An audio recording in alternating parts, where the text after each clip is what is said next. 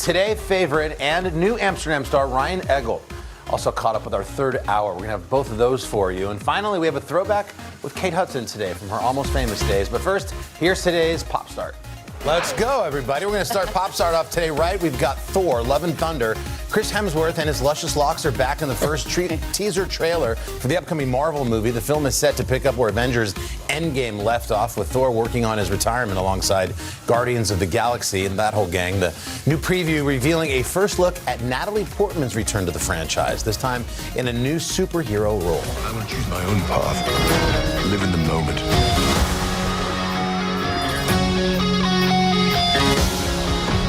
My superheroing days are over. You ever feel lost? Just look into the eyes of the people that you love.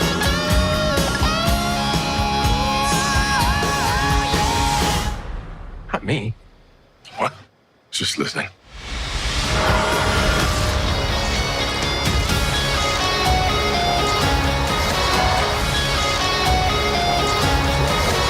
Where is she at? A little hard to see there, but that was Natalie Portman as Mighty Thor. Her character, Jane Foster, has leveled up since audiences last saw her in 2013's Thor: The Dark World. She's set to team up with Hemsworth against a new villain we haven't seen yet, but it's going to be played by former Batman star Christian Bale. Oh, wow, okay. Pretty good cast going there. Yeah. Thor: Love and Thunder is slated to hit theaters on July 8th. Next up, The Shining. From Thor's mighty hammer to Jack Nicholson's terrifying axe. Who could forget this iconic movie scene?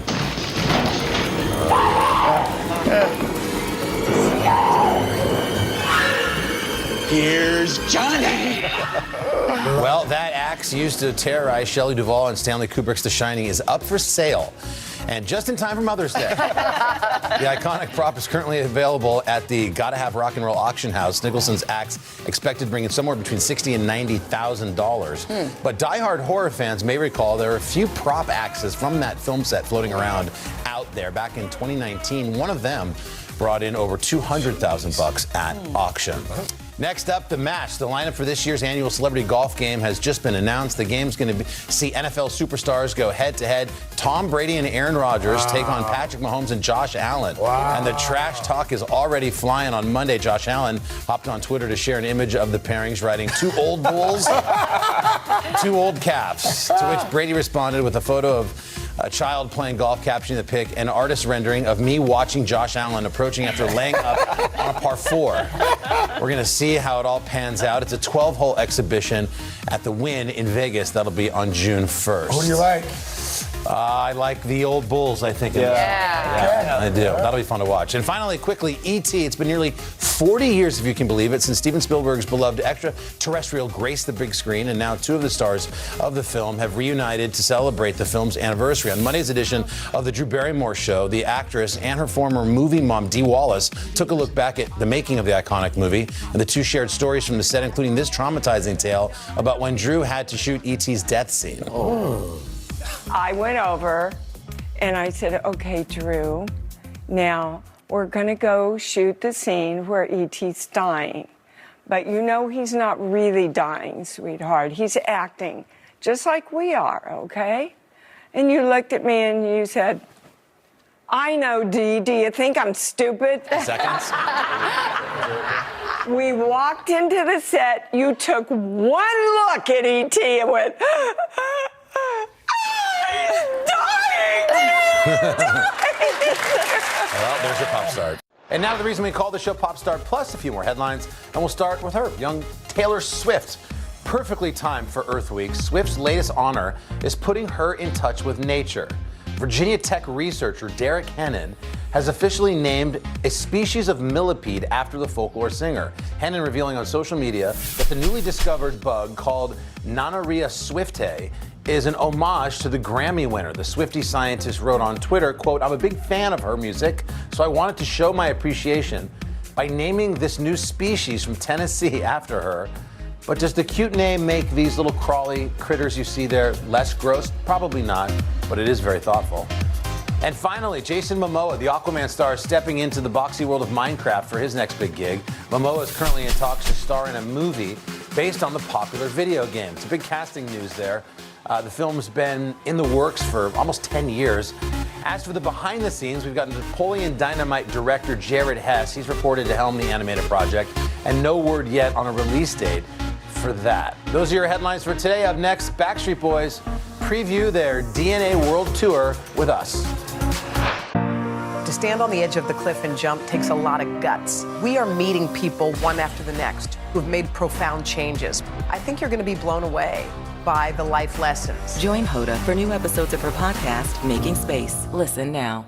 Sometimes the news can be difficult and overwhelming for kids to understand. Ukraine and Russia. Could you help me understand what's going on? So to help make sense of it, we've created a newscast just for them. We hope your family will watch Nightly News Kids Edition.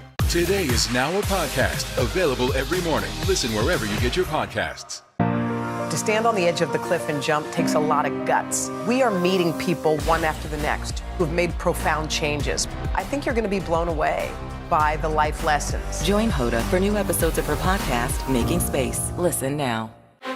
Can this still end diplomatically with Vladimir Putin in charge of Russia? There's a Supreme Court nominee. What would it take for you to vote to confirm her? So I guess the question is, can this end with sanctions alone? If it's Sunday, it's Meet the Press. These days, it feels like the news never stops. So let's get into it. What's happening right now, what it all means for you for an hour every day. It can be hard to keep up, so let's get started together. Hallie Jackson Now, weekdays at 5 on NBC News Now.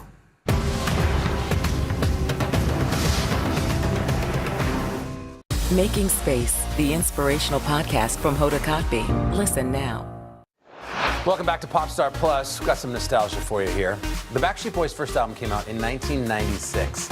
Since then, their music's endured with fans for almost 30 years. Nick, Brian, Howie, Kevin, and AJ took some time and spoke to us about their new world tour and what it means to be the soundtrack to people's lives after all these years. Hey, boy bands are us, baby, but you come see the original. Not original, but we've stood the test of time. What really makes the Backstreet Boys is the fact that we are 5 individuals. We all come from different backgrounds. Musically, especially, we're all fans of every genre of music from every generation, starting as far back as the 1950s up until today. And I think by combining all of those genres of music collectively, as well as our 5-part harmony, we are a vocal group. Obviously, when we first broke overseas, we got put into this kind of fishbowl of the boy band title, even though we are all grown men. We are boys, if you will. We are friends, we are family, we are brothers. We have spent more than half our lives in this group together, but collectively, I think we all bring something special to what makes up the sound of the Backstreet Boys, the look of the Backstreet Boys, as well as we've been blessed to work with some amazing songwriters and producers. And I'll finish by saying that's what DNA is. DNA, this album really is what makes up the DNA of the Backstreet Boys. You've got acoustic, you've got a cappella, you've got a little rock edge, you've got R&B, you've got dance, you've got pop. That is who we are. And it's just been an absolute dream to still be doing this almost 30 years later. So it's a testament to the music, and it's a major nod to the best fans a band like us could ask for. What is the DNA World Tour all about for our fans? This is a jam-packed, explosive performance. I think it's the best thing that we've done in years. Since the late 90s and early 2000s, where we had these really incredible shows with dancing and production and all these other things, especially coming out of the past 2 years with the pandemic. I think it's like people are really hungry for performances, and they're searching for things that they love and that makes them feel good. And we came from a place and time where we put a smile on people's faces with our music and the nostalgia that comes with it. So we're really proud of this show. This is the best that we've had to date, and it's the best of the Backstreet Boys. So we're looking forward to getting back on the road, performing for all of our fans, and giving them about 2 hours of escapism away from the crazy world out there. Yeah, this past 2 years for us is probably the longest break we've had in quite a long time. I think at first for us, it was, kind of nice to be able to just be with our families and our loved ones, and just get to a little bit more of, normal life. But like everybody out there, I'm sure little by little, we all started feeling a little complacent. You know, we started itching. You know, the traveling that we've been doing for so long, almost 30 years of our lifestyle that we created. I think we miss this connection that we have with our fans. I mean, our fans are truly, as I say, the heart and soul of the Backstreet Boys. What song do the fans bring up the most? You know, it just depends on where you're at in the world, I have to say. If we're down in Mexico, it's gonna be one of our Spanish versions of I'll Never Break Your Heart. If you're over in Germany, they talk about We've Got It Going On. They talk about Show Me the Meaning. We met a young lady yesterday. Her name is Jody, and she's been to so many different VIP soundcheck parties and meet and greets with us. Well, she lost her mother like 2 weeks ago, and she was telling me that her mom wanted to listen to The Perfect Fan, a song that I wrote and produced that was on the Millennium album. Am I missing any? There is one song. There's one song that always comes up. Don't want to lose you now. And personally, and I can speak on behalf of all of us, we do not like this song.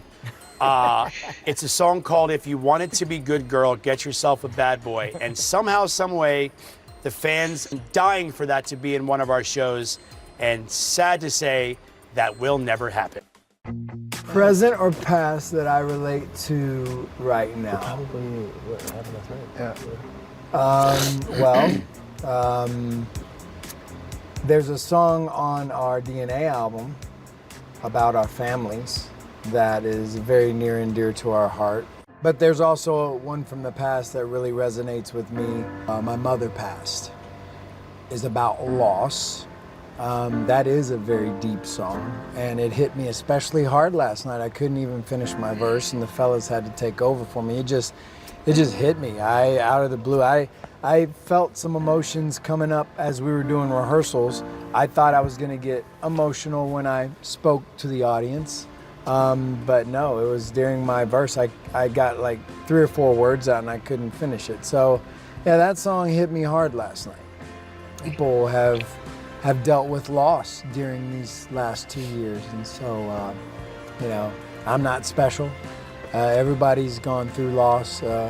Everybody's gone through tough times these past 2 years, so that one really resonates with me right now. Tell me why I never wanna hear you say I want it that way. To be the quote-unquote soundtrack to people's lives for almost 30 years is an absolute blessing. When you come to our show, it doesn't matter what's going on in your personal life, good, bad, or indifferent. For 2 hours, you can forget about that. You can get lost. Our show is for everyone of every age. We have fans from 5 to 85 that come and just, it's, you know, every song is different for everyone. And whatever that song is, I'm sure, takes that person back to a very specific moment in their personal life. Whether it's a good moment, a bad moment, a happy, a sad moment, whatever that feeling is, you know, that again is a testament to the music. It really is awesome to know that our music has stood the test of time and that we're coming up on the big 3-0, you know, which is just amazing. So thank you to all of our fans. And thank you to everyone that has stuck with us for 30 years. You know, hats off to all of you. God, they look great. It's so awesome to hear from the boys there. The men, I should say. That brings me right back to my TRL days for sure. Be sure and check out their DNA World Tour in a city near you. Coming up next, Ryan Eggold shares the latest happenings in his show, New Amsterdam. Sometimes the news can be difficult and overwhelming for kids to understand. Ukraine and Russia. Could you help me understand what's going on? So to help make sense of it, we've created a newscast just for them. We hope your family will watch Nightly News Kids Edition. What happened here is a story of loss and salvation. There were residents who hung on for dear life. This is where you took shelter, in this closet. I took shelter right in this closet right here. Rioters banged down one of the doors. Have you found a way to reconcile it a year later? It really hurt to see this place that I love so much treated with such disrespect. Was it an act of cleaning or an act of healing?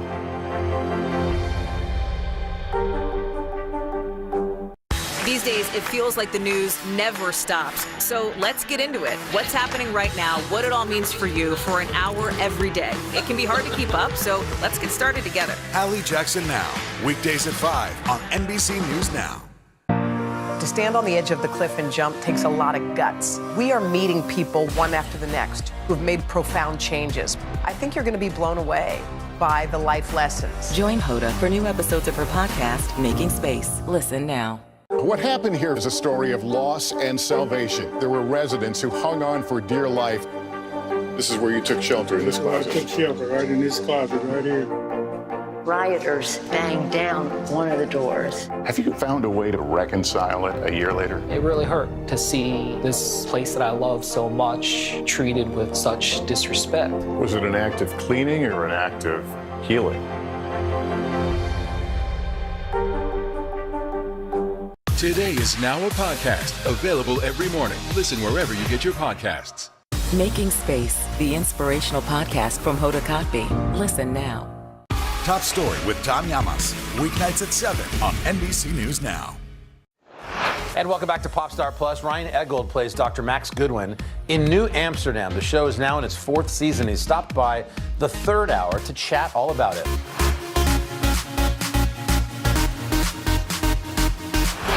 We're so happy because this morning we're catching up with one of our favorite guests around here, Ryan Eggold. From the hit NBC drama, The Blacklist, to the Oscar-nominated Black Klansman, Ryan has graced the big and small screens for a number of years now, but fans of NBC's New Amsterdam, well, they know him as the committed and passionate Dr. Max Goodwin. Yes, the show returns tonight with the doctors coming off a night of karaoke. Here's a sneak peek.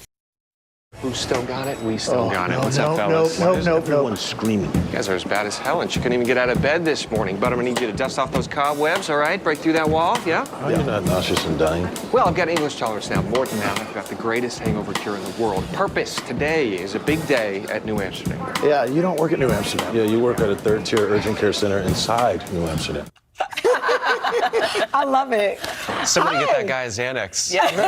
No. Welcome back. I know. Welcome back. So the show returns tonight. We hear a lot of viewers are in for some interesting twists and turns. Let's talk a little bit about it in the next 2 episodes, including this karaoke. Did you do it in real life too? Yes, we had to do the karaoke, which, you have to hear the same song over and over again. It becomes like psychological warfare. Would you On say? the 34th take, you're like, please don't play it again.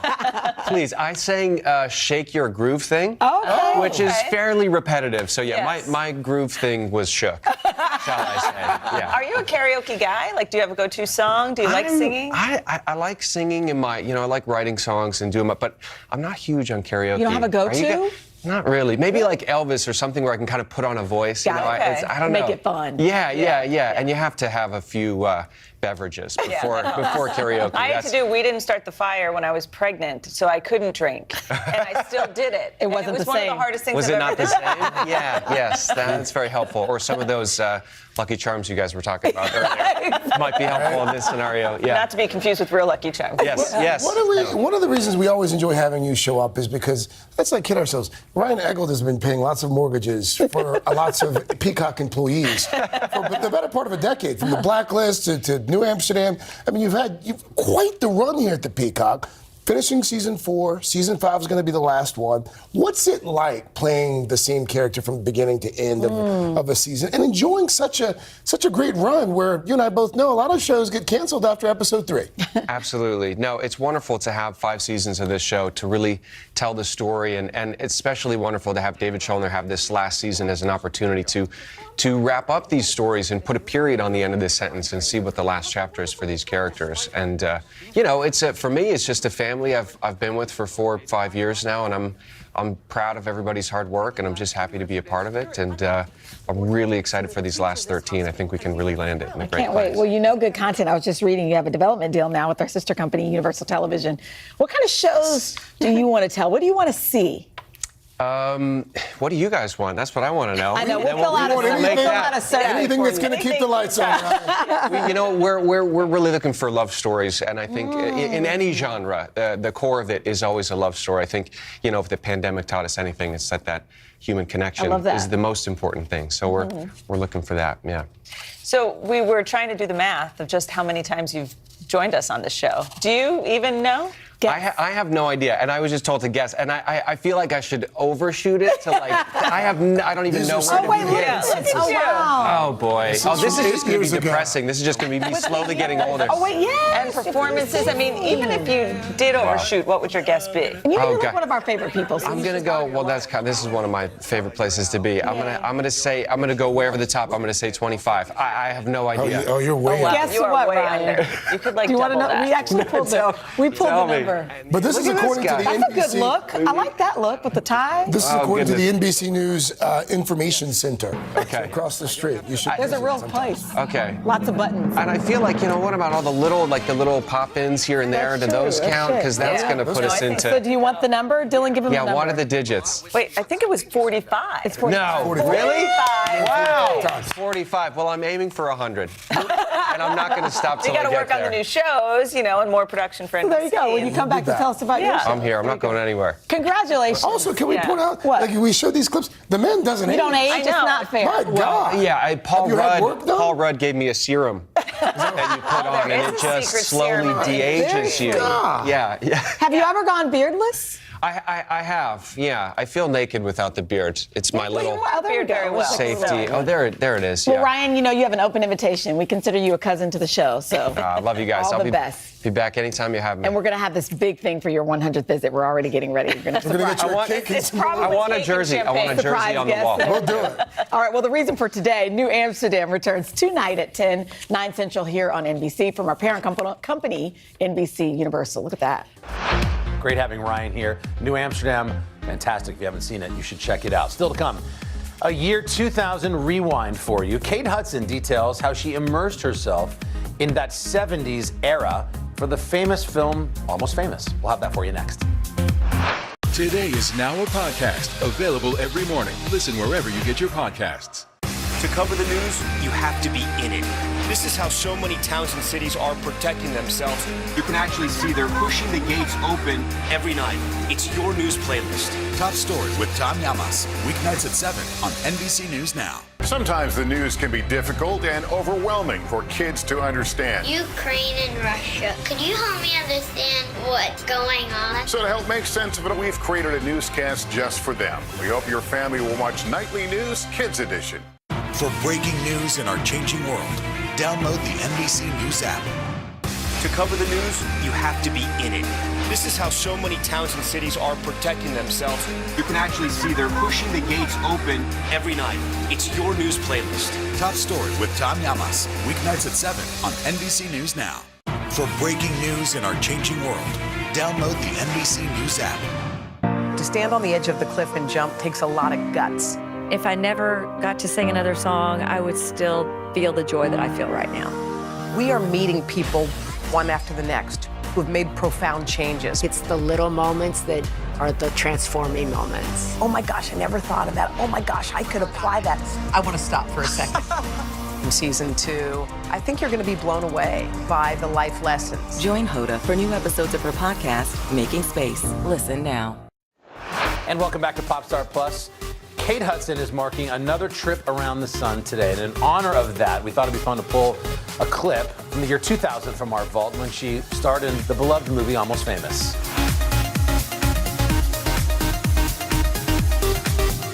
Since its release last month, Cameron Crowe's new film Almost Famous has been a hit with both critics and audiences, and so has one of its young stars. Kate Hudson plays Penny Lane, a 16-year-old girl who travels with the 70s rock band. But don't you dare call her a groupie. We are not groupies. This is Penny Lane, man. Show some respect. Groupies sleep with rock stars because they want to be near someone famous. We're here because of the music. We are Band-Aids. Take that, Kate Hudson. Good morning. How are you, Kate? Good, how are you? Nice to see you. You've seen this movie 5 times? 5 times. We had to go, it was like LA, Toronto, New York, and then I saw it the first time, which of course just went like this. It was so shocking to me. So I had to see it again, and then it was the whole premiere. Why was it so shocking the first time? Because we were so attached to the movie. It was a 6-month shoot, and I was so in love with every character and the whole experience in Cameron that when we actually sat down to see the movie, it just, all the stuff that wasn't there, that was confusing, and then seeing it all together, I walked out kind of going, I think it's great. It's great, right? That was a great movie. And then when I saw it the next time, I actually saw it with Patrick Fugit, the kid in the movie. Right. And that It was so great, I thought. So great. And we both sat there and just cried the whole time together. It was great. How much fun did you have? Obviously, a lot of fun making this. It was beyond fun. It was the best experience I've ever had. Cameron is such an unbelievable director and human being. So it was the easiest thing I could have asked for. You know, he was just incredible, and every actor I was working with, you know, even just having Frances on set, Frances McDormand, she was on set all the time, but I never got to work with her. Just to be in her presence, I was like, Isn't great. she great? I adore her. I think she's so talented. Yeah.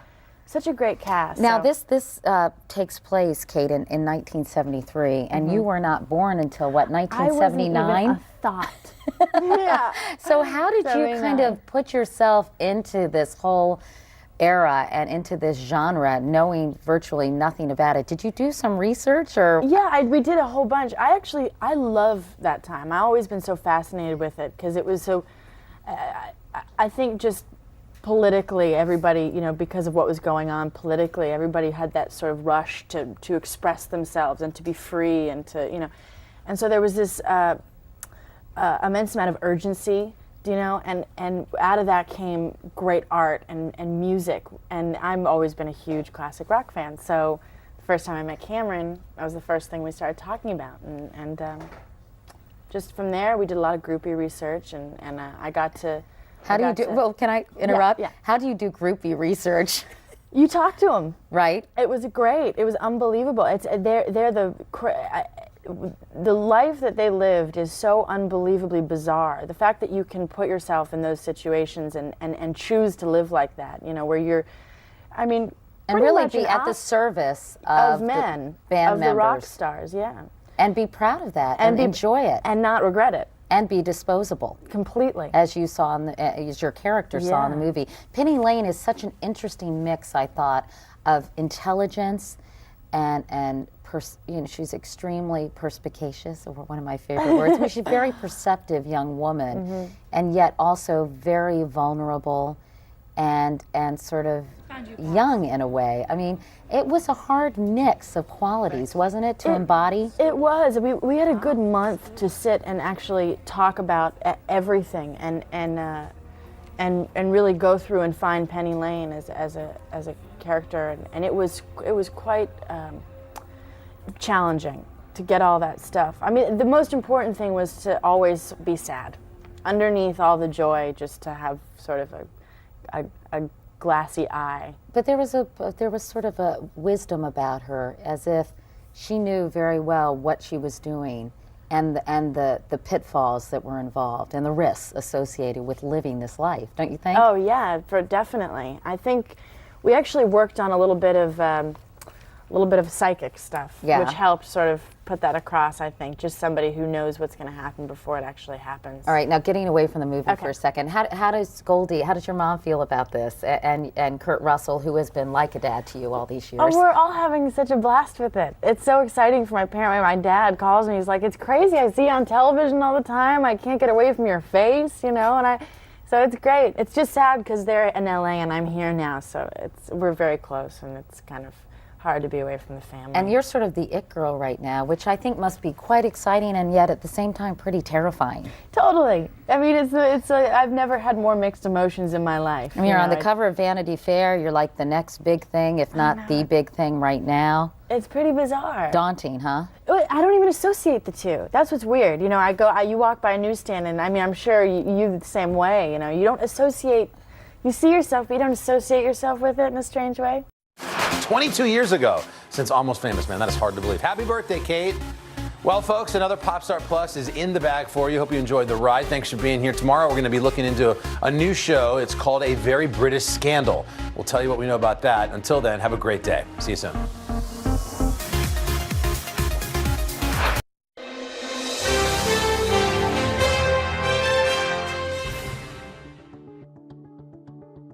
Welcome to our Today All Day special on climate change and solutions. One of the biggest issues facing us today, and we're exploring every angle as part of our growing Today Climate Initiative. It's a key part of our reporting every day, and now we are taking an even closer look at some of the women leading the charge to save our planet. Featuring pieces by our own Morgan Radford, Blaine Alexander, Kristen Dahlgren, and Ann Thompson. We'll showcase groundbreaking ways fashion designers are creating sustainable clothing. And new pushes for school buses to go electric. How students dealing with climate anxiety are turning fear into action. And we're going to meet some trailblazing female scientists at NASA using new technology to learn about the climate. Now, as we know, fashion trends may come and go pretty quickly, but the clothes that are actually churned out of that cycle last so much longer, and many are piling up in massive landfills. So NBC's Morgan Radford spoke to several women who are pushing the industry forward, finding creative ways to cut down on waste and help consumers stay fashionable and sustainable. Lights, camera, and sustainable fashion. A new push for a cleaner, greener, more sustainable future from an industry long known for its impact on our environment. For someone who has never heard of sustainable fashion, how would you describe it to them? Well, sustainable fashion was born within the fashion industry in order to redress a social and an environmental balance. Orsola de Castro is the founder of Fashion Revolution, an organization encouraging fashion brands and consumers to reduce their global footprint. Why do you think fashion needs a revolution? We need to see an industry that is transparent, which is against all principle of the fashion industry. And within the word revolution, there is also the word evolution. And the fashion industry is an ancient industry that designed itself to be deliberately exploitative. Sounds a bit absurd, but in terms of modernity, the fashion industry is incredibly old-fashioned. And the backlash from images like these have caused consumers to take notice. Right now, the fashion industry makes up 4% of carbon emissions and throws out about 92 million tons of clothes a year, which is why 60% of fashion executives have already invested in or plan to invest in recycling materials. So it's a purple dye, the flower. a little forsythia slipped into there. Cara Piazza, a New York-based designer, runs her own small business, dyeing and recycling clothes with plant-based products and shipping them to consumers and larger suppliers. We will take your bouquets and your wedding arrangements from your wedding, and then we create something that immortalizes the special day. How important is that reuse process in being sustainable? I think it's extremely important. I think it's the most important. Is that what you're doing? Are you reusing items that you dye? Our clients will send us their old garments. So, like, let's say you have a t-shirt that has a stain on it. We can either rebundle dye it for you or throw it in one of our colors, and then you have a new item. All plant-based dyes? Plant-based dyes, yes. Why is that important to you to do something that's healthier for the environment? That's a great question. So for me, I just don't feel like I have another choice. I think if we're going to be making something that we're putting out there, it's really important to do it with the most integrity that you can and in a way that really helps the planet. And she hopes bigger fashion houses will follow suit. Everlane is a clothing brand that prides itself on what it calls radical transparency, sharing with consumers where their products come from. Many companies don't even have visibility or know where their raw materials are being sourced from, sometimes where even their garments are being made. You know, people are always going to buy clothes, and I think we have to be able to do what we can within the supply chain and really work to start bettering it. And buyers are taking notice. A recent study showed that 43% of Gen Z consumers shop with sustainability in mind and are willing to spend 10% more on sustainable products. But another report found that while most want to help, 80% of overall shoppers still say getting the best value for their money is the top priority when buying. That's why budding designer Caro Butler, who's a student at the Fashion Institute of Technology, says for her generation, it's important to remind companies that fashion and conscious consumerism can happen at the same time. As a future leader in this industry, what would you say to current leaders who maybe don't get why sustainability is so important? I think my generation will really set on the values that we want to see in brands. If a fashion brand wants to be successful in 5 to 10 years, they have to enable sustainable practices, move towards a circular economy in order to keep that generation buying their products. That's why everything she's making comes from reused items. This is your professor's discarded arm sling, and you're going to turn it into a closure for the jacket. And I'm trying to figure out what to do with the rest of it. I haven't come up with a solution for that. Her professors say starting with this generation of students is the only way to make a real and lasting change. Well, you know, we are educating the next generation of leaders in the industry, and they are very committed to saving the planet and understand that as a society, we really cannot continue in the way that we have practiced and worked for the past number of years. Which is why sustainable ethics are woven into the school's curriculum. How important is education in this process to achieving a sustainable future? You have to open their mind and make them aware of the steps that they are taking or not taking that are contributing to it or taking away from the issue. So I think it's just the most important thing we can teach them right now. So this is ground zero when it comes to achieving a sustainable future. Correct. Because if you're not sending new young blood out into the industry that is made up of dinosaurs like me, you're not going to be able to create a new mentality. A push for a brighter future and a more sustainable one. If you're looking to help from your own closet, try repurposing your old clothes, like turning a t-shirt into a headband or a cleaning cloth, or repair what you have to give it a new life. And for donations that just can't be worn, try finding an organization that recycles fabrics. You've turned t-shirts into like a blanket. That's right. And this I rented. That's right. and this used to be old t-shirts. Now on to schools and the buses that bring millions of our kids back and forth every day. So many districts across the country are hoping to make a big change. The U.S. transportation sector accounts for almost a third of the nation's greenhouse gas emissions, and approximately 500,000 school buses make up the country's largest public transportation network. One national parent-led organization is pushing for all-electric, zero-emission school buses. NBC's Blaine Alexander took a ride on one to learn about all the changes coming. For generations, it's been a school day staple. The resounding rumble of the big yellow bus. But some advocates hope that will soon change. The biggest thing you hear right off the bat is it's so much quieter. Here in Fulton County, Georgia, this school bus is completely electric. No engine, no fuel, and perhaps most notably, no harmful tailpipe emissions. Where the normal fuel door would be for a regular diesel bus, comes over, plug in instead. It just plugs in.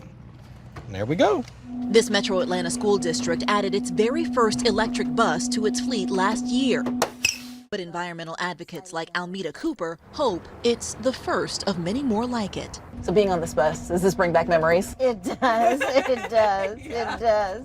Cooper is a national field manager with Mom's Clean Air Force, a national group of parents who have made it their mission to fight air pollution and climate change. What is it about the nature of a school bus that makes them so concerning to you?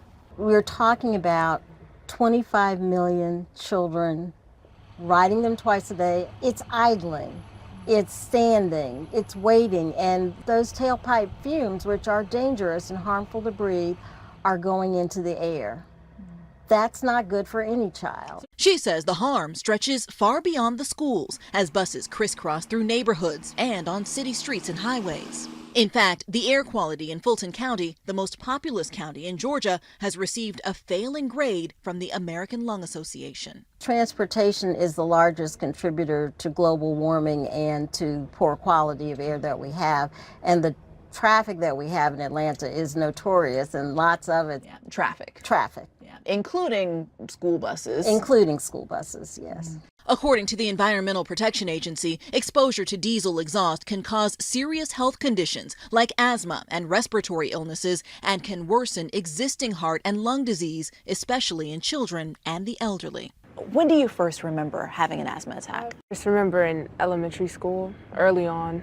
17-year-old Rain Blassingame and her mom, Katrina, know the value of clean air all too well. A lifelong athlete, Rain suffered from debilitating asthma as a young girl. Her mom says the attacks would often get bad in the fall. As they continued year after year, I just noticed, oh, it's happening at this time of the year, every year, at the beginning of school.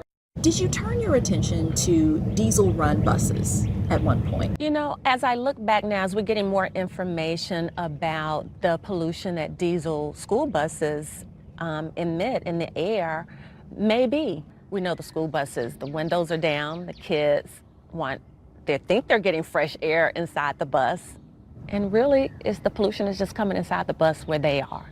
So electric school buses would cut down on that. And we know the effects that pollution has on kids, like Rain. It's an issue that's gotten the attention of the Biden administration. The newly passed infrastructure bill earmarks $5 billion over the next 5 years to help send thousands of electric and low-emission school buses to districts across the country. In Fairfax County, Virginia, school officials are working to transition the district's entire fleet, the second largest in the nation, to electric buses by the year 2035.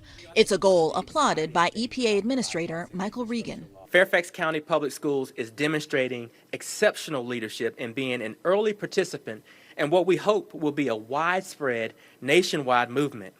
Zero-emission school buses can and one day will be the American standard. Of the nation's more than 500,000 school buses, electric models make up less than 1%.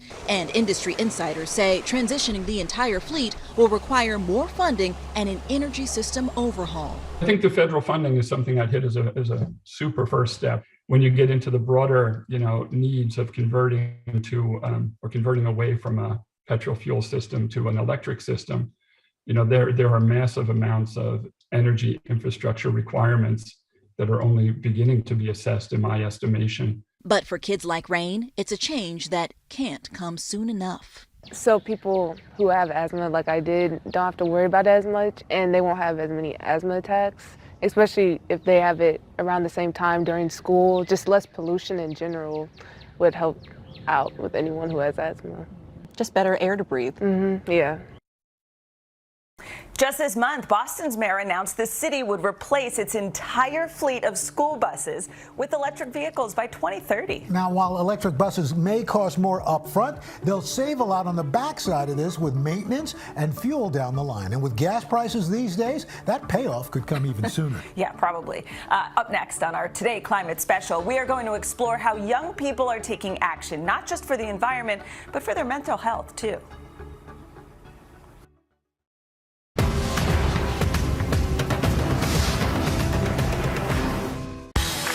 These days, the news never stops.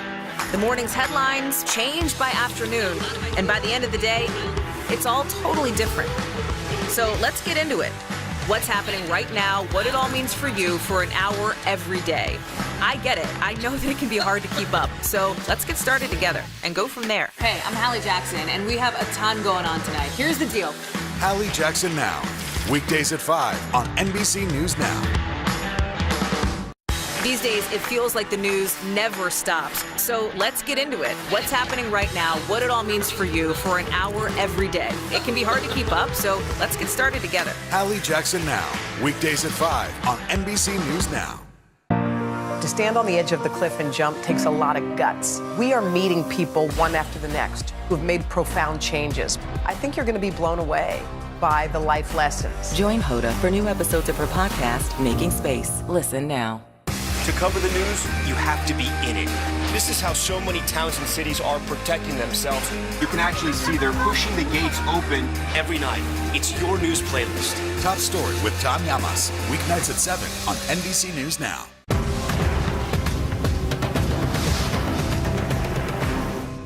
For breaking news in our changing world, download the NBC News app.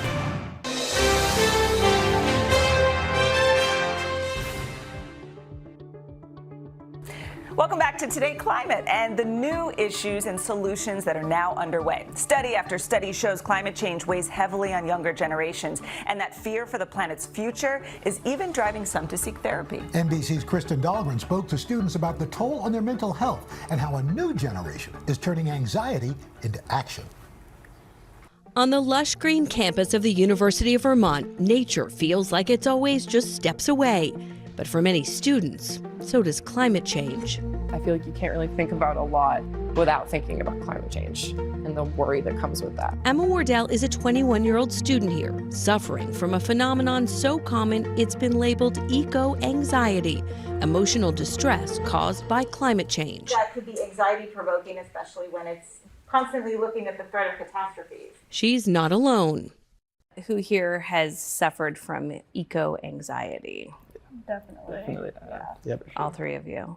Well, to me, it was just kind of like a feeling of like helplessness. I honestly get a sense of pure sadness sometimes. I feel like I've, for a long time, always had that kind of dread. A 2021 study of 10,000 young people around the world found that an overwhelming majority were at least moderately worried about climate change. More than half reported emotions like sadness, anxiety, powerlessness, and guilt. And 3 in 4 said they thought the future was frightening. What will the future be? Will we have a future? Like, are humans gonna make it, you know? So those kind of questions are really, really heavy. Do you feel like your generation's been left to save the world?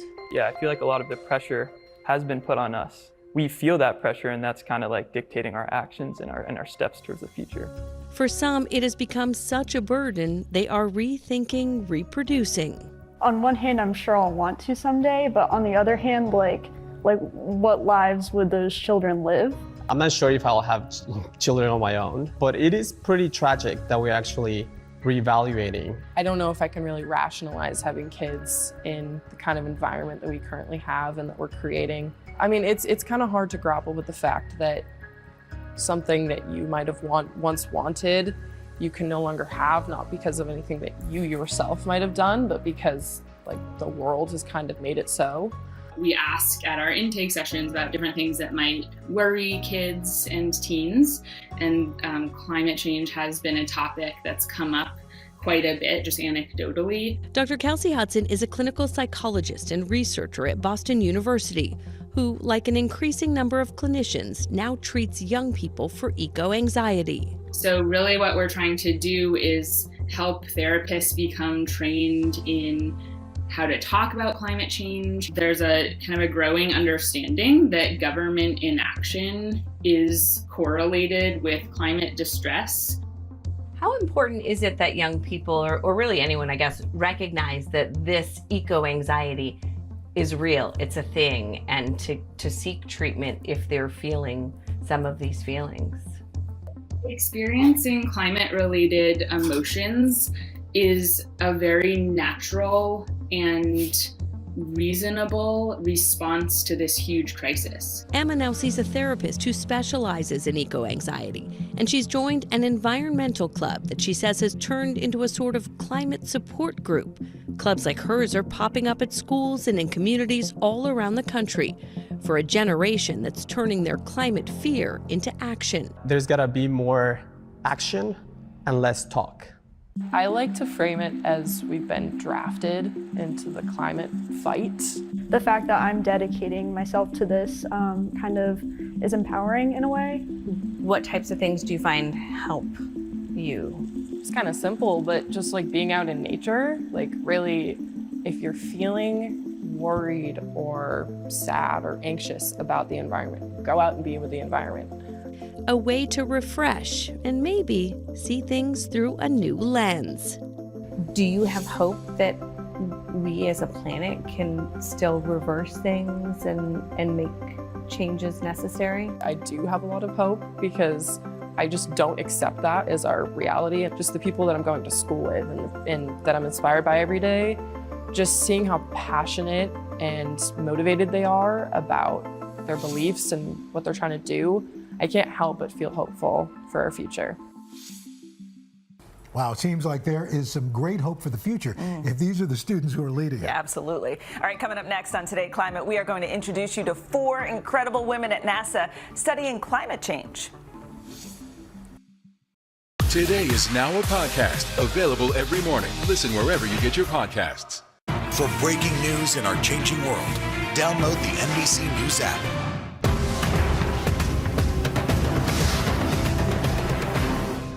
For breaking news in our changing world, download the NBC News app. We'll meet Ukrainians who are defending their country one block at a time. When you were still in Kiev, could you hear the bombing? My name is Lester. And who's this? To stand on the edge of the cliff and jump takes a lot of guts. If I never got to sing another song, I would still feel the joy that I feel right now. We are meeting people one after the next who have made profound changes. It's the little moments that are the transforming moments. Oh my gosh, I never thought of that. Oh my gosh, I could apply that. I want to stop for a second. In season 2, I think you're going to be blown away by the life lessons. Join Hoda for new episodes of her podcast, Making Space. Listen now. These days, the news never stops. The morning's headlines change by afternoon, and by the end of the day, it's all totally different. So let's get into it. What's happening right now, what it all means for you for an hour every day. I get it. I know that it can be hard to keep up. So let's get started together and go from there. Hey, I'm Hallie Jackson, and we have a ton going on tonight. Here's the deal. Hallie Jackson Now, weekdays at 5 on NBC News Now. We're here to start conversations about the big things happening in our world, because it's not my job to tell you what to think. My job is to think about what you tell me. Now Tonight with Joshua Johnson, streaming weeknights at 8 on NBC News Now.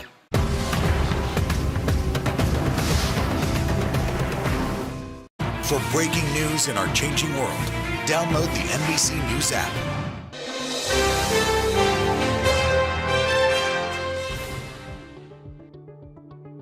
Now, at Today Climate, we're spotlighting the women on a mission to save our warming world. NASA's Earth Science Division studies our planet's climate by conducting missions here on Earth and up in space. Ann Thompson went to NASA's Goddard Space Flight Center in Greenbelt, Maryland, to learn more about the trailblazing women leading these impressive efforts.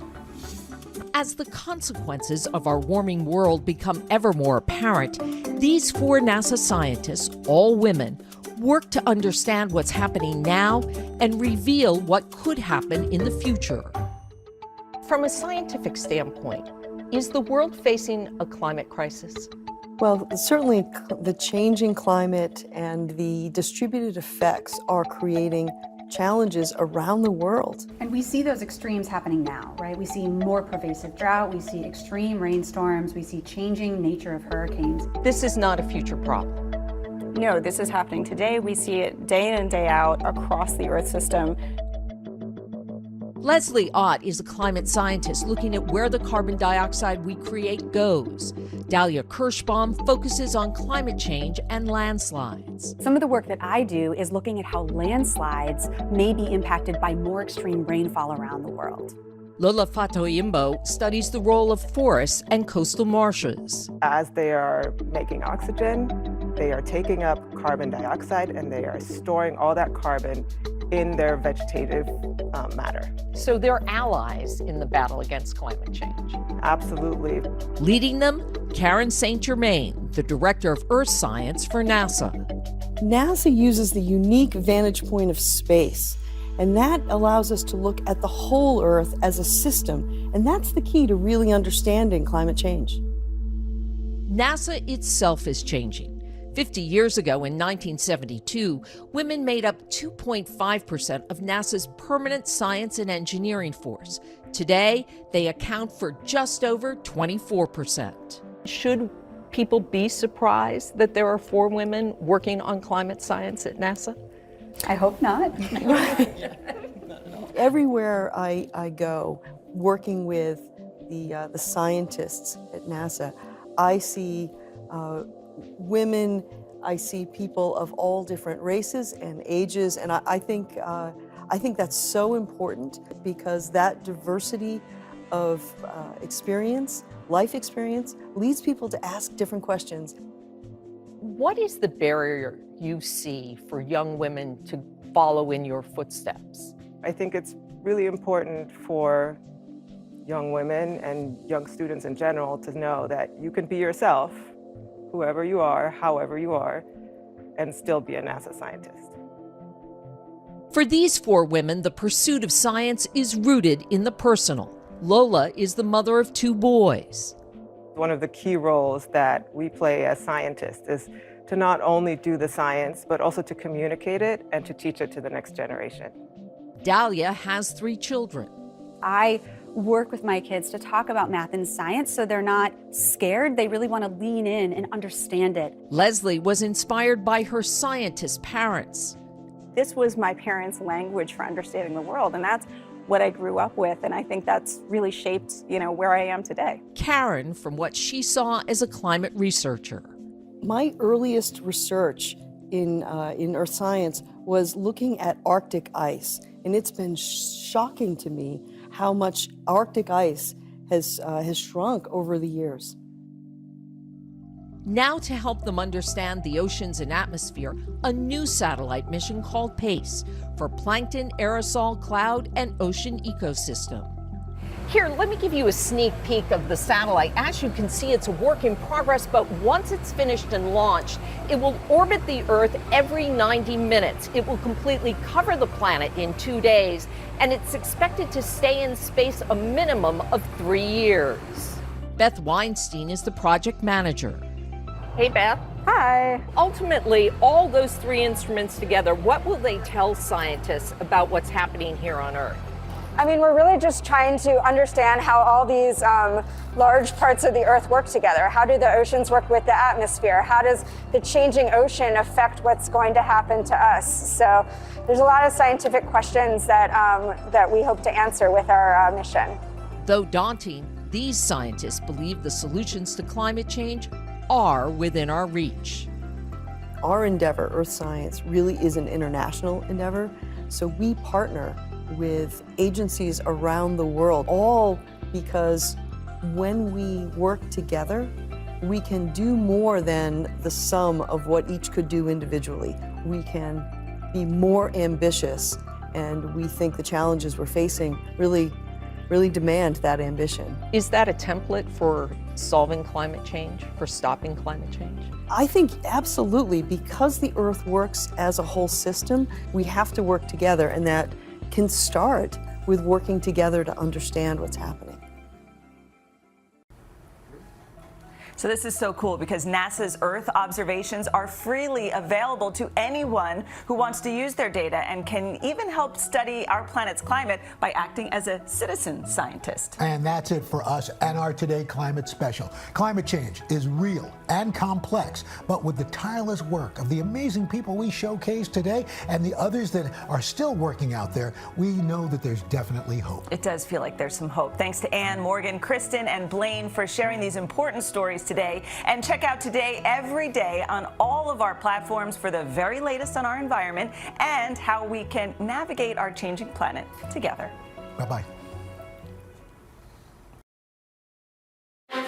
Can this still end diplomatically with Vladimir Putin in charge of Russia?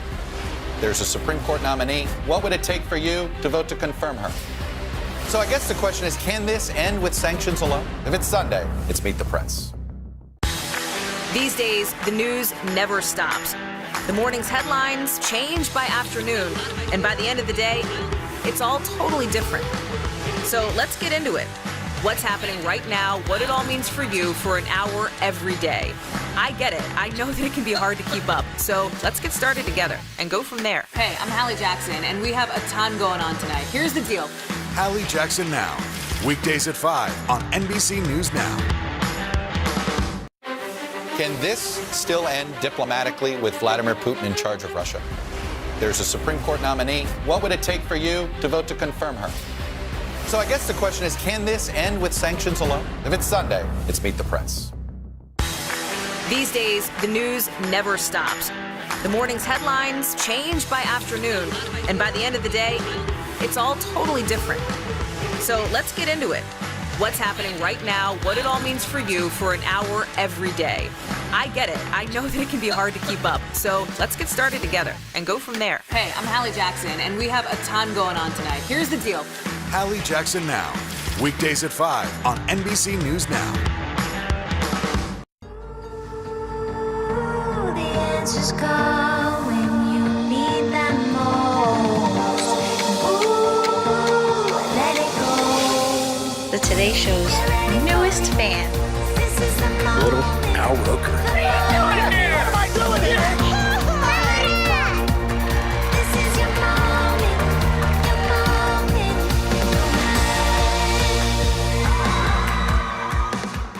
Over the years, I have been lucky enough to step into the Today Show kitchen and watch the best chefs from around the world teach us some incredible recipes. We had made that pesto, which was, oh, exactly. Darn. I almost got out of this one clean.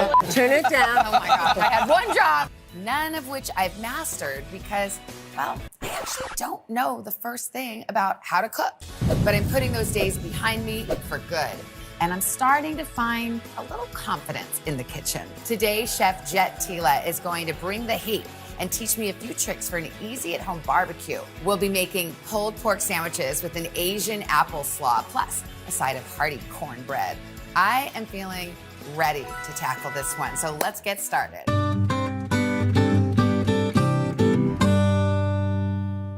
I am so happy you're here. It's great to be here. I'm glad that you want to teach me foundational stuff because I don't know anything. Have you heard? I don't buy that, Savannah. I've been watching you cook and you've come a long way. So what do we do? What's our plan? All right, our plan for today is season the pork, sear the meat before braising, cut the vegetables and mix the dressing for the slaw, make and bake the cornbread, shred the pork, assemble the sandwiches, plate and serve. Our barbecue brothers are gonna get mad at us for calling this barbecue. We are creating a version of barbecue in the house by braising. Barbecue technically is smoking something for a very long time until it breaks down. Okay, no smoking. Braising is, like, what does that mean, really? Very simply stated, we're gonna take a tough cut of meat and we're going to cook it slowly with a little bit of liquid so all of the toughness breaks down. We're gonna cook the crap out of it. We're gonna cook the crap out of it and make it delicious. First thing we're gonna do is we're gonna mince an onion. Ooh. Yeah, so I don't know if mince. I've minced before. Have you diced? Oh, yes. It just means smaller dice. Okay. That's all it means. This is one thing I learned. Show me. When you have a round thing, you gotta make a flat let me show you side. another way. So can you cut down, Yeah. but not all the way through? Okay, yes, Just I can. leave it connected. I gotcha, like this. Okay. You're totally killing it. My, what a sharp knife this is. Isn't that sharp though? For Yeah, real. it does make it easier, assuming you don't cut yourself. Now we're gonna come inwards now. You see, we're gonna follow the lines. Yeah, okay. You lead with a tip down, and then rock. You know that rocking Oh, motion? yeah, See? okay. See how that yeah, feels? I do. You're a great cook. It's just all about believing you're a great cook. You're killing it. You are a sweet talker. Nope, it's the truth. Look what you're doing. You're gonna make me cry, or maybe it's just the onion. Yeah, Okay. it's definitely the onion. Okay. Definitely the onion. Are these mincy enough? Those are beautifully mincy. And we're gonna teach you to do a dry rub. So dry rub is basically a seasoning mix that goes on a piece of beef for barbecue. We're gonna apply it to the braise. Okay. So Brown sugar. brown sugar. How about? Oh, you're one of those. Put a piece of bread in the brown sugar. How much? We're gonna go 3, 2, 1. So 3 tablespoons. So salt 2.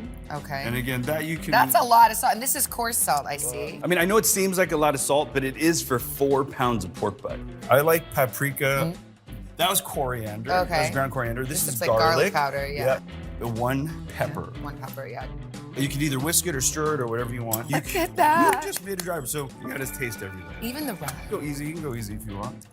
Oh, but it's delicious. What do you think? I like Isn't that it. nice? Sweet, a little bit of Tastes savoriness. nice. Then we're gonna do pork butt. I like to say pork behind. You know, my mother watches this show. That's right. That's right. There, Here, okay. grab it. You grab it. Open it. We'll talk about the actual muscle. Pork Yeah, I booty. don't want to- pork booty. All right. So Pork rear end. There are so many words for that part of the Isn't anatomy. there? Pork- derriere. pork tushy.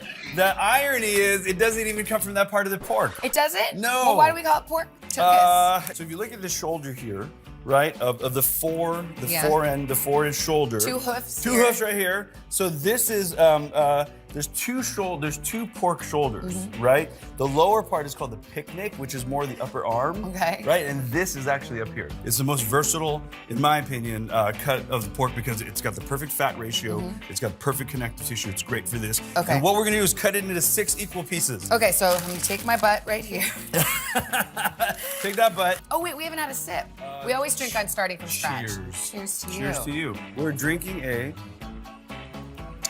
French 75. This is my wife's play on it. It's a Nice. hibiscus flower. So gin, honey, hibiscus, and champagne. That is Cheers to you. delicious. Cheers. And to Mrs. Tila. To all family. Yes. Yeah, those will get you in trouble. Woo! Super easy to drink. All right, we're liquored up. Let's get the knives and the Yeah, pork let's out. do So I'm just really. gonna cut 6 equal Yeah, pieces. you can do it that way. You can do it this way. Well, what go would you 3. do? So in my mind, I'm always thinking a tile becomes a slice becomes a dice. That's like my overarching guidelines. So it's a tile right now, right?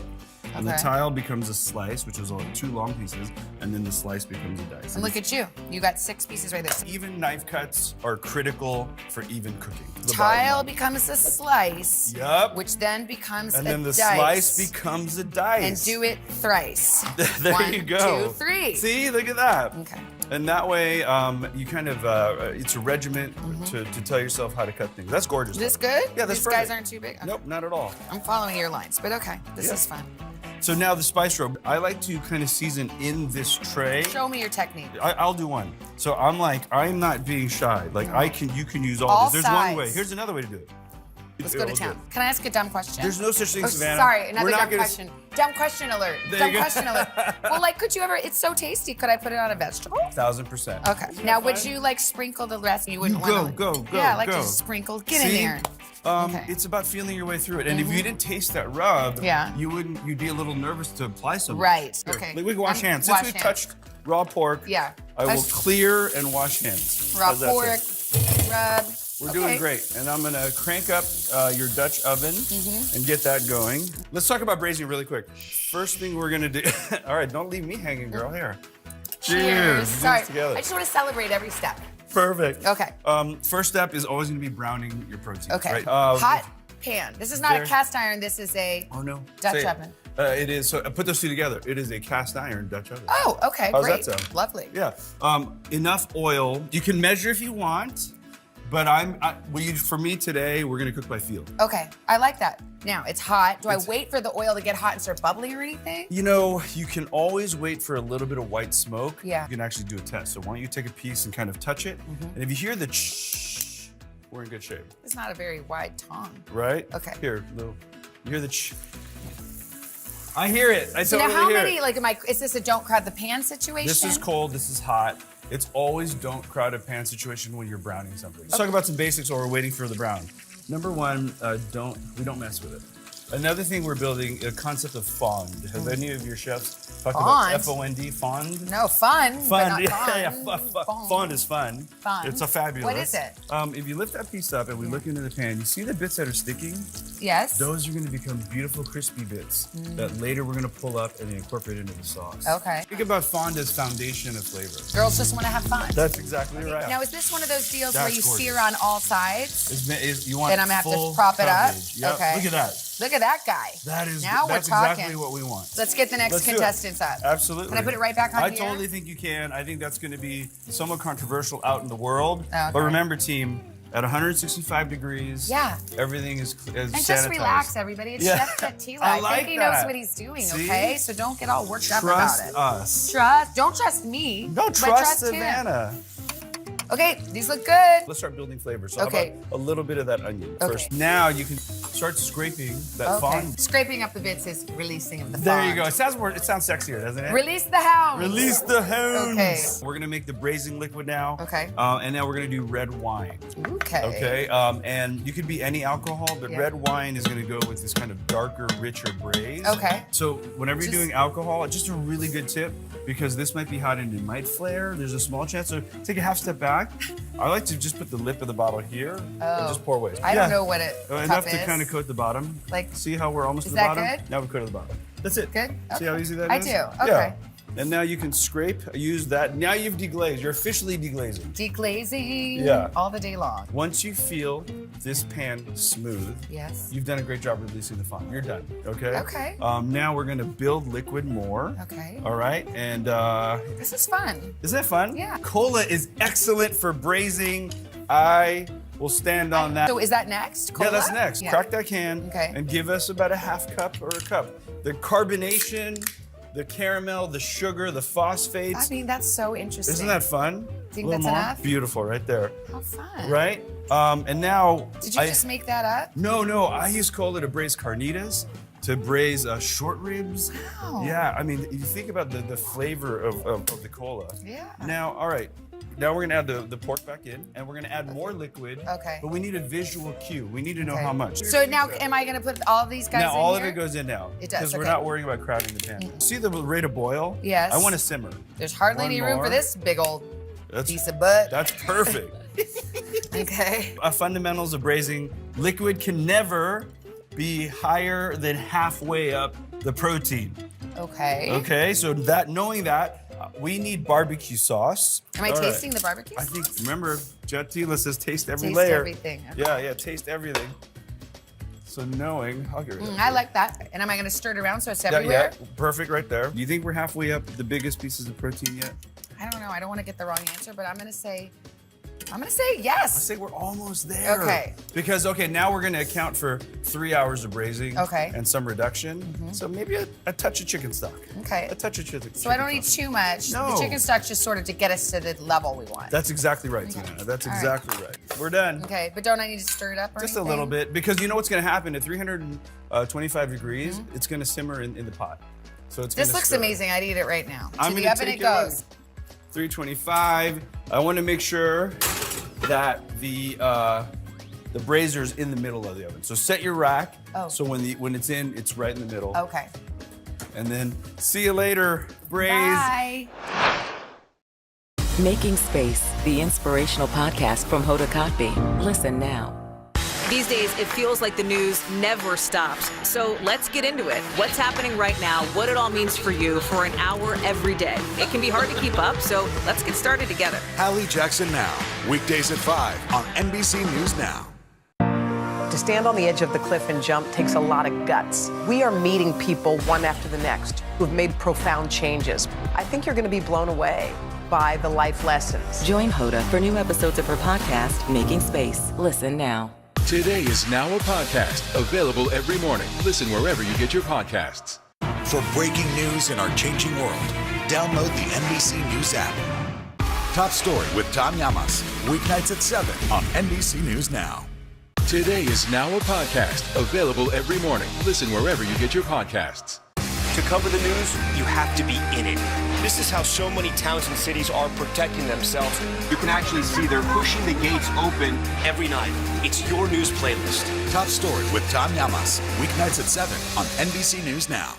Top Story with Tom Llamas, weeknights at 7 on NBC News Now. Can this still end diplomatically with Vladimir Putin in charge of Russia? There's a Supreme Court nominee. What would it take for you to vote to confirm her?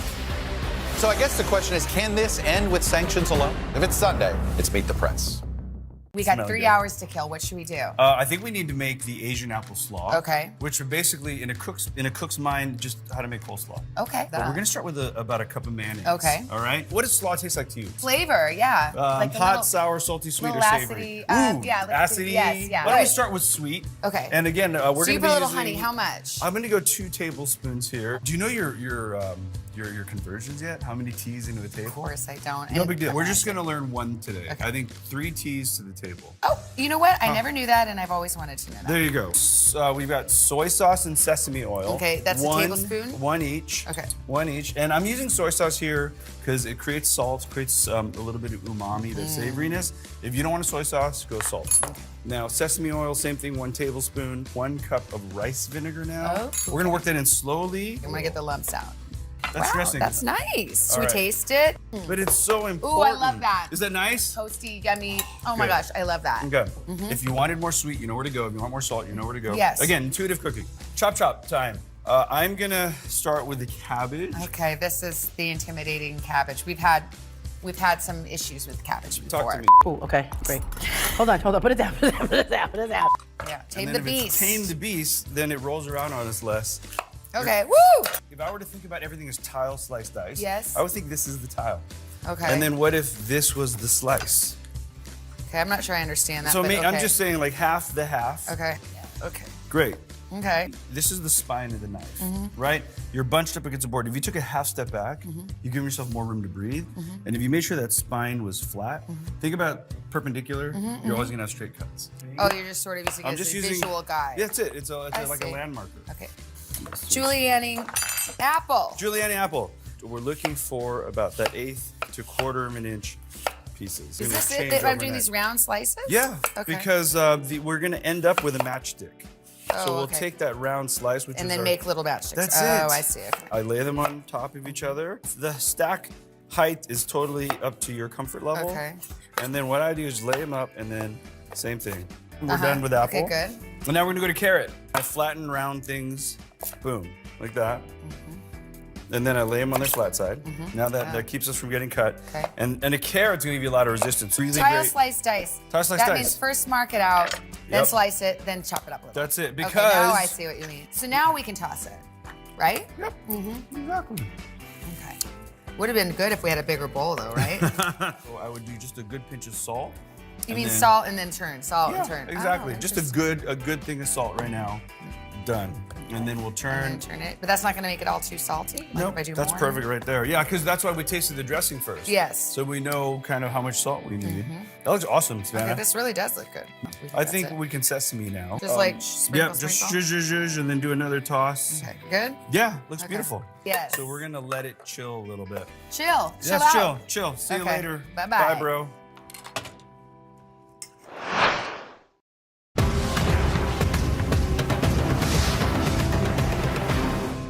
To stand on the edge of the cliff and jump takes a lot of guts. If I never got to sing another song, I would still feel the joy that I feel right now. We are meeting people one after the next who've made profound changes. It's the little moments that are the transforming moments. Oh my gosh, I never thought of that. Oh my gosh, I could apply that. I want to stop for a second. In season 2, I think you're going to be blown away by the life lessons. Join Hoda for new episodes of her podcast, Making Space. Listen now. To cover the news, you have to be in it. This is how so many towns and cities are protecting themselves. You can actually see they're pushing the gates open every night. It's your news playlist. Top Story with Tom Llamas, weeknights at 7 on NBC News Now. For breaking news in our changing world, download the NBC News app. To stand on the edge of the cliff and jump takes a lot of guts. If I never got to sing another song, I would still feel the joy that I feel right now. We are meeting people one after the next who've made profound changes. It's the little moments that are the transforming moments. Oh my gosh, I never thought of that. Oh my gosh, I could apply that. I want to stop for a second. In season 2, I think you're going to be blown away by the life lessons. Join Hoda for new episodes of her podcast, Making Space. Listen now. Making Space, the inspirational podcast from Hoda Kotb. Listen now. We'll meet Ukrainians who are defending their country one block at a time. When you were still in Kiev, could you hear the bombing? My name is Lester. Who's this? Today is now a podcast available every morning. Listen wherever you get your podcasts. Making Space, the inspirational podcast from Hoda Kotb. Listen now. Top Story with Tom Llamas, weeknights at 7 on NBC News Now. Pulled pork's braising. Yep. We're almost there. The slaw is relaxing. And then we're going to get to cornbread. I like to break it into different components. So we're going to Okay. do dry, wet cream butter. We got the flour. Yeah, so why don't you throw of in fine- a cup of cornmeal? Yeah. Here you do want to measure. Yes. Right? And That's one thing I do know from baking. Yeah. You kind of have to be on it. there you go. 4.5 teaspoons of baking powder. You got it. And I usually consider salt a dry. Yeah, I would. But here's a good tip. Like usually when you're creaming butter, sugar's not a dry. Like your cookie recipe. Sugar Right? goes with the liquids. There it is. Okay. 1 teaspoon kosher salt. Okay, got these it. are dry. Whisk them. Let's whisk them together. Okay. Now you're going to do the wets now in that large measuring bowl. Okay, And so- you're going to start with eggs. One thing I learned is you don't do it on the edge. Yes. So that was one thing. Look at you, man. You got this. Now I did learn on one show how to do the one-hand crack. Should Okay, I try it? save the last one, please, for one hand. But it's a real messy situation. There It's you not go. real. Yeah. The second hand got in there late. Okay, so work in progress. So let's whisk up those eggs Okay. until totally together, where you can't tell if it's white or if it's yolk. Lovely, lovely. And then I'm gonna fly in your milk. Okay. There it is, 1 2/3 cup. Pour it right in. Pour it right in, whisk that together. Okay. And you've basically separated your dries. You've got your wets. And I'm gonna bring in the mixer to cream butter. Have you creamed butter? I have not. Okay, this is important. This is a really good concept to Okay, learn. so is this done enough? That's Good? lovely. Okay. We'll put it to the side. Ooh, I love the mixer. Okay, creaming butter. Yes. First, do we need to get acclimated with the mixer? I actually know this mixer. Okay, good. I have this mixer. Okay. We're gonna go to Using this paddle. It says 12 tablespoons of butter. That's 1.5 sticks. Yep, so Yeah. save us half a stick for greasing the dish. Ooh, and I see this is room temp butter. Yeah, which is really important, team, that you can't cream butter that's not room temp. Then we need Now a your cup sugar. Yep, Okay. cup of sugar. So- Low first. low. What we're doing here is using the sugar, because it's coarse, to whip air into the butter. Okay. That's all we're doing. This is gonna give you a really light, fluffy Fluffy. Okay. That's period. So now you go higher. Okay. Now, what we're looking for is color. Oh. It's a pale yellow. It's going to start to become one fluffy, beautiful mass. And it's going to get even more pale. Now I can get obsessive about pushing stuff down on the Which, side. Should I? Thank you for mentioning it, because it's so important.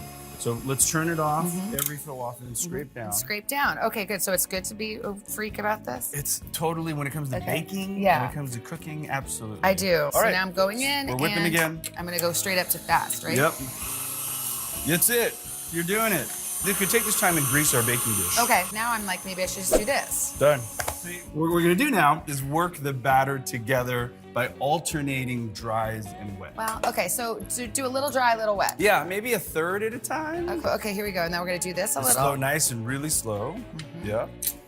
Because I don't want to beat it all in my face. That would be fun though. Now add a little. Add about a third. See how it just comes together? Now stop. We'll go alternate back to. Yeah, the whole little more idea dry. here is good incorporation without over mixing. Okay. Flour, when over mixed, will create gluten. Gluten will give you a very tight crumb, and we Okay. don't want a tight crumb. Never want a tight crumb. Boo tight crumbs. Pour a little this much. Yep, and you can go a little more now. Like so. that? Yep. Okay. Perfect. Should I be spatulating? I think this is a good time to maybe stop and give it a scrape down. Yeah, I think so. I have a scraping here. Just not as bad though because it's liquidy. You're but doing still. it. Okay. And I think we're at the point now that we're a third. You can just Dump it all everything in. there. Yeah, for sure. So we're at that point where the batter can handle kind of the rest of the ingredients. Okay. No problem. How do you know that? I'm looking at the mass it's become, and it's stable. That's what I'm looking for. There you go. So How'd you get into cooking anyway? my family immigrated in the 60s. We had restaurants in China. So my grandparents had restaurants, parents had restaurants.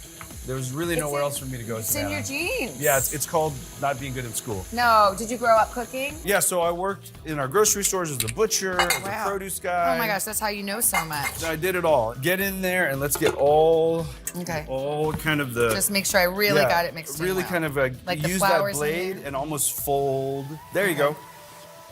And now I'm just gonna pour it in. Do you have That's any all. pouring techniques? Not really. Okay. I don't. I just try to kind of cover and then tap, tap, tap. And if you're one of those people like chunky cornbread, like jalapenos Yeah. or corn, this is kind of right before we go into the pan.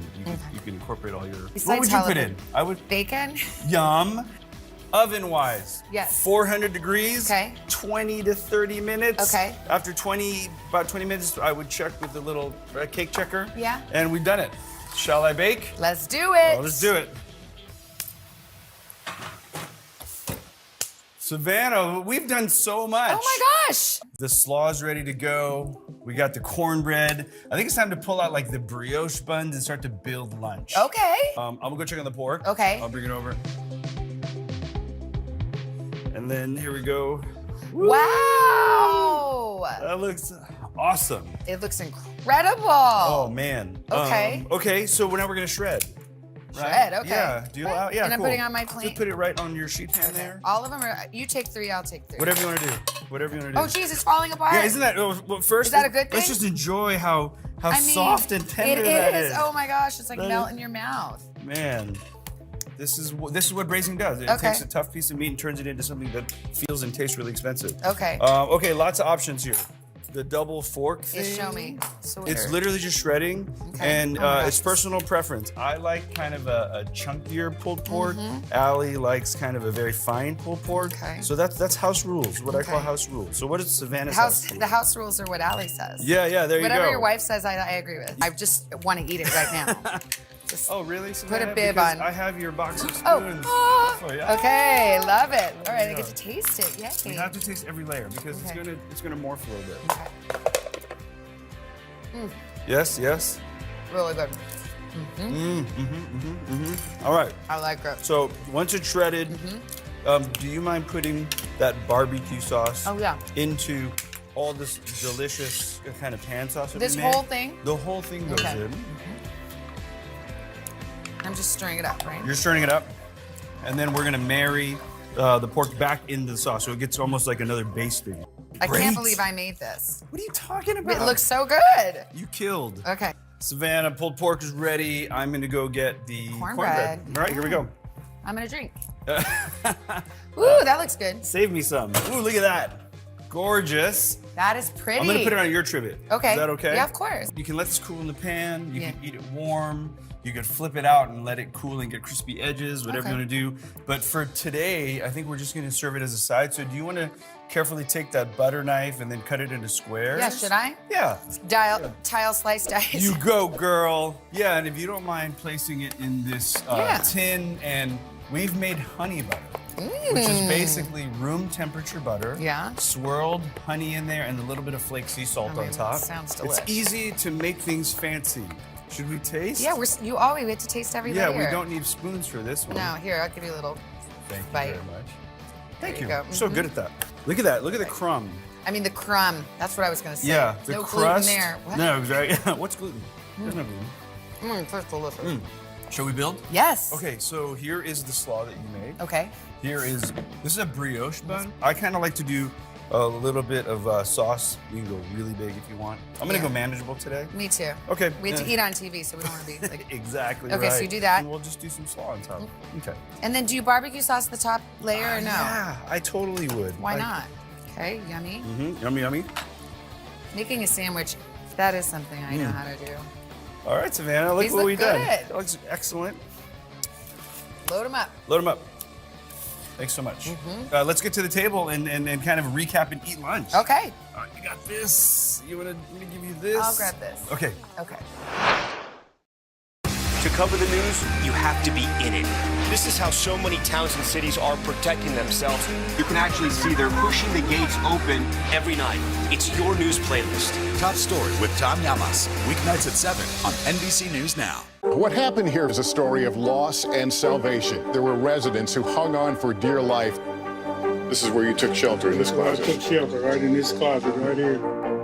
Rioters banged down one of the doors. Have you found a way to reconcile it a year later? It really hurt to see this place that I love so much treated with such disrespect. Was it an act of cleaning or an act of healing?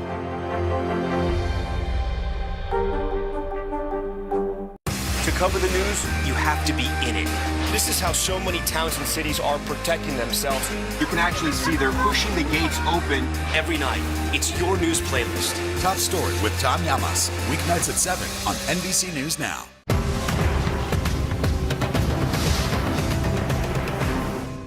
We're here to start conversations about the big things happening in our world. Because it's not my job to tell you what to think.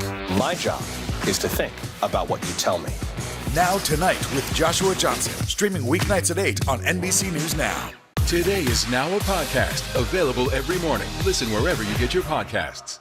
Top Story with Tom Llamas. Weeknights at 7 on NBC News Now. Oh, here we go. Come on. Oh. Let's go. Pulled pork, slaw, cornbread. I mean, this is a perfect summer meal. It really is. Also a lot of techniques to take with you. Yeah, for Right. sure. Braising, I mean, that was incredible. Good. Okay, but let's eat. Let's do it. Let's do it. Okay. I'm starting with liquid food. Oh, yeah, exactly. I can relate. You hit me with the piece of cornbread. I got you. Oh, I gotta try some of that butter, You too. absolutely do. This is my favorite. really easy to kind of fancy up. So good. This cornbread melts in your mouth.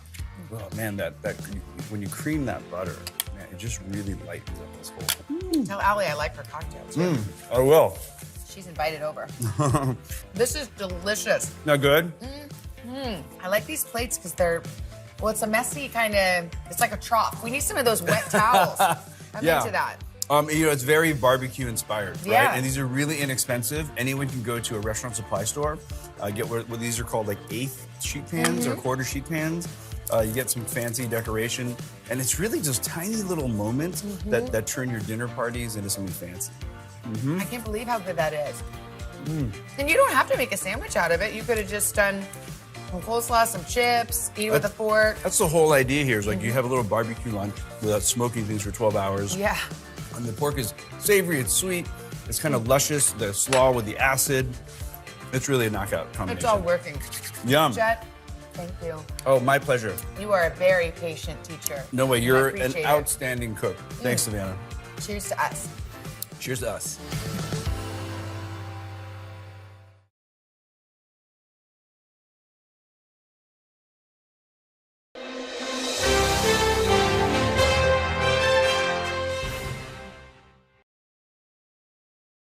Thank you so much for joining us. Really appreciate it. Thanks for having me on. Good to be with you. Well, let's get started. You know, we're talking about Earth Day. What are your first memories of Earth Day?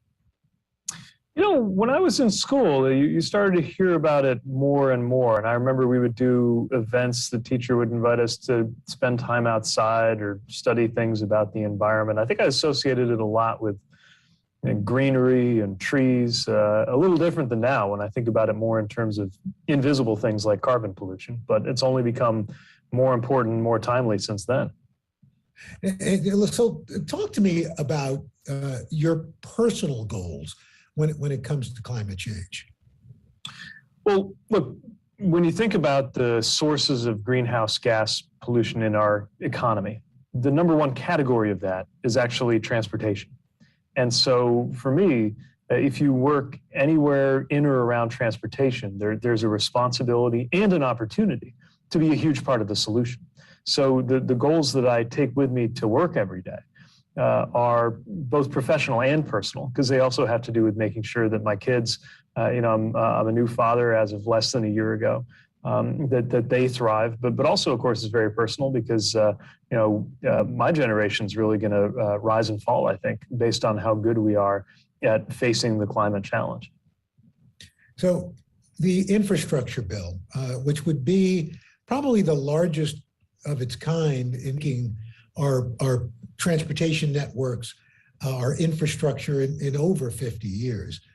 How is that bill going to impact our goals for climate change, to fight climate change?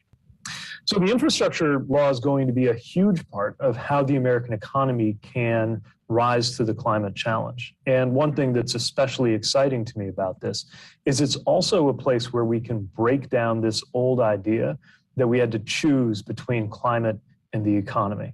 We are creating jobs through the transportation infrastructure of the future that will also be responsible for improvements in our climate. I'll give you just a handful of examples. We're funding things like low or no emission buses, electric buses that are cleaner for the neighborhoods they operate in, and where there's going to be a lot of job creation in manufacturing those buses here in the US. We're funding a network of charging stations for electric vehicles as more and more Americans consider going electric. One of the biggest things on your mind if you're weighing whether to buy an EV is whether there are going to be charging stations available if you take a lot of long road trips, the same way there's going to be a gas station for you when you go out on the interstate. And making sure that quality transit is available for people wherever they live. Beyond an infrastructure law, does it also take, and how do you implement a change in attitude? For example, here in New York City, I like to bike to work, I walk to work, but people get really worked up when you say, well, we're going to put in bike lanes and things like that. People, they have been used to having unfettered access to to wider streets and plenty of parking.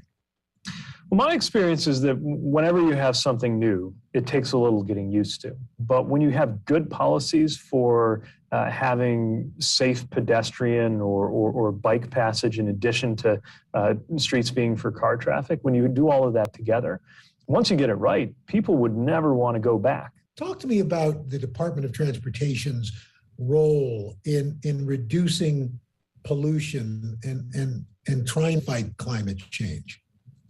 Well, the way I would say it is that every transportation decision is a climate decision, whether you recognize it or not, for the simple reason that transportation is such a big source of emissions.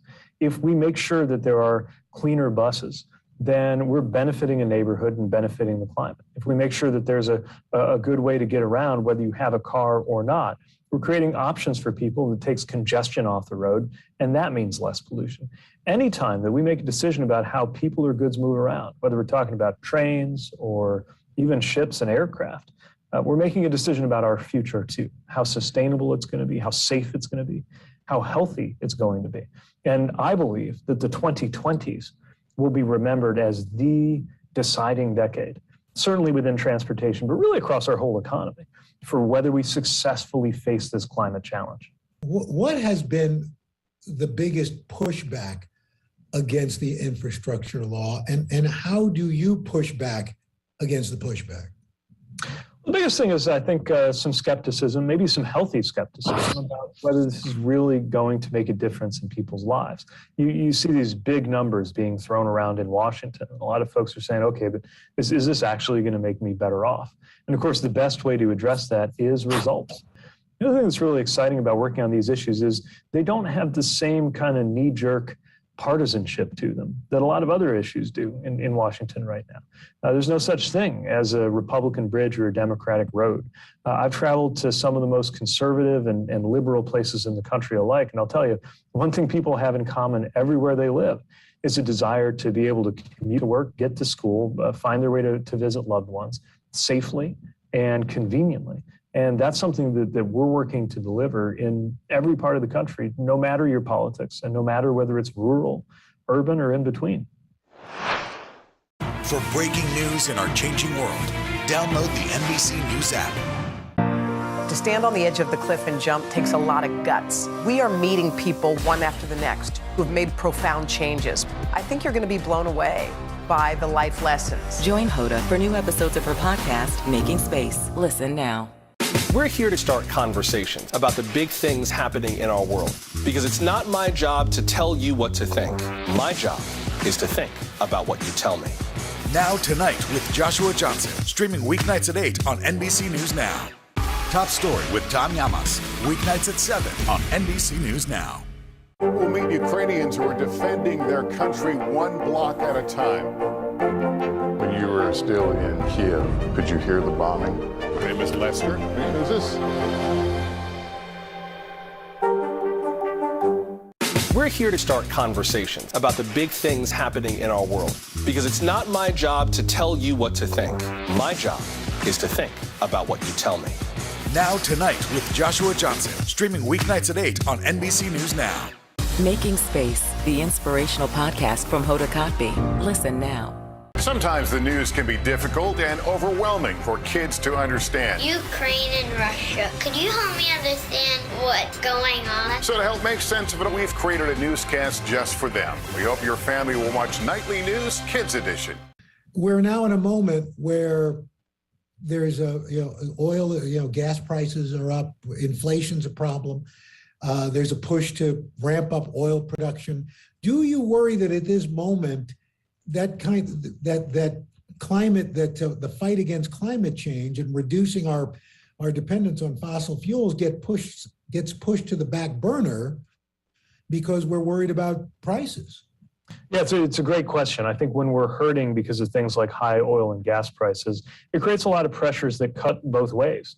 On one hand, it can lead to more interest in things like fuel-efficient vehicles or hybrid or electric vehicles. On the other hand, it creates the need for a lot of short-term steps to make gas more freely available to help people get through the season. But I think all of it points to the same long-term fact, which is that the sooner that we can depend on US-based, renewable, reliable energy, the less we're going to be subject to these kinds of ups and downs. And that's a reminder that we need to be looking to a future that is better for Americans, whether you're talking about health, climate, or just dollars and cents.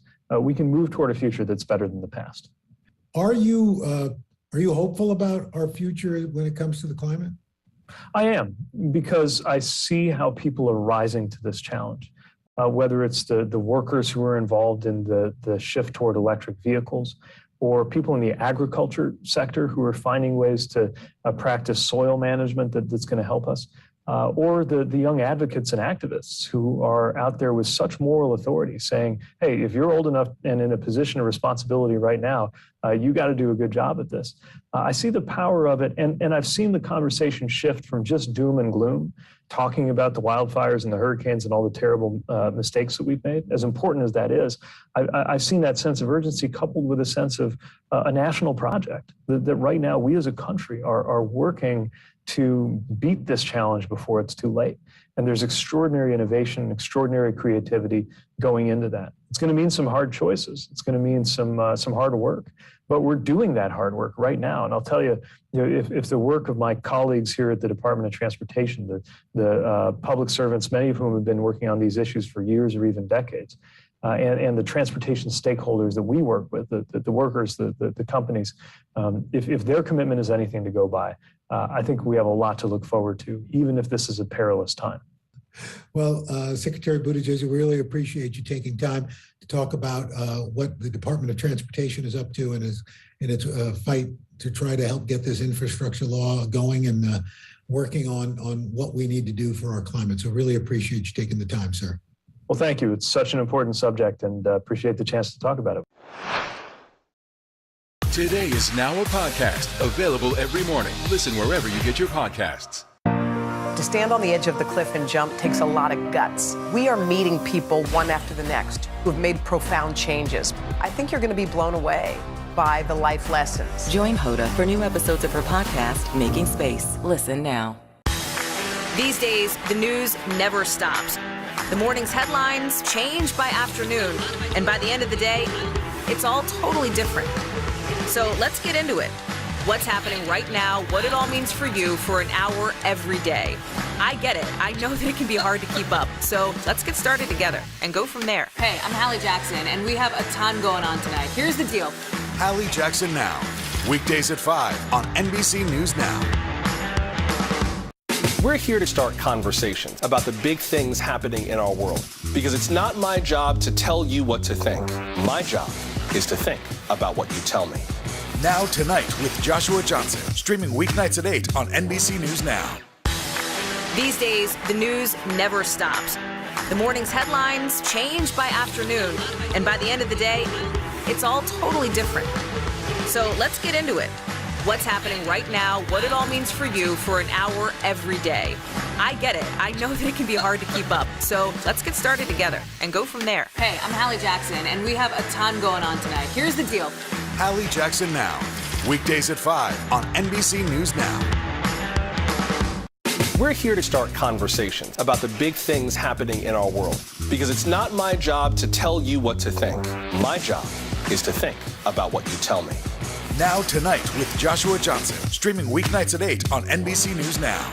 Today is now a podcast available every morning. Listen wherever you get your podcasts. Top Story with Tom Llamas, weeknights at 7 on NBC News Now. As we look at April as Earth Month, we've got Earth Week, and of course Earth Day, but in reality, every day should be Earth Day. Through the auspices of the Today Show, have been privileged to see these things up close, to be in Antarctica, to be in Iceland, to be in Greenland, Alaska, different parts of our country, and all around the world, where we're seeing climate change really start to have a major impact.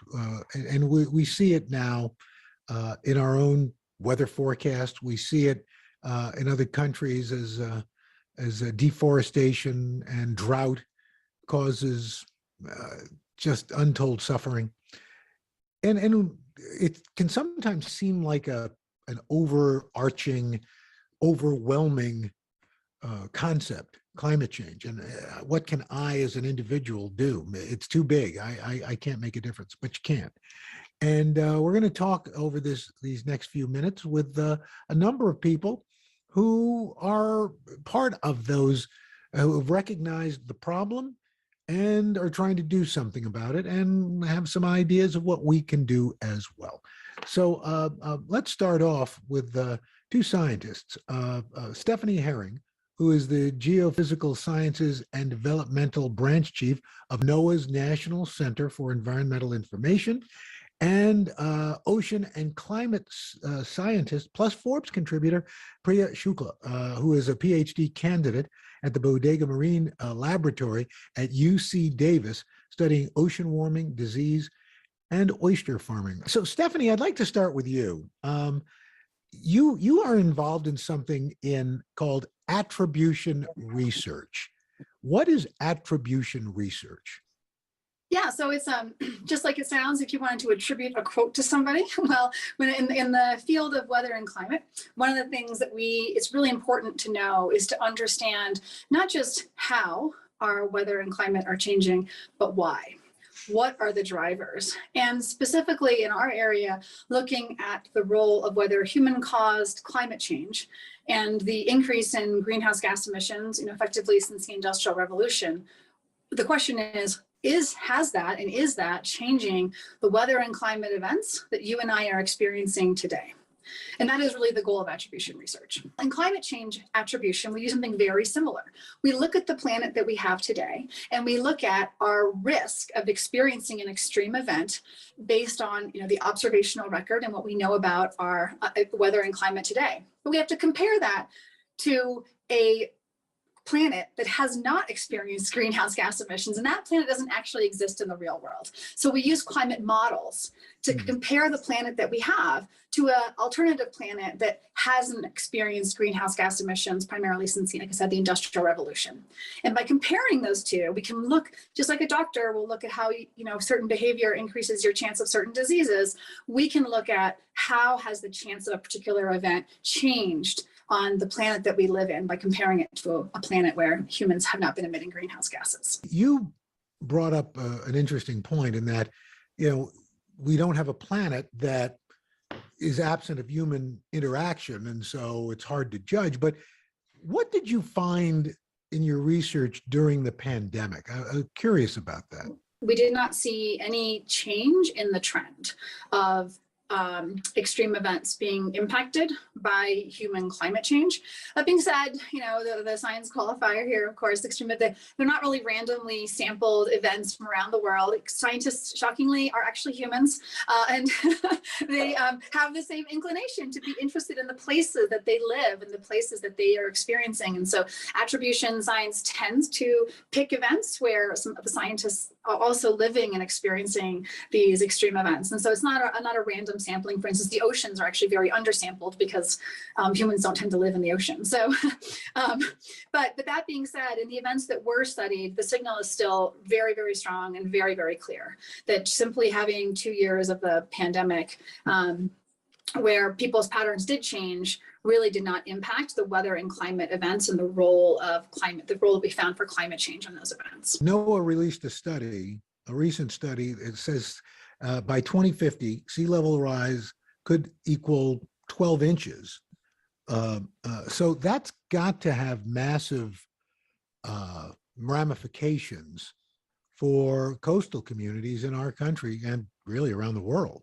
Sea level rise and climate change is happening on a scale that is much faster than what it seems like humans are able to fully tabulate and comprehend and then also respond to. And so NOAA is doing this incredible work, and so are a bunch of other bodies and trying to figure out what is going to happen. But human response seems to be on a much slower scale, both probably because there's a little bit of like denial and fear and concern, but also because people are trying to make the best possible solutions to things that we can only predict and haven't fully seen the impacts of, only glimmers of through things like king tide events. In doing this research, has there been a year where you looked at the data and you went, whoa, yikes?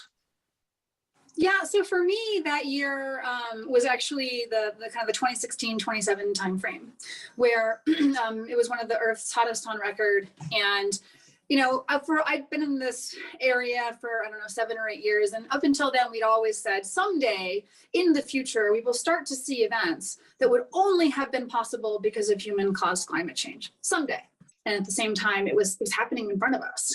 And I think that the more we look at this, the more we're going to realize that climate change is not some kind of future thing that will happen to us someday. It's happening now, it's happening today, and it's having real impacts today in the weather and climate that we're experiencing, in addition to many, many other impacts like the ones that Priya is looking at. Talk to me, Priya, if you can, about ocean acidification.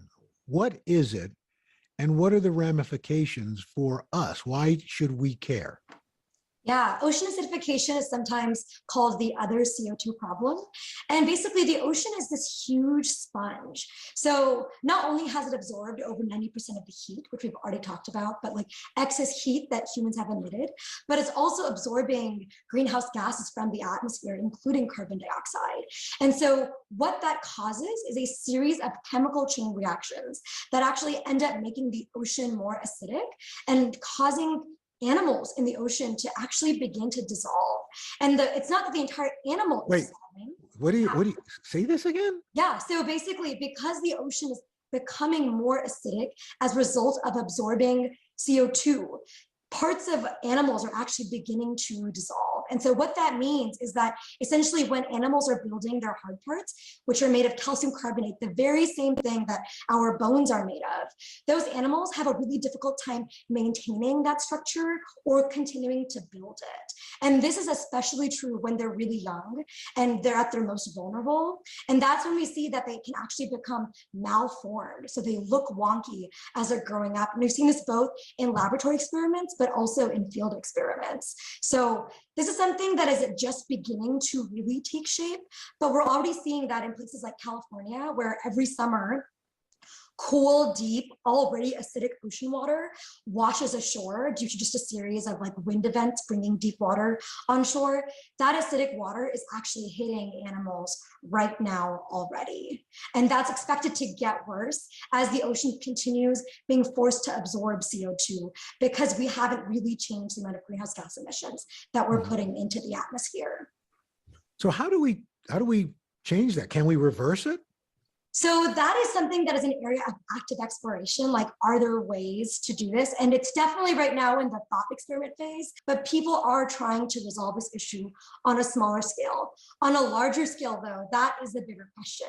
And that is something that I hope we'll have an answer to very soon.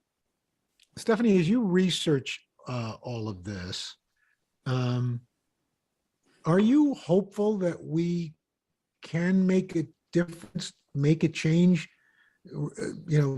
modify our behavior so that, if not reversing it, at least slowing things down? I think that we have to continue to hope that the better elements of our nature will prevail here, and that like you said in your opening remarks, which I thought was very powerful, it is true. This seems like a really overwhelming problem. It really does, and it is.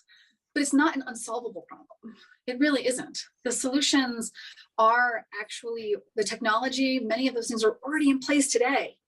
It's more a question of, I think, whether we, as both individuals, families, communities, and societies, which actions we're willing to take to help get us to a place where we are on a planet where my children will be able to enjoy some of the same things that I've been able to appreciate over my lifetime.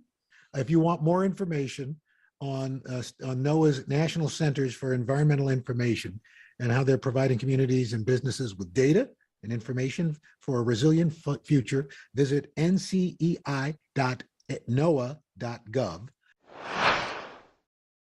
Making Space, the inspirational podcast from Hoda Kotb. Listen now. These days, the news never stops. The morning's headlines change by afternoon, and by the end of the day, it's all totally different. So let's get into it. what's happening right now, what it all means for you for an hour every day. I get it. I know that it can be hard to keep up. So let's get started together and go from there. Hey, I'm Hallie Jackson, and we have a ton going on tonight. Here's the deal. Hallie Jackson Now, weekdays at 5 on NBC News Now. Sometimes the news can be difficult and overwhelming for kids to understand. Ukraine and Russia. Could you help me understand what's going on? So to help make sense of it, we've created a newscast just for them. We hope your family will watch Nightly News Kids Edition. These days, the news never stops. The morning's headlines change by afternoon, and by the end of the day, it's all totally different. So let's get into it. What's happening right now, what it all means for you for an hour every day. I get it. I know that it can be hard to keep up. So let's get started together and go from there. Hey, I'm Hallie Jackson, and we have a ton going on tonight. Here's the deal. Hallie Jackson Now, weekdays at 5 on NBC News Now. For breaking news in our changing world, download the NBC News app. Today is now a podcast available every morning. Listen wherever you get your podcasts. We're really excited. Dr. Sanjan, thank you for being with us. Really appreciate it. Thank you, Al. Thanks for having me. He is a global conservation scientist whose work spans from genetics to wildlife migration to nature's impacts on the well-being. He's also the CEO of Conservation International, and he's got a great new series on PBS called Changing Planet. It's an unprecedented 7-year global storytelling effort, latest science and local voices. It monitors climate change in 6 iconic locations all around the world. So a 7-year effort seems pretty unprecedented for a television project. How did this idea come about? Well, Al, it's just getting started. So this is year 1 of a project. And the idea is to document what I think is the most consequential decade in human history. The science is clear. The IPCC, the Intergovernmental Panel on Climate Change reports make clear that what we do in this decade will fundamentally alter the trajectory of our planet. It doesn't mean 2030, everything's over. It does mean the path we're on at 2030, we're not turning back. So that's why we said 7 years is the right year. We kind of count down to this decade. And then we said, well, we can't do it from one place. Let's go to 6 places and tell the stories of our changing planet from those places through the eyes of the people who live there and the wildlife that we see. So how did you pick these places? Which are the places, and how did you pick them? What we did was we looked at places that were rich in carbon, that had, there were iconic landscapes. You're going to tell a story about climate change. Iceland is probably a good place to think about. And how can you think about climate change or the impacts of climate change in the United States without thinking about California? Like, think about what the last couple of years have looked like, in the summers in California, with the fires, the droughts. It's been, it really has become, unfortunately, emblematic of the challenge. And then we thought, look, East Africa, you have humans, wildlife. We wanted coral reefs, so we thought Maldives. You'll get a really good sense of an island that's sinking. Cambodia, because it's got one of the largest freshwater lakes in the world, Tonle Sap, that feeds millions and millions of people. More fish come out of that lake every year than all the lakes and rivers combined in North America. And then, of course, the Amazon. We know about the Amazon and why it's the lungs of our planet. And so we thought Brazil or the Amazon would be important. So this is how we sort of picked some of these locations. Obviously, we made some adjustments because of COVID and our ability to travel. I think I would have loved to have Great Barrier Reef, but it was a bit difficult to get to Australia but more importantly, get out of Australia. So there was some things that we just had to compromise on. Your organization, Conservation International, tell us about the work you guys do. Right. So we work in the Global South, almost exclusively in the Global South, in about 32 countries directly and about 50 countries indirectly. And what we do is really 3 things. The first is we protect and restore nature for climate. So we know that you cannot get to the Paris Climate Agreement, 1.5 degrees or 2 degrees, if you don't first protect nature. It's impossible to do the math. So we think you got to protect and restore nature at scale, number 1. Number two, we want to massively increase the amount of oceans under conservation. Oceans have been highly underinvested. Less than 5% is truly well protected. And we think there's a big opportunity there. And then the third thing we do, which I think is kind of the most interesting thing, is we find ways to balance production with protection. So if you can link those two things up, then you can actually create sort of models of sustainability. I think sometimes people see protecting the planet, trying to mitigate climate change as a zero-sum game. You either do if you do this, you're going to kill economies globally. And that's not the case, is it? That's not the case, but we have to be honest about the cost of transition. So it is clearly not the case. So one of the neat things about the most recent IPCC report is it pointed to, basically 24 countries where the economies have grown and yet they've managed to reduce their emissions. So this is living proof that you can do both. You can reduce emissions and continue to grow your economy. I really appreciate the conversation. You gave us a lot to think about. Thank you, Yal. Keep doing your great work.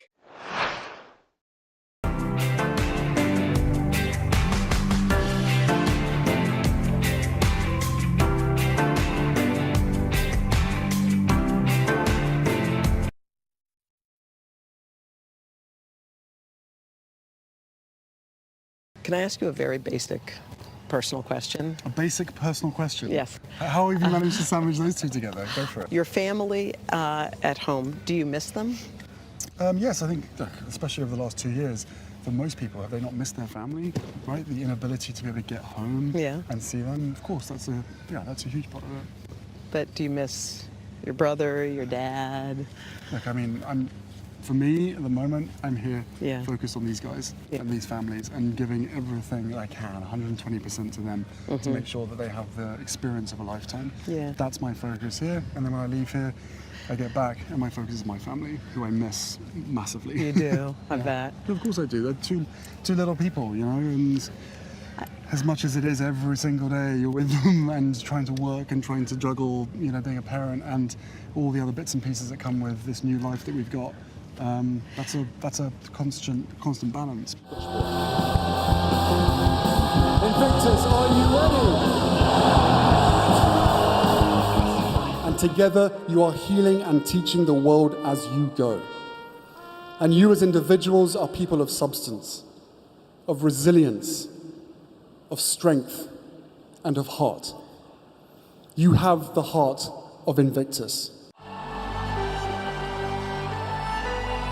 So we've been talking about the Invictus Games, and there was one woman who came up to me yesterday, and she said something that totally struck me in my soul. She said, the Invictus Games saved my life. And I said, what? She said, they saved my life. She said, I don't have a physical ailment, but I have mental illness. I have PTSD, and I was on the verge of suicide. And I saw the advertisement for these games, and they saved my life. How does that land for you? Third hand, it still feels amazing. But every single games that I go to, I hear the same thing from so many of them. And it's not just from the competitors, it's from their families as well. It feels amazing that we've managed to play a part in their recovery, but it also makes me incredibly sad to know that that's how dark it was for them. But then you see these individuals who have been labeled or diagnosed with PTSD, which rolls off the tongue really easily for most people. But I would say 99% of the time, the individuals that I meet that have been diagnosed with PTSD is actually PTSI. It's an injury, it's not a disorder. Because you're here doing this in front of these cameras, with these lights, with this crowd, with these noises, all the things that trigger you. And you're now here playing sport, representing your country. Is your doctor still telling you that you have a disorder, or that perhaps it's an injury and that you can actually heal from it and you can get better from it? You know what I was so struck by with her too? She told the truth. I feel like people here are open. They just say it. I have this issue. This is in me. This injury's inside me. And they're not afraid to say the words. And I think that's important. Look, it's certainly the comfort of being within this community gives them that opportunity, but I've always believed that so much of what happens within this community is so relatable to the outside community as well. Like what these guys, girls, kids, families, what they've all been through and what they continue to go through, everybody else can take so many lessons from them. So many, rather than having to go through the whole thing again, and we're thinking, what do I do? Where do I turn? Yeah. How do I get through this? Oh, I'm feeling anxious, or I'm depressed. It's like, look no further than this community, this entire community, because whether you're a mum, dad, grandparent, kid, or a service member yourself, remove the uniform from this. Yes. That's the biggest advice that I can give everybody who's watching it at home, is just remove the uniform, right? Because whether it's physical trauma or mental trauma, we are all susceptible to it, and more so now than we've ever been before because of the state of the world. So again, these are ambassadors leading the charge. I feel like for you too, I mean, you've spoken about obviously mental health issues. When you put that heavy backpack down, like people are lugging stuff around, when you finally put it down, do you feel yourself like peaceful? I think everyone ends up feeling lighter, I think is the best way to describe it. For so many people, it's about management. You know the things that trigger you, therefore you try and stay away from that. Or you change your daily routine to shop at different hours and not take the underground or the subway, you guys call it. I think it's unique to everybody. But what I do know is that there is a light at the end of the tunnel for absolutely everyone. Everybody. And whenever you've hit your rock bottom, the darkest point, that getting your life back on track, the distance between that really is down to mindset and what you are willing to, or what you are brave enough to go out and get. If you want it, go and get it. And if you've got that support structure around you, then that time lapse is going to be compressed. Top Story with Tom Llamas, weeknights at 7 on NBC News Now. Sometimes the news can be difficult and overwhelming for kids to understand. Ukraine and Russia. Could you help me understand what's going on? So to help make sense of it, we've created a newscast just for them. We hope your family will watch Nightly News Kids Edition. These days, the news never stops. The morning's headlines change by afternoon, and by the end of the day, it's all totally different. So let's get into it. What's happening right now, what it all means for you for an hour every day. I get it. I know that it can be hard to keep up. So let's get started together and go from there. Hey, I'm Hallie Jackson, and we have a ton going on tonight. Here's the deal. Hallie Jackson Now, weekdays at 5 on NBC News Now. To stand on the edge of the cliff and jump takes a lot of guts. If I never got to sing another song, I would still feel the joy that I feel right now. We are meeting people one after the next who've made profound changes. It's the little moments that are the transforming moments. Oh my gosh, I never thought of that. Oh my gosh, I could apply that. I want to stop for a second. In season 2, I think you're going to be blown away by the life lessons. Join Hoda for new episodes of her podcast, Making Space. Listen now.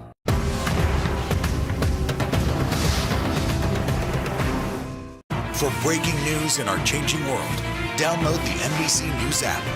I feel like the only thing, and I'm speaking for myself, and I don't know if you feel the same way, the only thing I want in my life is to feel like peaceful. That's it. And that feeling of feeling at ease and peaceful is like there's not a dollar you can put on it. And I'm wondering for you, you've lived in the United States for 2 years. Do you feel peaceful now? I don't know how many people feel truly peaceful, you know? At times I feel massively at peace, but with everything that's going on in the world and trying to help and trying to use the platform and the influence to try and steer people to trying to help. And again, like, I think the biggest concern or the biggest issue that people wrestle with on a daily basis that does provide more anxiety for me and for them is the helplessness, right? Is not being able to help. An individual or a problem that's somewhere around the world. And we as human beings are compassionate people. But when your life becomes really hard, it can be, for some, harder to find the compassion for other people. It's hard enough for me. I don't have anything left to give. But what I've learned over the years is, certainly for myself, I find healing in helping others. And I think that, to me, certainly after the last 2 years of COVID, and the ongoing COVID, is putting the sort of the way that the story has been told to one side, but the realities of what's happening within the communities around the world is people have come to help other people. And I think that's what we should really be focusing on. I love that.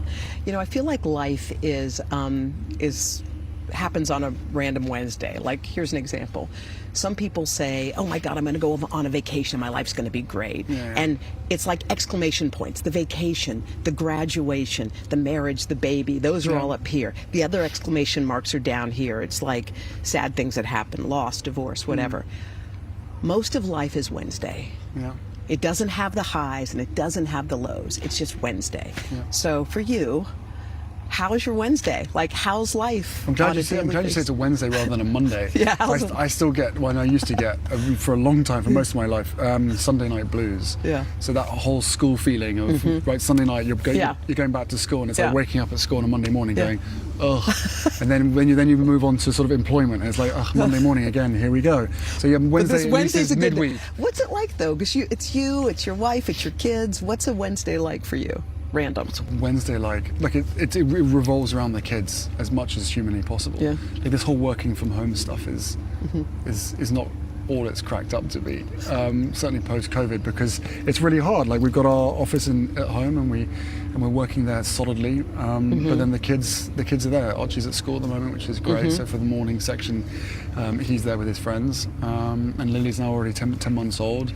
But when your kids and you are in the same place, it's really hard to separate the work from them because they kind of overlap. So, I mean, Archie spends more time interrupting our Zoom calls than anybody else. Does he have your personality? But he also gets us off them as well, so that's also a nice thing. Is he kind of like you? He's got a little bit of your thing. What's my thing? Your cheeky thing, My that thing cheeky you do. Yeah, no, I think so. Yeah. He's look, I'll always try and keep that. I think that, the cheekiness is something that keeps you alive. As I said, there's so much to be happy about in the outside world, but there's also so much to worry about. But I do my sort of mantra now every day is, and it's a dangerous one because I need to make sure that I don't have burnout, but is trying to make the world a better place for my kids. Otherwise, what's the point in bringing kids into this world, right? It's a responsibility that I feel as a parent, that you probably feel as a parent as well, and we can't fix everything. We know that. Yeah.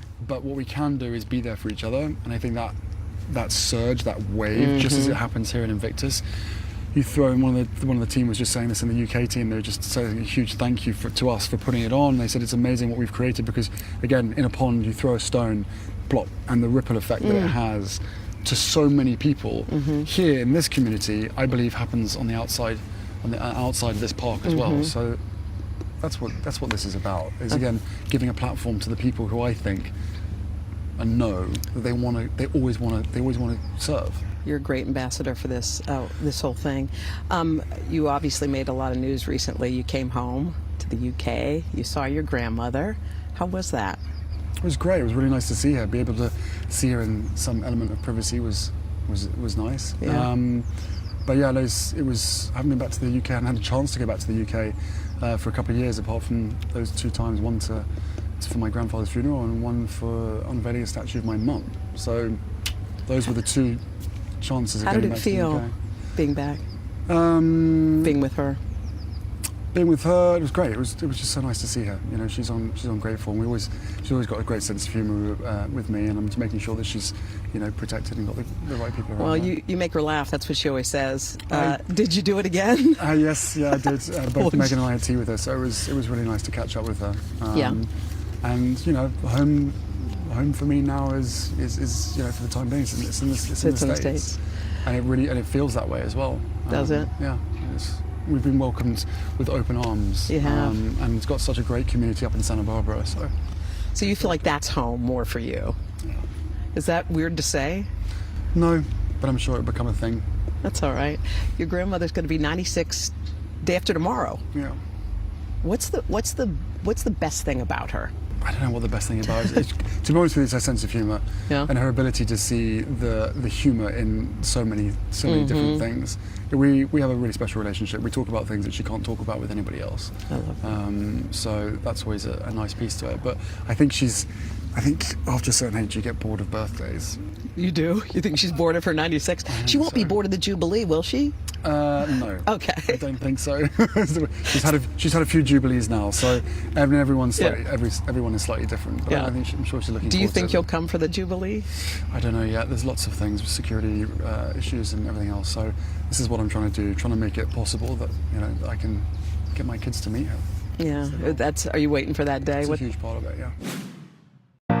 To stand on the edge of the cliff and jump takes a lot of guts. We are meeting people one after the next who have made profound changes. I think you're going to be blown away by the life lessons. Join Hoda for new episodes of her podcast, Making Space. Listen now. Sometimes the news can be difficult and overwhelming for kids to understand. Ukraine and Russia. Could you help me understand what's going on? So to help make sense of it, we've created a newscast just for them. We hope your family will watch Nightly News Kids Edition. These days, it feels like the news never stops. So let's get into it. What's happening right now, what it all means for you for an hour every day. It can be hard to keep up, so let's get started together. Hallie Jackson Now, weekdays at 5 on NBC News Now. To stand on the edge of the cliff and jump takes a lot of guts. We are meeting people one after the next who have made profound changes. I think you're going to be blown away by the life lessons. Join Hoda for new episodes of her podcast, Making Space. Listen now. Making Space, the inspirational podcast from Hoda Kotb. Listen now. For breaking news in our changing world, download the NBC News app. Today is now a podcast available every morning. Listen wherever you get your podcasts. Making Space, the inspirational podcast from Hoda Kotb. Listen now. For breaking news in our changing world, download the NBC News app.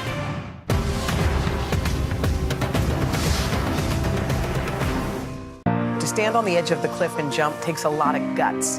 If I never got to sing another song, I would still feel the joy that I feel right now. We are meeting people one after the next who have made profound changes. It's the little moments that are the transforming moments. Oh my gosh, I never thought of that. Oh my gosh, I could apply that. I want to stop for a second. In season 2, I think you're going to be blown away by the life lessons. Join Hoda for new episodes of her podcast, Making Space. Listen now. I was thinking about a new life, like you got a whole restart. Mm-hmm. You have a whole new focus, a whole new nucleus. How does that land with you? No, I think the focus is very much the same. Right? Is it? Yeah, certainly from my wife's point of view. Yeah. For the two of us, you know, this was a life that she signed up for, Mm-hmm. and that we were committed to doing together as a couple forever. Mm-hmm. Because of the circumstances, we've now moved that life of service to the States, and we'll continue to do what we were doing before. So in that regard, nothing's changed for us. It's just a little bit more complicated to have to sort of restart, if you know what I mean, from a blank canvas. Sure. Tell me about how involved you are as a dad. What do you love about fatherhood? Oh, what I love about fatherhood? Yeah. All of it. The chaos, the learning, the reminder of just every element of yourself, your soul, right? Just when you're not a parent, you can get sucked into all sorts of different stuff, and you maybe sometimes forget who you are. And suddenly as a parent, especially now Archie at the age he's at, asking all the questions. What does he ask? It just, those questions of the whys. Yeah. He's into the why stage. Yeah. Why this, why that, why that? And instead of just trying to, like, I don't know, move it on, I give him the most honest answer that I can, and then it goes on and on and on until he's satisfied, and then that's it, it's done. Yeah. Otherwise it ends up with, because the world is round and that's the way that life is. That's just the way it goes. So, you know, it's like, I love it. I love every part of it. I've said this years and years and years, I've always wanted to be a dad, I've always wanted to have my own kids, and now I've got two little people who I'm responsible for, you know? Do you tell them, or do you tell Archie, since he's old enough, about your mom? Yes, yeah, very much so. I don't tell him all the stuff that happened, but certainly that this is, you know, Grandma Diana, and we've got a couple of photos up in the house. Oh. By the way, I appreciate what you're doing, everything that you've done here. You know, my responsibility for the moment this week, my job is here with these guys and give them the support I can and try to work out what and how I'm going to do my closing speech. Yeah, what are you going to say? I don't know yet. Yeah. Otherwise, if I knew, I wouldn't tell you. But I have no idea. I have no idea what I'm going to say. I struggled for the 24 hours before the opening ceremony. My biggest struggle was trying to find the right words for Team Ukraine. I knew. You know what? It was so poignant and beautiful. I was going to say, I watched that speech. But I don't know. And even being interviewed with the Dutch television crew, they're like, "You said this. What did you mean by that?" And I said, "I just saying that we can. Words are one part of it, right? But there must be so much more that we can do. And then when you speak to them and you see them and you hear their stories, I worry about them, and I worry about all of us once we leave these games. They're the ones that have to get on a bus and head back into a war zone, and then take off their Invictus strip and put back on their uniform, and then go and stand in a trench. If that's the world that we're living in now, I just it's, again, as a parent more than anything, it's really hard to swallow that and be there on the stage and be in a position where all you can really do is help with words, when I really want to be able to use this week at this opportunity to somehow try and, I guess, encourage more than that. Do you, just lastly, in this moment or in these moments, do you ever feel your mom's presence? Because when you were talking just then about how much this means to you, like I had this feeling just now. No, for me, it's constant. It has been over the last 2 years, more so than ever before. It's almost as though she's done her bit with my brother, and now she's very much like helping me. Got him set up. Now she's helping me set up. That's what it feels like, He's got his kids. I've got my kids. The circumstances are obviously different, but no, I feel her presence in almost everything that I do now. But definitely more so in the last 2 years than ever before, without question. So she's watching over us. I'm sure she's proud of you. I'm sure she is. To stand on the edge of the cliff and jump takes a lot of guts. We are meeting people one after the next who have made profound changes. I think you're going to be blown away by the life lessons. Join Hoda for new episodes of her podcast, Making Space. Listen now. Today is now a podcast available every morning. Listen wherever you get your podcasts.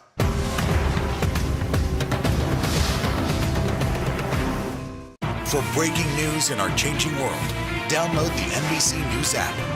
Today is now a podcast available every morning. Listen wherever you get your podcasts. Sometimes the news can be difficult and overwhelming for kids to understand. Ukraine and Russia. Could you help me understand what's going on? So to help make sense of it, we've created a newscast just for them. We hope your family will watch Nightly News Kids Edition. To stand on the edge of the cliff and jump takes a lot of guts. If I never got to sing another song, I would still feel the joy that I feel right now. We are meeting people one after the next who have made profound changes. It's the little moments that are the transforming moments. Oh my gosh, I never thought of that. Oh my gosh, I could apply that. I want to stop for a second. In season 2, I think you're going to be blown away by the life lessons. Join Hoda for new episodes of her podcast, Making Space. Listen now.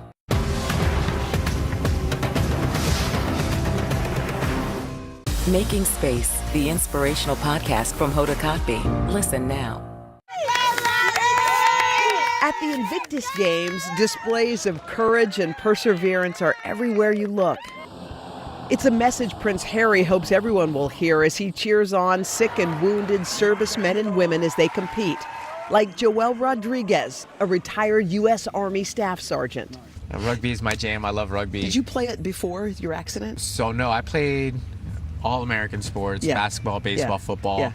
And then I got hurt. So I was like, okay, I can play basketball. And then my physical therapist came and was like, there's a sport that I think you'd like to play. And I was like, sure, take it out. At this point, I've been in the hospital for about a week, 2 weeks. I was like, just get me out of this place. I just want to see the sun. So she took me to go see wheelchair rugby. And I still had this neck brace on, and I was in a power chair. And I was like, put me in this thing. And my wife looked at me and was like, absolutely not. You just broke your neck. I was like, put me in this thing. The idea of just like charging a wheelchair into someone else's wheelchair. I mean, and these guys were flipping each other over.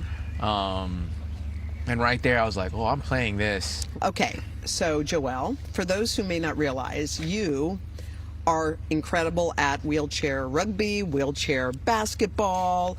You were on the track because I saw you. You're swimming. You do all of these sports. Yes, ma'am. That's you. Just tell me about it. Like you're like a multi-athlete. I mean, to be in these games, I think it improves. You should be a multi-athlete. I think it improves every sport if you're a multi-athlete.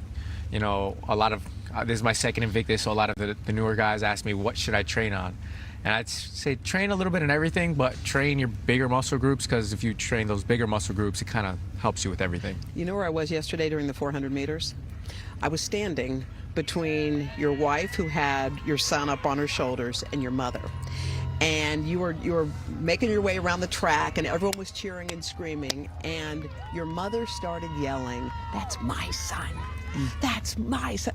Everyone was weeping around her, and it just struck me that this is a family affair. This isn't just about you. Yes, ma'am. I mean, my whole family has been a great support system, even after injury. I mean, before injury, they were always with me, and then after injury, I mean, it's huge to have that support. You know, I've seen a lot of injuries come in and out, and sometimes they just don't have that support system, and could lead you to a dark place. I'm very happy and fortunate and blessed that I have this family. Can I ask you, because in 2014 when you had your accident, a lot of people would have thought, these are the cards I'm dealt. This is what I get, and I have to live with this. And maybe have taken it kind of slowly through life. You did the total opposite, man. You went all the way in.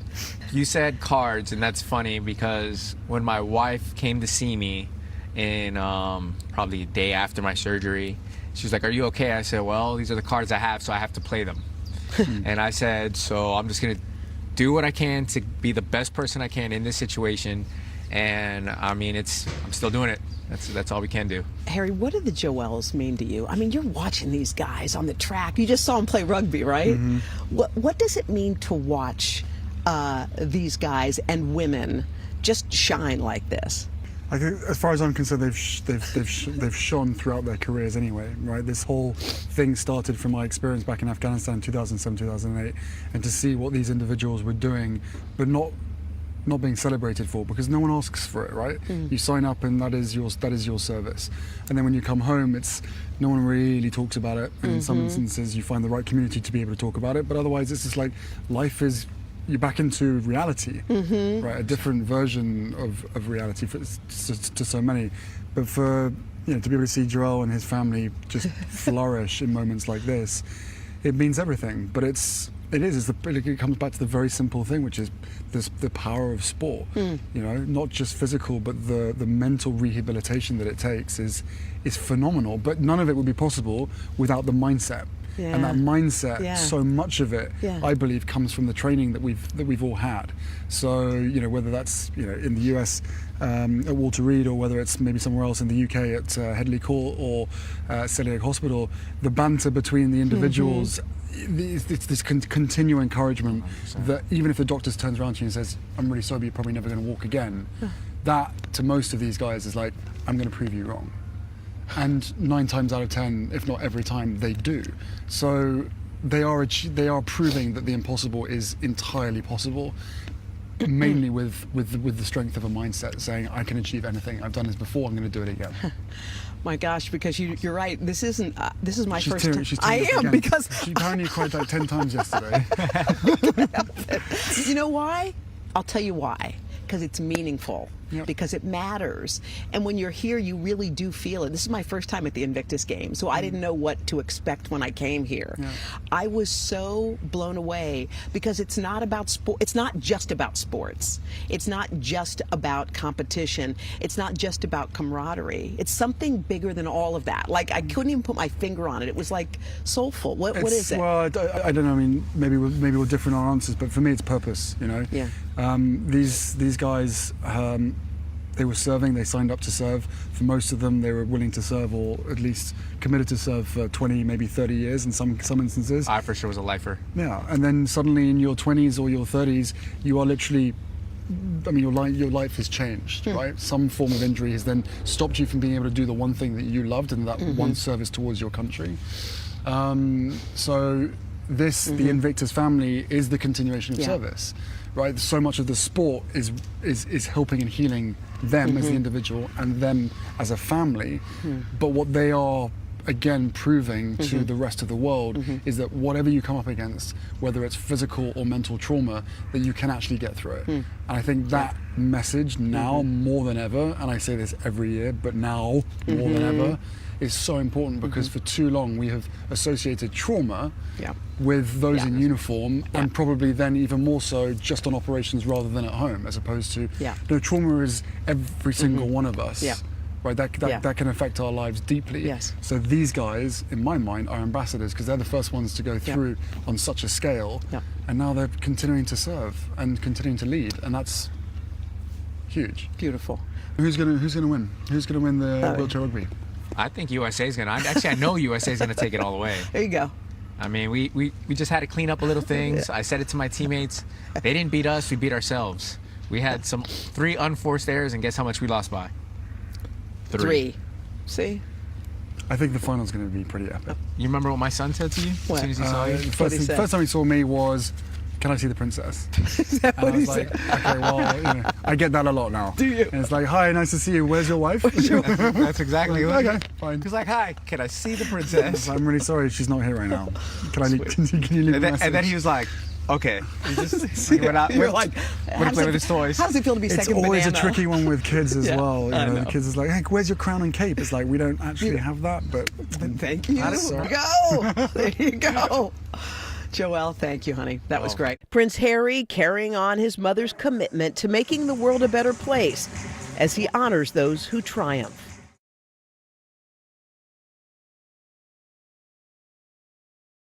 The answers come when you need them most. Ooh, let it go. The Today Show's newest fan. Little Al Roker. What am I doing here? This is your moment. Your moment.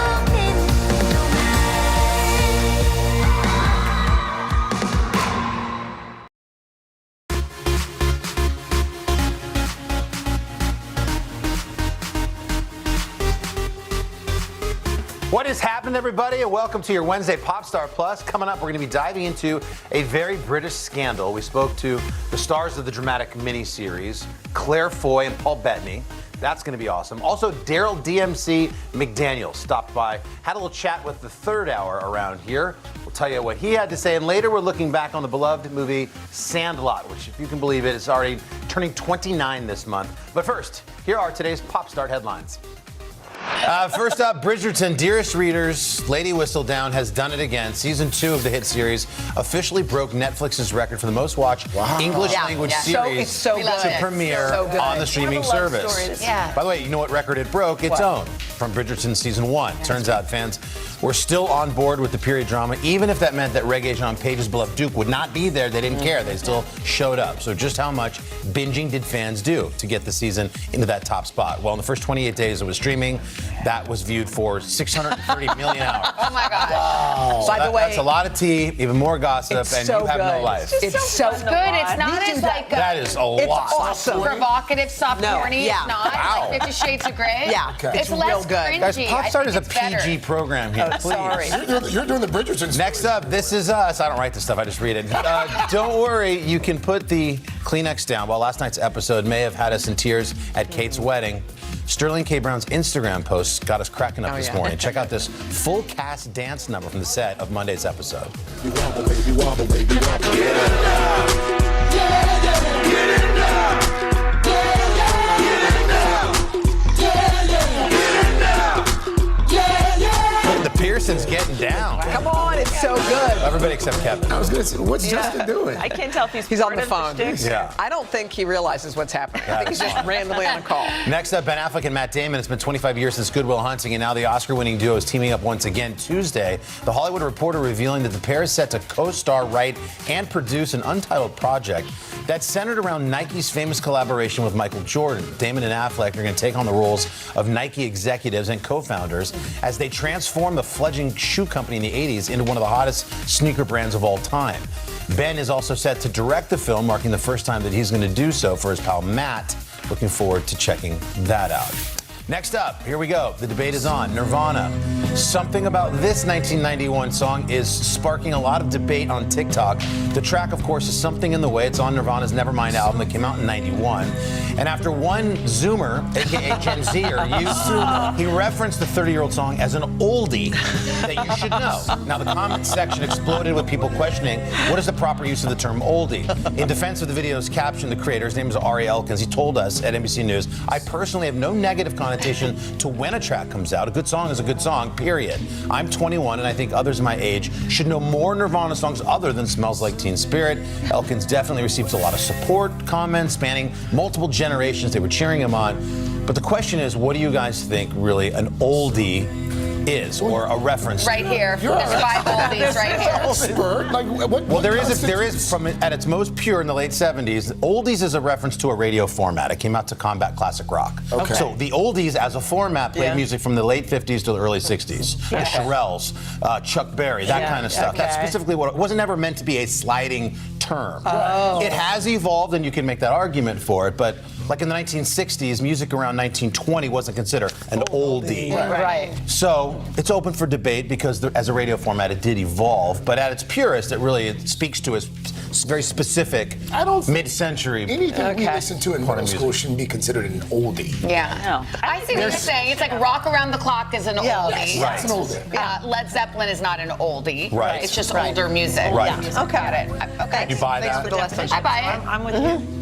Craig doesn't look convinced. I don't know. But I did like your coining of the term Zoomer. I enjoyed that. Yeah. You're welcome. All right. Well, let us know what you think. Is Nirvana, is that track it's an a vote. oldie? Yeah. By the way, this all happened because Robert Pattinson played the Batman. The trailer came out in 2020. Yeah. They used this song, the Nirvana song, which was never released as a single from Nirvana. They used the song in the trailer, and it's awesome. And so younger people are like, what is that song? What is that song? And that opened up this whole debate. Got it. All right, you can go to today.com and cast your vote.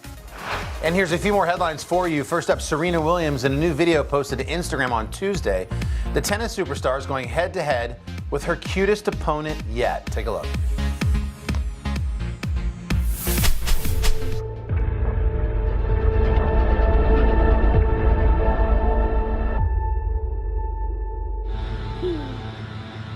Really? This is nuts.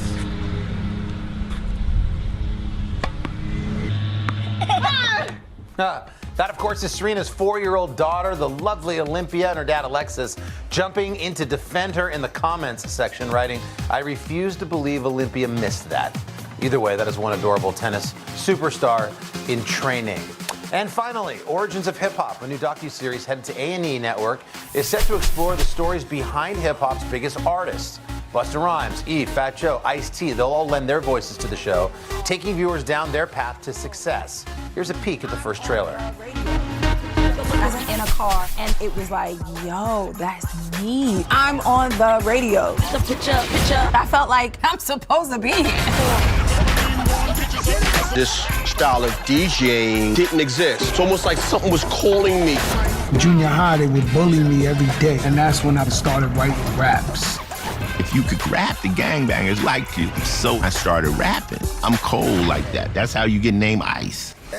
Oh, I'm gonna love that. That's got me written all over it.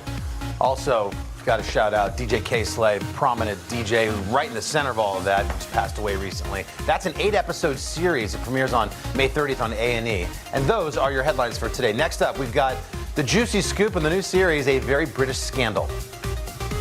We'll meet Ukrainians who are defending their country one block at a time. When you were still in Kiev, could you hear the bombing? My name is Lester. And who's this?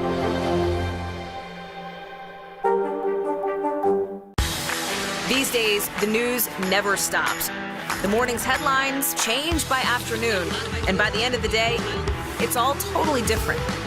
So let's get into it. What's happening right now, what it all means for you for an hour every day. I get it. I know that it can be hard to keep up. So let's get started together and go from there. Hey, I'm Hallie Jackson, and we have a ton going on tonight. Here's the deal. Hallie Jackson Now, weekdays at 5 on NBC News Now. These days, it feels like the news never stops. So let's get into it. What's happening right now, what it all means for you for an hour every day. It can be hard to keep up, so let's get started together. Hallie Jackson Now, weekdays at 5 on NBC News Now. Sometimes the news can be difficult and overwhelming for kids to understand. Ukraine and Russia. Could you help me understand what's going on? So to help make sense of it, we've created a newscast just for them. We hope your family will watch Nightly News Kids Edition. Top Story with Tom Llamas, weeknights at 7 on NBC News Now. For breaking news in our changing world, download the NBC News app. Making Space, the inspirational podcast from Hoda Kotb. Listen now. And welcome back to Popstar Plus, a Very British Scandals, a 3-episode miniseries. It's based on the dramatic real-life divorce between two British aristocrats. Stars Paul Bettany, who you've probably seen in the Marvel Universe, and of course Claire Foy, who you know from The Crown. Well, they spoke to us about the turbulent 20th century relationship that captivated the world. Well, it's about a very famous British scandal that I had no idea about, and I think what makes it different from American scandals, which are marvelous on their own, but ours is sort of steeped in the class system, and Margaret's father was an industrialist, and they sort of bought into the aristocracy. There's been lots of books written about her. She wrote one as well, which is basically about how to throw a good dinner party, which no one really wants to know about because everyone wants to know about kind of the salacious elements of their divorce, especially. But what I found out was that a lot of the books that are written about her are written by men, and there's quite a lot of judgment about her and her sexuality and who she was. And so a lot of it was based on the research, but also was kind of the facts about her, really, which was that she was very entitled and privileged, and she had come from a background where basically she got whatever she wanted from the men in her life, and then she sort of married a man who refused to give her anything. And so basically then the relationship and the kind of the drama of it that is fictionalized takes over, really. Yeah, because a lot of it is basically viewed from the outside and the judgment of other people about who she was and the terrible things that she did, which weren't that terrible, really. So, I've been around it. I had such a lovely day, and you've gone and spoilt it. I'm going to sleep at the club. And tomorrow morning we go back to Inverera, first train. I won't be. You'll do what I tell you to do and when I tell you to do it. You must be confusing me with one of your other wives. I think it was the first case kind of its kind in the UK, definitely. Because in that sort of divorce proceedings, they were always very private. And there were never really women of means who could bring a divorce case against their husband, or it was normally the husbands who were divorcing the wives. And they were pretty kind of open and shut cases, really. But because Margaret had the means to basically take it to the bitter end, she was never going to give up. It really played out in the media. And so they used the press. But I think that she was an it girl, so she sort of grew up being lauded and kind of appreciated by the press. And in that way, completely took for granted the fact that they suddenly turned on her and went for her. And the narrative that she had created in her mind of who she was and in the press was so quickly turned, and she became kind of, it was basically a witch hunt, really, for her and everything about her, because people loved it. They loved the salaciousness of it and the idea that she was such a sexually promiscuous woman, and how dare she divorce her husband, and who does she think she is? And I think, unfortunately, that's kind of one of the things that I felt when I was shooting it. I sort of thought that I would be shooting it and kind of looking back and going, oh, how terrible it was this woman was treated this way. And I realised that basically nothing's really changed. No, I've been a huge fan of Claire's. I think she's an amazing actress. And so that was the first thing. And then I heard there was a project with her, and I read it. And for me, it seemed like nice counter programming, frankly, because I've been playing a lot of nice, warm, fuzzy robots, I suppose. And to play a sort of something close to yourself. Something closer to myself. Exactly. To be a sociopath. Sort of cold sociopath. It just seemed like I was a shoo-in. So so that's it. For me, I was excited at the idea of doing something very different, and to work with Claire. It was a real joy working with her. She's an amazing scene partner, and has similar instinct that I have, which is to try and bat away from what the dialogue is doing. And so it was kind of surprising, I thought. It was working great. with you. It felt like you had a real. Yeah, we'd always talk about it, wouldn't we? We'd have like that you had a friend on set, like it felt like you had someone who had your back, which is good, but sometimes it doesn't feel like that. It was so much fun. Too much fun, sometimes. And we should mention you can find A Very British Scandal on Prime Video, and I'm sure you will. Just ahead, DMC's visit with our third hour crew. Next. Can this still end diplomatically with Vladimir Putin in charge of Russia? There's a Supreme Court nominee. What would it take for you to vote to confirm her? So I guess the question is, can this end with sanctions alone? If it's Sunday, it's Meet the Press.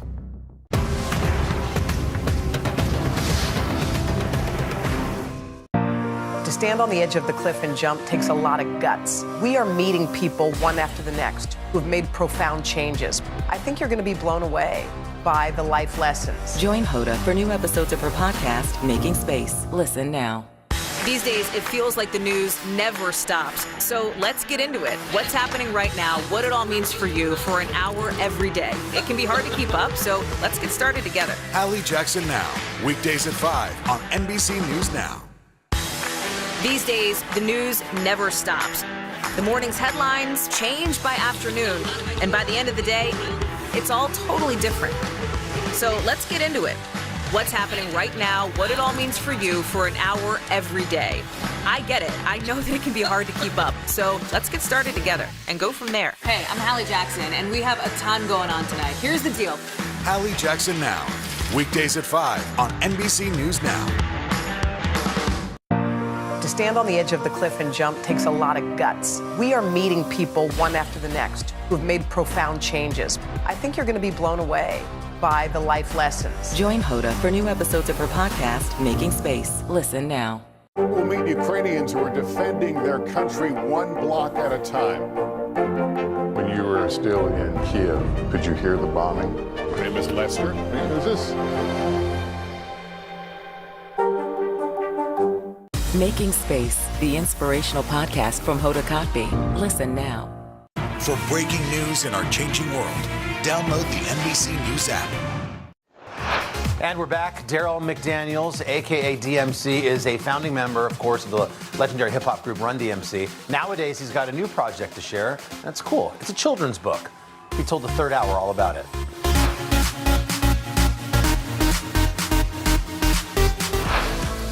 Our next guest is hip-hop royalty. Daryl McDaniels is 1/3 of the pioneering rap group Run DMC, behind hits we all love, like King of Rock, It's Tricky, Tricky, Tricky, and of course, Walk This Way, featuring Aerosmith. We've all been singing Walk This Way all morning, and now Daryl, also known as DMC, is channeling his love for hip-hop in a new way. His children's book, Daryl's Dream. Daryl is here to tell us all about it. Good morning. Good morning. Good morning. You Glad know, to be here. Glad to be here. Daryl, a lot of people don't know this. You've dedicated your life to helping kids. And as a child on the cover, you were teased and bullied for wearing glasses. Mm-hmm. You overcame it and are teaching children that you can turn around and do good. Why was it so important for you to put this in a children's book?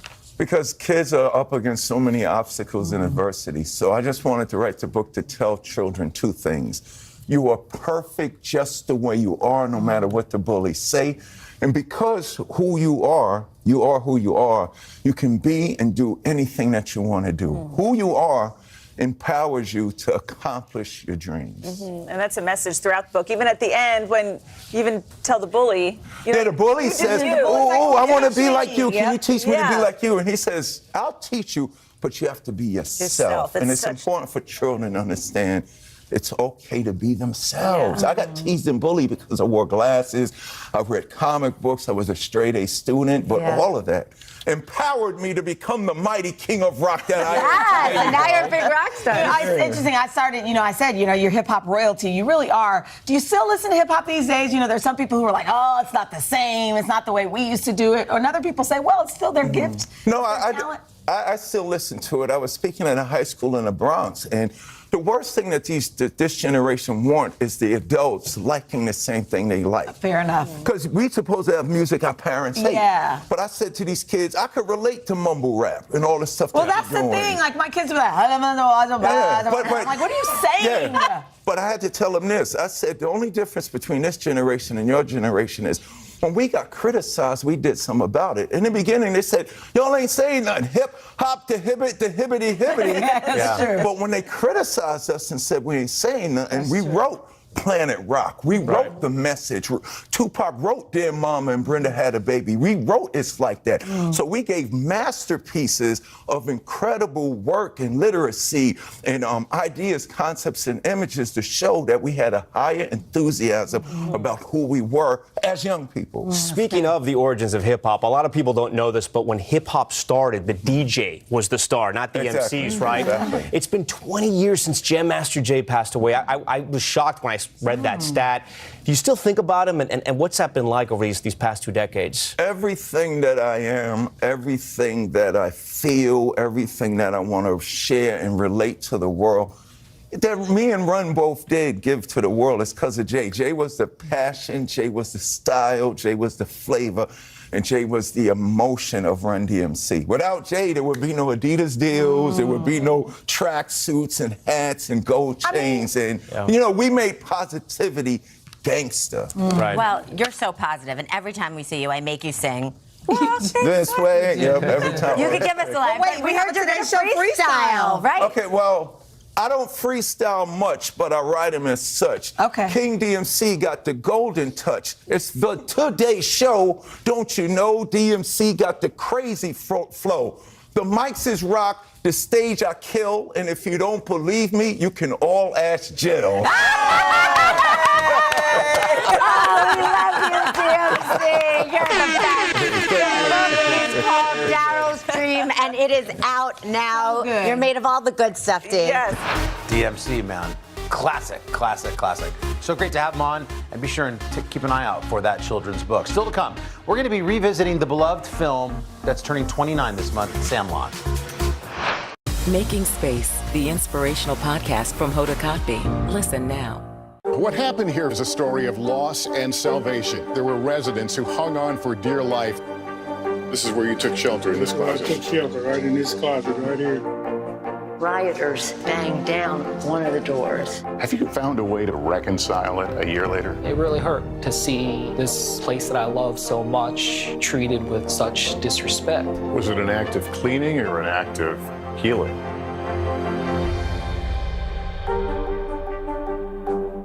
To cover the news, you have to be in it. This is how so many towns and cities are protecting themselves. You can actually see they're pushing the gates open every night. It's your news playlist. Top Story with Tom Llamas, weeknights at 7 on NBC News Now. Sometimes the news can be difficult and overwhelming for kids to understand. Ukraine and Russia. Could you help me understand what's going on? So to help make sense of it, we've created a newscast just for them. We hope your family will watch Nightly News Kids Edition.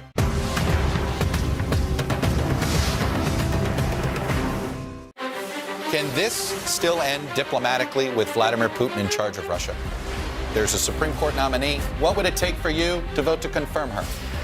So I guess the question is, can this end with sanctions alone? If it's Sunday, it's Meet the Press. Top Story with Tom Llamas, weeknights at 7 on NBC News Now. And we're back with the movie that made You're Killing Me, Smalls famous. 1993, the classic, The Sandlot. Nearly 30 years later, it still captures the hearts of viewers. We spoke to Patrick Renna, who delivered many of the film's most memorable lines. He played Ham Porter. He was just 14 years old, and he told us about the movie's resonance today.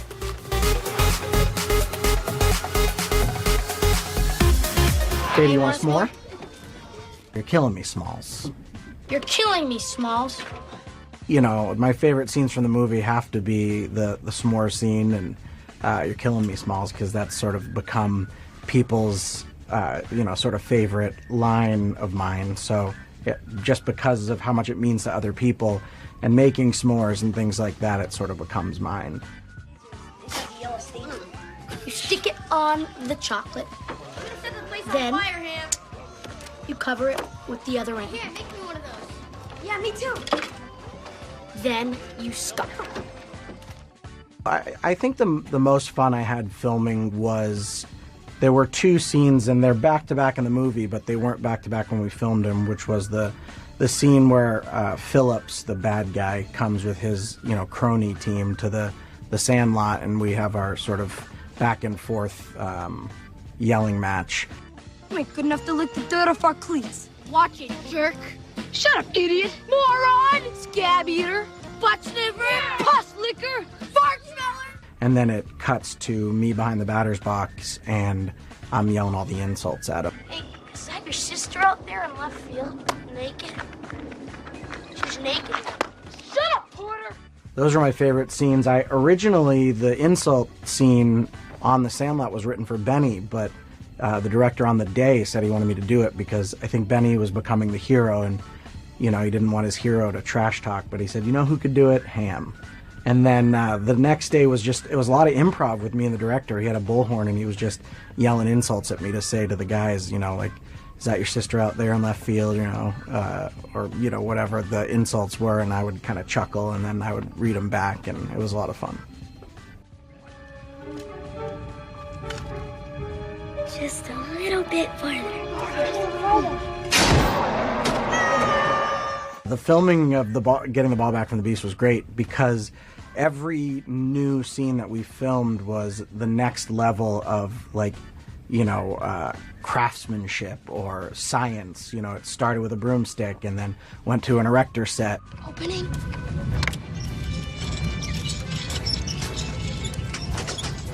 And then went to a vacuum suction, apparatus or contraption. Issue retrieval section number 1 now.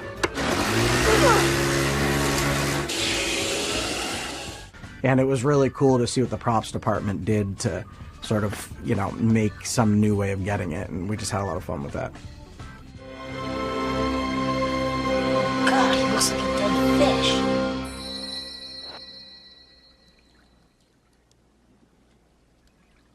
What? This magic moment.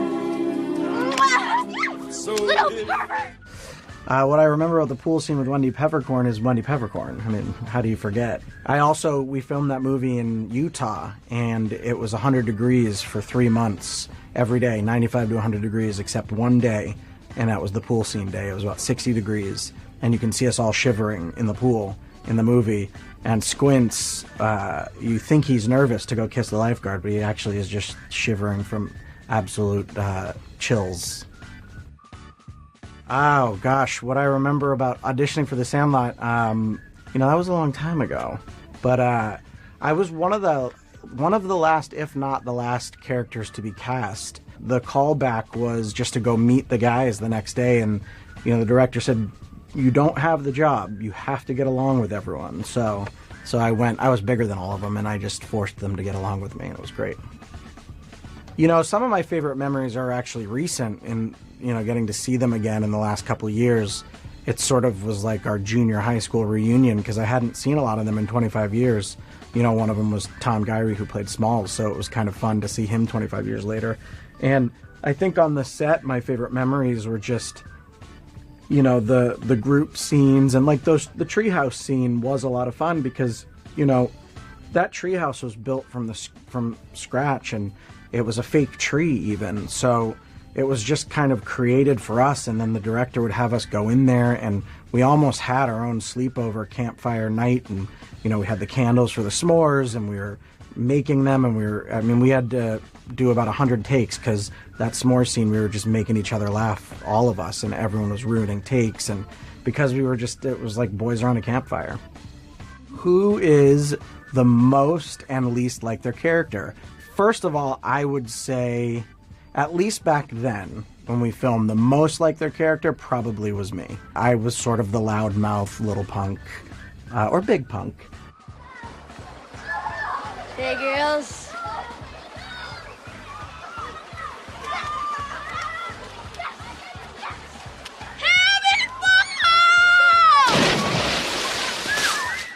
But also the defender of the Sandlot and that sort of thing. I would say the least like their character... Well, the least like their character now is Marty York, who played Yeah. I don't know if you've seen recent pictures of him, but he's about 210 pounds of pure muscle. And back then he was a little shrimp.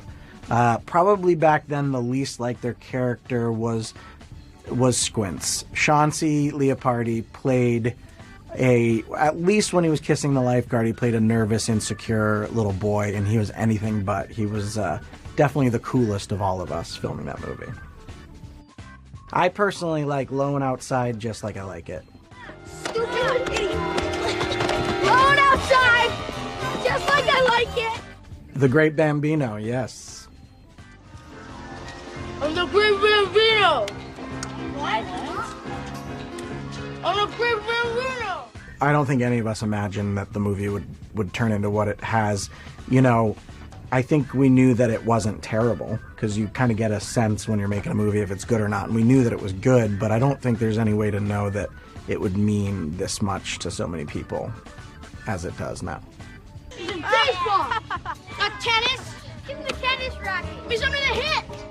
Well, first of all, I think the movie resonates with kids because of baseball, and that is America's pastime. Also, because we got out there and we were playing and we were out in the wilderness and or a sandlot and we were, you know, getting dirty. And like Karen Allen has the great line, like, go out, have fun, get dirty. I want you to get out into the fresh air and make some friends.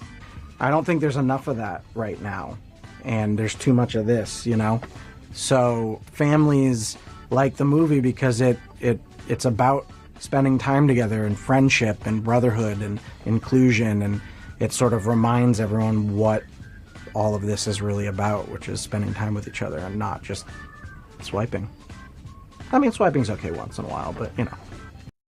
Man, it's hard to believe. This month marks 29 years of The Sandlot. Fun to hear Patrick's memories. That's going to do it for today's Popstar Plus, everybody. Thanks for being here. We do appreciate it. Join us again tomorrow, same time, same place. Be well. Have a good day. Bye-bye.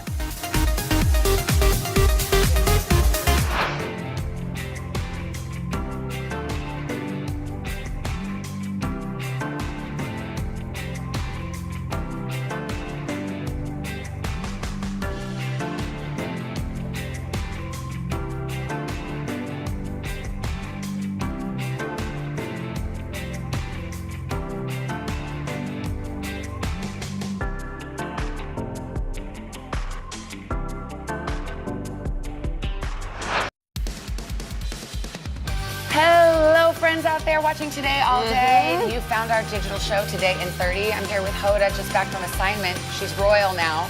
That exclusive interview with Prince Harry is coming up for you. Oh my God, I'm excited to share that conversation with Prince Harry. We met at the Invictus Games in the Netherlands and we covered a lot of cool things.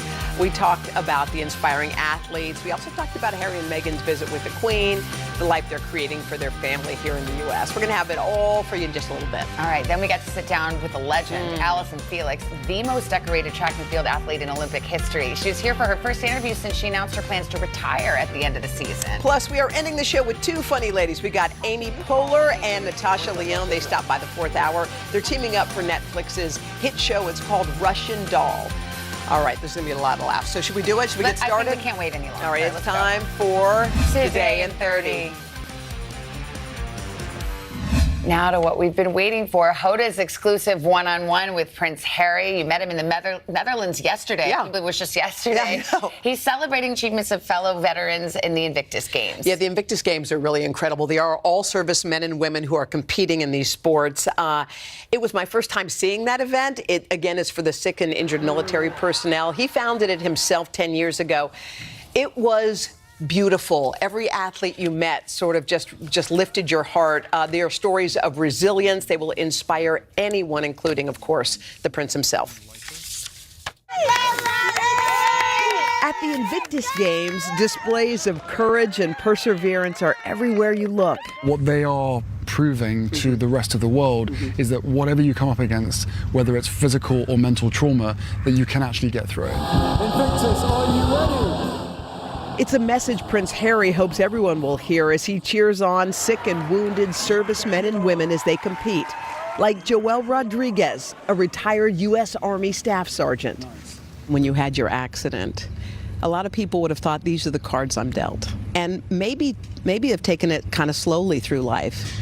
You did the total opposite, man. You said cards, and that's funny because when my wife came to see me, probably a day after my surgery, she was like, "Are you okay?" I said, "Well, these are the cards I have, so I have to play them." And I said, "So I'm just gonna do what I can to be the best person I can in this situation," and I'm still doing it. That's all we can do. Joel is one of hundreds of athletes from around the world empowered by the Games, all supporting each other. There was one woman who came up to me yesterday, and she said something that totally struck me in my soul. She said, the Invictus Games saved my life. How does that land for you? It feels amazing, but every single games that I go to, I hear the same thing from so many of them, and that it feels amazing that we've managed to play a part in their recovery, but it also makes me incredibly sad to know that that's how dark it was for them. You've spoken about, obviously, mental health issues. When you put that heavy backpack down, like people are lugging stuff around, when you finally put it down, do you feel yourself like peaceful? Yeah, I think everyone ends up feeling lighter, I think is the best way to describe it. For so many people, it's about management. You know the things that trigger you, therefore you try and stay away from that. But what I do know is that there is a light at the end of the tunnel for absolutely everyone. Everybody. I don't know if you feel the same way. The only thing I want in my life is to feel like peaceful. You've lived in the United States for 2 years. 2 years already, yeah. Do you feel peaceful now? I don't know how many people feel truly peaceful, you know? At times I feel massively at peace, but with everything that's going on in the world and trying to help and trying to use the platform and the influence to try and steer people to trying to help. And again, like, I think the biggest concern or the biggest issue that people wrestle with on a daily basis that does provide more anxiety for me and for them is the helplessness. We as human beings are compassionate people, but when your life becomes really hard, it can be, for some, harder to find the compassion for other people. But what I've learned over the years is, certainly for myself, I find healing in helping others. And I think that's what we should really be focusing on. I love that. You know, I feel like life happens on a random Wednesday. Like, here's an example. Some people say, oh my God, I'm going to go on a vacation. My life's going to be great. And it's like exclamation points. The vacation, the graduation, the marriage, the baby, those are all up here. The other exclamation marks are down here. It's like sad things that happen, loss, divorce, whatever. Most of life is Wednesday.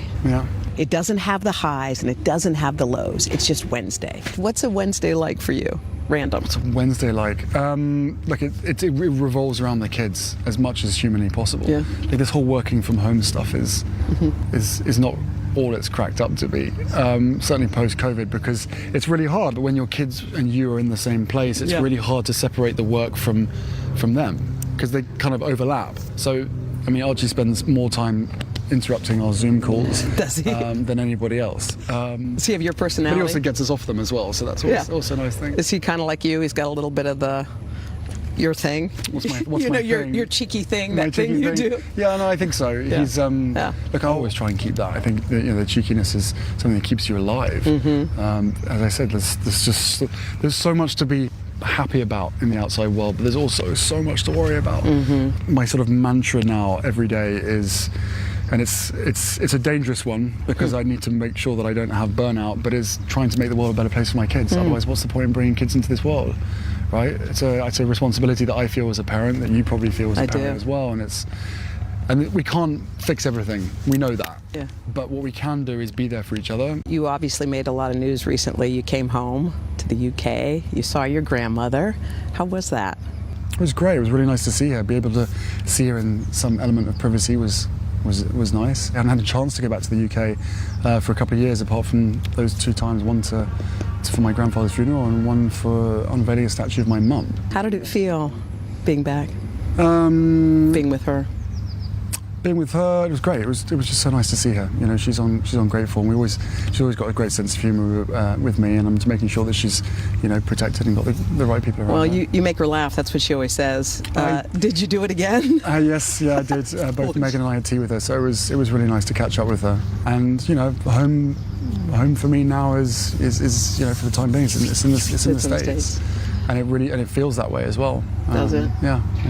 We've been welcomed with open arms, and it's got such a great community up in Santa Barbara. So you feel like that's home more for you? Yeah.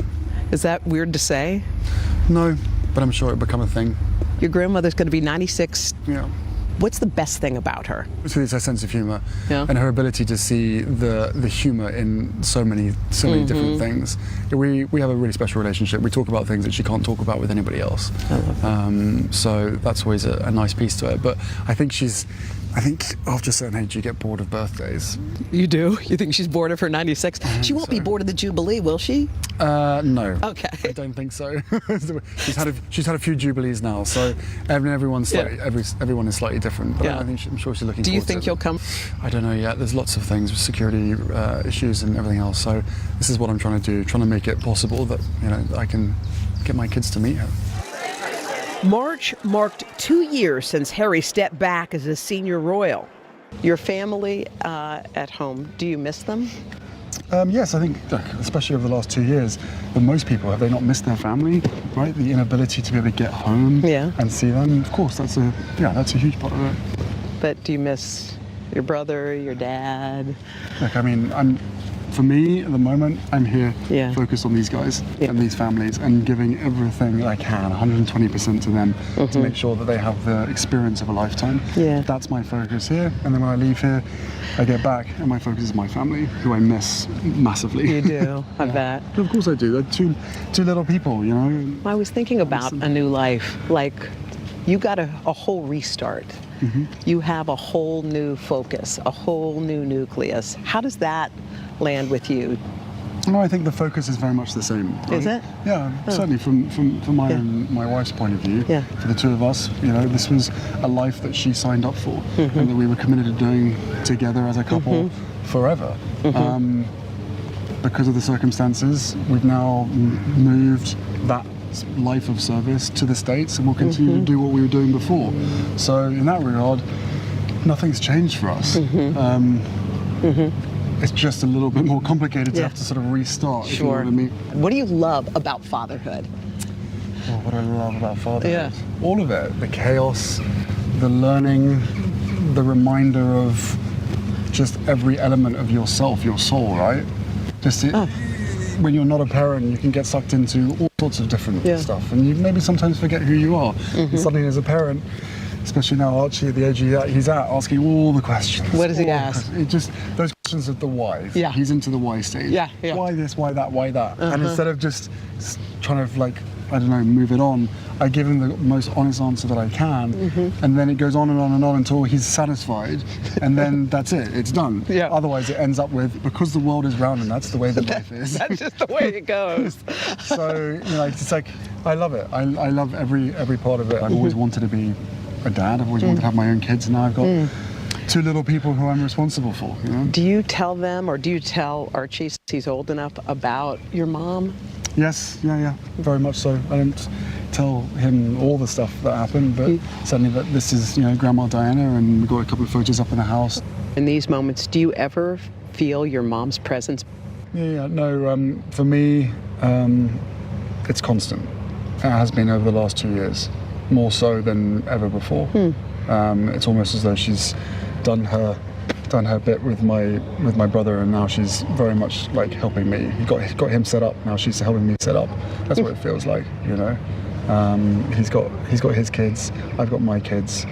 The circumstances are obviously different, but no, I feel her presence in almost everything that I do now. But definitely more so in the last 2 years than ever before, without question. So she's watching over us. I'm sure she's proud of you. I'm sure she is. Prince Harry carrying on his mother's commitment to making the world a better place as he honors those who triumph. To be able to see Joel and his family just flourish in moments like this, it means everything. But it comes back to the very simple thing, which is the power of sport. Not just physical, but the mental rehabilitation that it takes is phenomenal. But none of it would be possible without the mindset. They are proving that the impossible is entirely possible, mainly with the strength of a mindset saying, I can achieve anything. I've done this before, I'm going to do it again. And you know, his wife was with him. Yeah. And it's funny, he said every time the athletes saw him, they were like, "Where's Megan? Where's Megan? Where's Megan?" He was like, "Who am I?" By the time we had gotten there, she was on a plane home. Yeah. But that was also the focus. But those games, I have to say, mean the world to him. You can see that. He came from opening ceremony. He's going to be there for closing. He even said he was nervous about, like, what do I say at the end? He said, I'm still trying to work it out. What a fascinating conversation. I could listen all day to that. It's interesting, like, what he said and what he didn't say. That's what I was thinking, because it's obviously there are many issues with the family, and he was willing to share some of those issues, and a lot of it he was kind of keeping close to him. There's a lot, I think, left to unpack, and It was interesting to also hear him say that his home is here. Yeah. For the time being. Yeah. That was interesting. Yeah, but I think he underscored it, and he himself said, I know this is going to be a big deal when I say this. Yeah. Like, this is home. He spent his whole life in London, obviously in England, and I think he knew he was going to he basically said to me, like, I'm going to make news on that. Yeah. Like, that's going to make a splash. That was going to make a splash, yeah. But by the way, he was delightful, and he was lighthearted, and he had just so were you, by the way. Yeah. It was just a fantastic, wide range. You know, that'd make a good Making Space podcast. You should put the whole thing on there. There you go. We could listen, because I'd like to listen to There's the whole. more. Yeah. Oh, there's more. To stand on the edge of the cliff and jump takes a lot of guts. If I never got to sing another song, I would still feel the joy that I feel right now. We are meeting people one after the next who have made profound changes. It's the little moments that are the transforming moments. Oh my gosh, I never thought of that. Oh my gosh, I could apply that. I want to stop for a second. In season 2, I think you're going to be blown away by the life lessons. Join Hoda for new episodes of her podcast, Making Space. Listen now.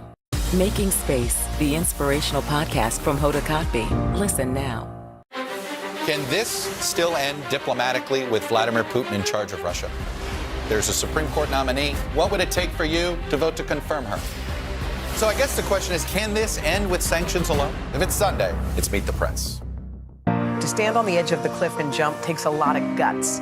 If I never got to sing another song, I would still feel the joy that I feel right now. We are meeting people one after the next who have made profound changes. It's the little moments that are the transforming moments. Oh my gosh, I never thought of that. Oh my gosh, I could apply that. I want to stop for a second. In season 2, I think you're going to be blown away by the life lessons. Join Hoda for new episodes of her podcast, Making Space. Listen now. For breaking news in our changing world, download the NBC News app.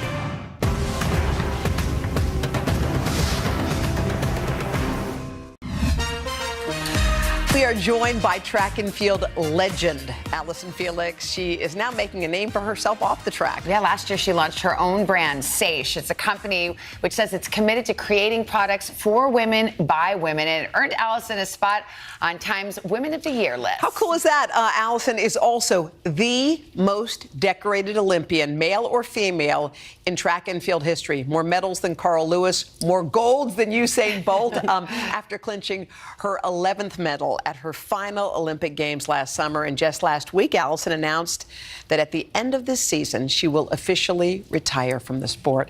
Allison, good morning. I mean, this is a big deal for all of us listening, but is this a decision you'd made in your head some time ago? Yeah, I knew I felt really fulfilled and excited for the future, and so it just felt like it was the right time.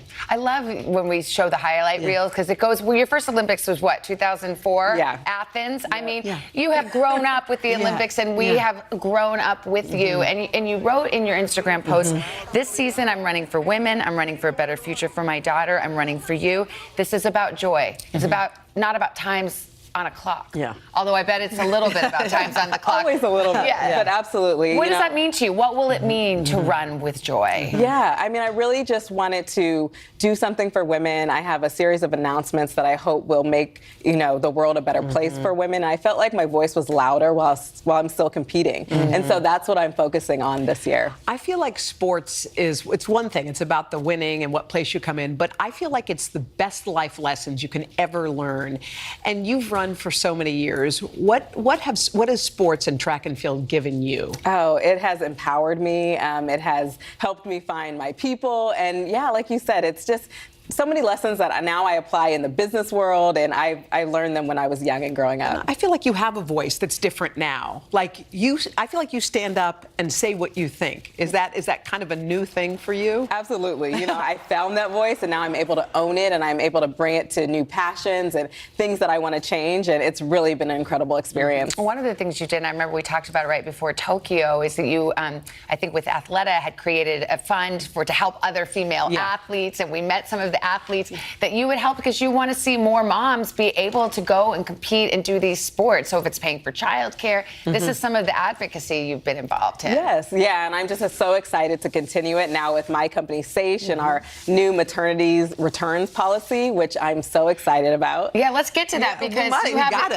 what's funny is the press release says it's intentionally sexist. It is. I like that. So she's got a voice. So what is this maternity returns policy? Yeah, so a woman's foot can actually increase when they're pregnant by half of size. I can tell you. I went to a 9 point. I do 9.5 now. Yeah, same. So, or even more. And oftentimes that change is permanent. And so if you have a pair of our shoes, we'll offer you a new pair in your new size. And, you know, as a small company, we feel so proud to really be leading the charge and, you know, hopefully changing the industry It's so in funny. this way. So many of those women were overlooked. I mean, you see women with kids at the Olympics and all of the issues that go along with it. Why do you think for all these years people haven't paid enough attention? I think we haven't supported women in the right way. And it's not that we're not capable, but women have struggled as athletes in being mothers. And I think as we are changing that and as we're supporting them holistically, we're able to see they can go so much further. One of the things I know really changed you was having a daughter yourself. Little Cameron is such a dolly. We love seeing her in the stands rooting for you. How has it been? She's 3 now, 3.5 really. You have to count the halves at this age. It's very important. What's she up to these days? Oh my gosh, she's just thriving. She's having fun playing soccer. She's all about her friends. She has her BFFs. And it's just, I love being a mom, and it's just so rewarding. I was just thinking how cool it must be, even for a little 3-year-old girl, to look up and watch your mom run a race and watch people cheer for your mother, and to think that's what is normal for her. It's absolutely normal. Tell her what it's like for her to have you as a mom. I think that it's just regular, you know. She comes to the track. She's really into cheering for me, and she really loves it. She'll come to training sometimes, and so she's a part of the process. Is she a runner, or? I think she possibly? might be. I've been trying to like push her in a different direction, but I don't know if I'm going to. You're ready for a new sport, new scenery? I could see myself like watching tennis matches. I've been at a lot of track meets, but we'll see. Oh, wow. Well, it's so great to see you. We wish you such good luck with your new company and your new chapter in life. It's exciting. And you're wearing SACE right now. By the way, very cute. Yes, I'm sorry. Look at our SACE 2 coming this summer. I love the laces. Super cute. Yep. Allison, congrats. You've given us so much joy watching you over these years. So Thank you, guys. Keep in touch. What happened here is a story of loss and salvation. There were residents who hung on for dear life. This is where you took shelter, in this closet. I took shelter right in this closet right here. Rioters banged down one of the doors. Have you found a way to reconcile it a year later? It really hurt to see this place that I love so much treated with such disrespect. Was it an act of cleaning or an act of healing?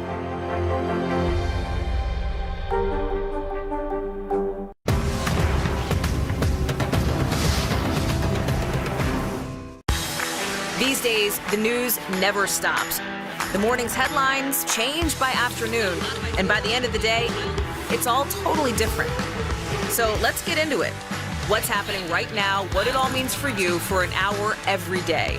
I get it. I know that it can be hard to keep up. So let's get started together and go from there. Hey, I'm Hallie Jackson, and we have a ton going on tonight. Here's the deal. Hallie Jackson Now, weekdays at 5 on NBC News Now. To stand on the edge of the cliff and jump takes a lot of guts. We are meeting people one after the next who have made profound changes. I think you're going to be blown away by the life lessons. Join Hoda for new episodes of her podcast, Making Space. Listen now. Sometimes the news can be difficult and overwhelming for kids to understand. Ukraine and Russia. Could you help me understand what's going on? So to help make sense of it, we've created a newscast just for them. We hope your family will watch Nightly News Kids Edition. Can this still end diplomatically with Vladimir Putin in charge of Russia? There's a Supreme Court nominee. What would it take for you to vote to confirm her? So I guess the question is, can this end with sanctions alone? If it's Sunday, it's Meet the Press. Today is now a podcast, available every morning. Listen wherever you get your podcasts. Making Space, the inspirational podcast from Hoda Kotb. Listen now.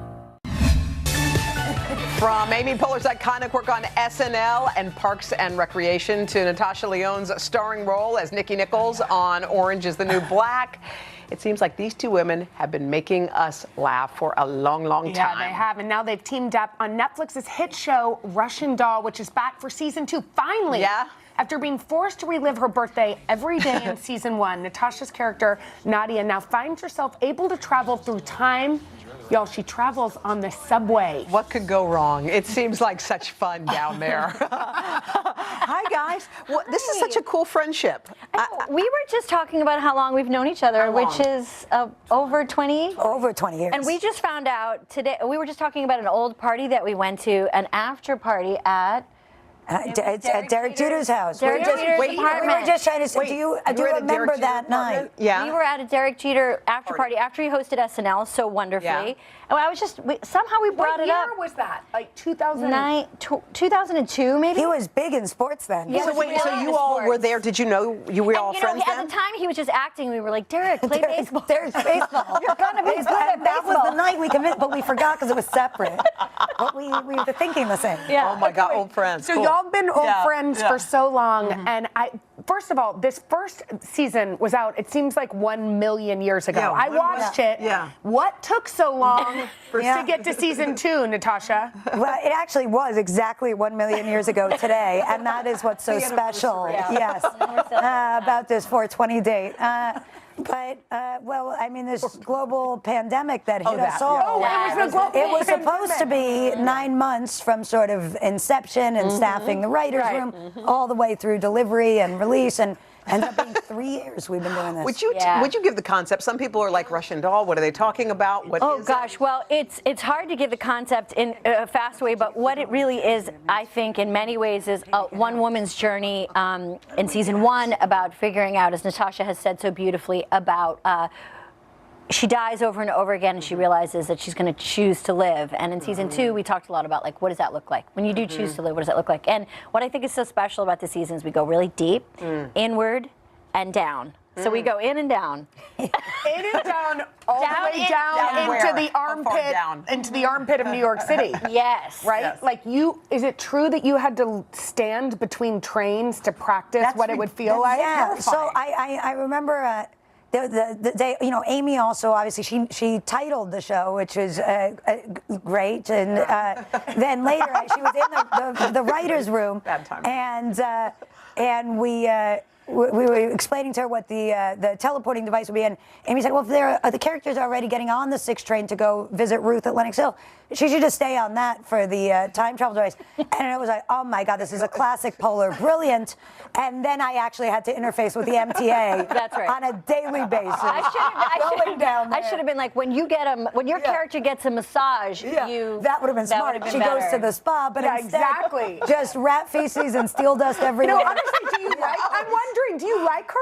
Yeah, I know. Natasha, or is this like a punishment for something? What about like a very dusty COVID mask-filled shoot in a subway? And so you have to do this thing called track class in order to shoot there, and then you go in a hard hat with a class to it's shoot called down track there? class. You take it for a few hours in the Bronx, and you get some sort of safety education, and then you stand. Derek Jeter teaches the class, and then you stand in the middle of a live track, very still, while live trains move by you in both directions. What are you talking about? People pay a lot of money to get that service. If you like Six Flags, there's some people that are really into it. Tasha, you call Amy one of the loves of your life. Yes, she is. It's true. And I always, when we're making it, it's like, especially in the edit and stuff, it's like a love letter to Amy. I just want, I know that it sounds weird, but I mean more on a emotional level of, we've created this show together, and of course co-created with Leslie Headland, who's a genius, and for me it just feels like I want us to feel proud of it, So as we're making it, it just feels I'm always just so blown away and moved that you believed enough in me and in us that we could make this thing. And I want, you know, Amy is such a deep dive human being. And so, yeah, I just want to sort of live up to that. Yes, I am. You made Hoda cry. I mean, I feel like this season, and Natasha and I are hopefully an example of like what chosen family looks like. Yes. When you choose the people that are supposed to be in your life, and people that are in Natasha's life know that they love her deeply and she loves deeply. And do you know what else it is? It's sisterhood. Yeah. And we were talking Yeah. a little bit about Yeah. this. Like you lift her up. Yeah. And vice versa. Yeah. And that is like exactly what we want all of our girls to look up to, is the two of you. Well, and it's also that thing when you get like a real genuine laugh or a cry or a reaction from somebody that you really trust and love, it just feels like everything. I think laughing and crying at the same time. That's like where it's at. That's the it. money. That's So the money. true when your mascara Yes. is on your face. Yeah. Well, thank God Thank you. it's here. Yeah, we're Season so 2 happy. Yeah. of Russian Doll, The Name. It premieres today on Netflix. What are you going to do? Nothing. Top Story with Tom Llamas. Weeknights at 7 on NBC News Now. Sometimes the news can be difficult and overwhelming for kids to understand. Ukraine and Russia. Could you help me understand what's going on? So to help make sense of it, we've created a newscast just for them. We hope your family will watch Nightly News Kids Edition. For breaking news in our changing world, download the NBC News app.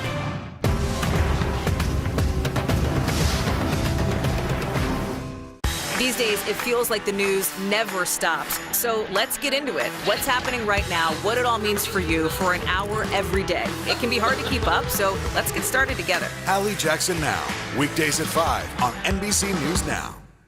We're here to start conversations about the big things happening in our world, because it's not my job to tell you what to think. My job is to think about what you tell me. Now Tonight with Joshua Johnson, streaming weeknights at 8 on NBC News Now.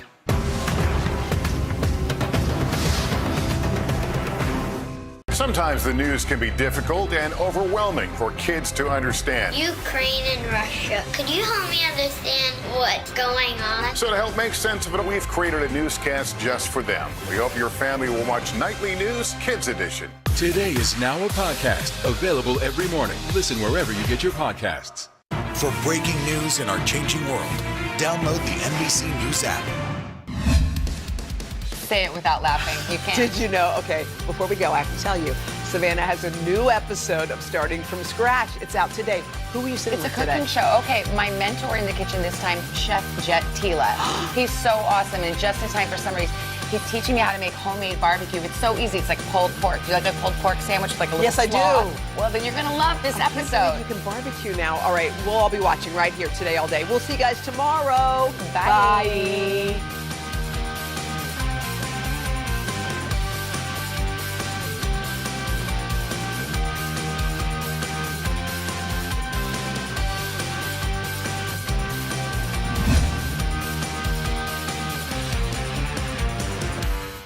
Over the years, I have been lucky enough to step into the Today Show kitchen and watch the best chefs from around the world teach us some incredible recipes. We had made that pesto, which, Exactly. darn. I almost got out of this one clean. Turn it down. Oh my gosh, I had one job. None of which I've mastered because, well, I actually don't know the first thing about how to cook. But I'm putting those days behind me for good. And I'm starting to find a little confidence in the kitchen. Today, Chef Jet Tila is going to bring the heat and teach me a few tricks for an easy at-home barbecue. We'll be making pulled pork sandwiches with an Asian apple slaw, plus a side of hearty cornbread. I am feeling ready to tackle this one, so let's get started.